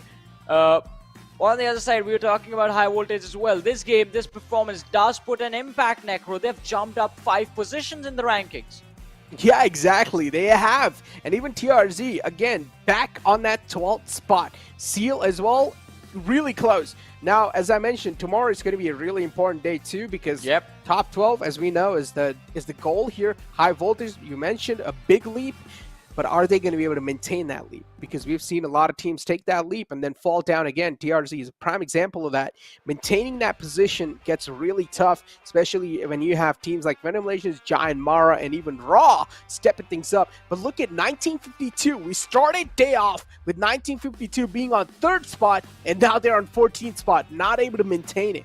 Yeah, quite an unfortunate ending to a story, to a Cinderella story that was being written by these lads from the side of 1952. But Necro, here's the fun part, right? It ain't over yet. It ain't over yet. No, it's not. There's tomorrow. It's not. Yeah, for today we are done, of course. Yeah, no more matches left, guys. But yeah, so basically they still have 8 more matches remaining for this week, and they are in a manageable position. I think from here on out, look at that, 3 teams sitting on 80 points. We have VENOM Legends on the 17th with 78 points. The difference is not that it's just 2-3 points and you just jump 5-6 positions up. But ladies and gentlemen, we're going to be looking at the team card for Godlike Stalwart, the team sitting on the 1st position of the overall rankings. And yeah, not a great day for Godlike Stalwart. Average survival time on 2 lads is 14 minutes. Average survival time on Pika is 20 minutes. With just 2 to eliminate. Yeah, I'm not used to seeing these numbers on this team. What happened today? There always comes a phase where if Stalwart eSports are too confident inside the lobby, they start testing things out. And I feel like today was that day. But tomorrow, Godlike Stalwart should probably bring in their game faces once more just to create that lead once again and then mess around inside the lobby again if they want to. But yeah, today was definitely not a day that these players wanted, but unfortunately, these guys were getting suppressed pretty easily by other teams, and it makes a lot of sense to other teams too. They had amped up the pace quite a bit. They realized that days are running by, time's running by. You cannot afford to mess around anymore. You need to have a serious game face on. Yeah, definitely. And the game faces are going to be on tomorrow because they have done this in the past. I'm going to be honest. Godlike Stalwart, well, when they were Stalwart, they've done this in the past. Just let the competition close in, just to mess with them, and then just take the lead again, just to toy with the competition. Let's see what's going to happen tomorrow, though. DRS, they have closed in quite a lot. IHC is climbing up. We saw them as well. T2K, they're going to be upset by the fact that they lost their spot. But elimination leaders, we have Killer YT, 22 eliminations. Doc from the side of DE Warriors is going to be there with 21 eliminations to his name. Nirzed with 17 on the 4th. Snipe YT, the man representing Janmara, 19 eliminations. Orange from the side of Elementrix is going to be there from the side with 17 eliminations. So Necro, quite surprising, I have to say. None of the players from the side of no IHC here, no Stalwart eSport is here, no DRS, no Skylightz Gaming. Alright, DRS is here, but no Skylightz Gaming. Yeah, it is today's day. The Mongolians, I would say in general, was just completely shut down. Yeah, they were just completely shut down. Today was just not their day. Yesterday, I mean, on day 2 it was, but today is just not their day. You know, not every day can be yours. Come on, Johnny. Yeah, not every day is going to be a good day. Look, not even a single Mongolian team.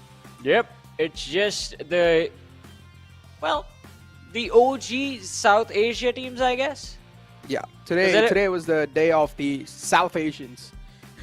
Oh, see, that's the thing. That's where it gets confusing, right? Because the Mongolian teams do play in the region from South Asia now. Yeah, but they're a part of it at this today point. is the day of the actual South Asians. We're gonna have to figure something out for this. Yeah, I mean, we're gonna have to. Yeah. I want to go with OG South Asia teams because these lads have been here since season 1 of the PMPL. Like a few of these players, I've been seeing them for a while now. So whatever it is, we'll figure it out. later, but yeah, this was the day. Match 1 going to Elementrix. Match number 2, TRZ, an impressive finish with 16 eliminations, highest in the day. Game number 3, which was played on Erangel as well, was taken by Skylightz Gaming in the last 2 Miramars. Second last went to DRS. DRS doing super well in the last Miramar as well, but not able to win the game, as VENOM Legends were quite venomous, and they struck when they saw the moment. They walked away with the win, and an important one as well. Yeah, exactly. Today was definitely quite an entertaining day, I would say. The first 2 games as well were quite entertaining. Then the Miramar game as well was quite entertaining. Erangel, fantastic. Kicked things off on Sanhok. Cannot really ask for a better start. Sanhok is, of course, the best map available right there because you see aggression right off the bat. Sanhok ending was pretty insane too. We saw some nice moments from the side of DE Warriors, but even though the Mongolian teams were not really able to perform that well, we saw DE Warriors do really good today, actually. DE Warriors, I would say today's day has been the best day for this team, even though in the past as well they've done really good. I would say today they got a lot of limelight. Yeah, definitely. They got a lot of limelight for themselves, and it was an impressive run for them that they were able to create. But again, the Warriors, the expectations are going to be there because now day number 1 also they played quite decent. Day number 2 was quite decent, but it looks like they have been struggling to close into the top half of the leaderboards, just managing to stay outside of the top 3 even.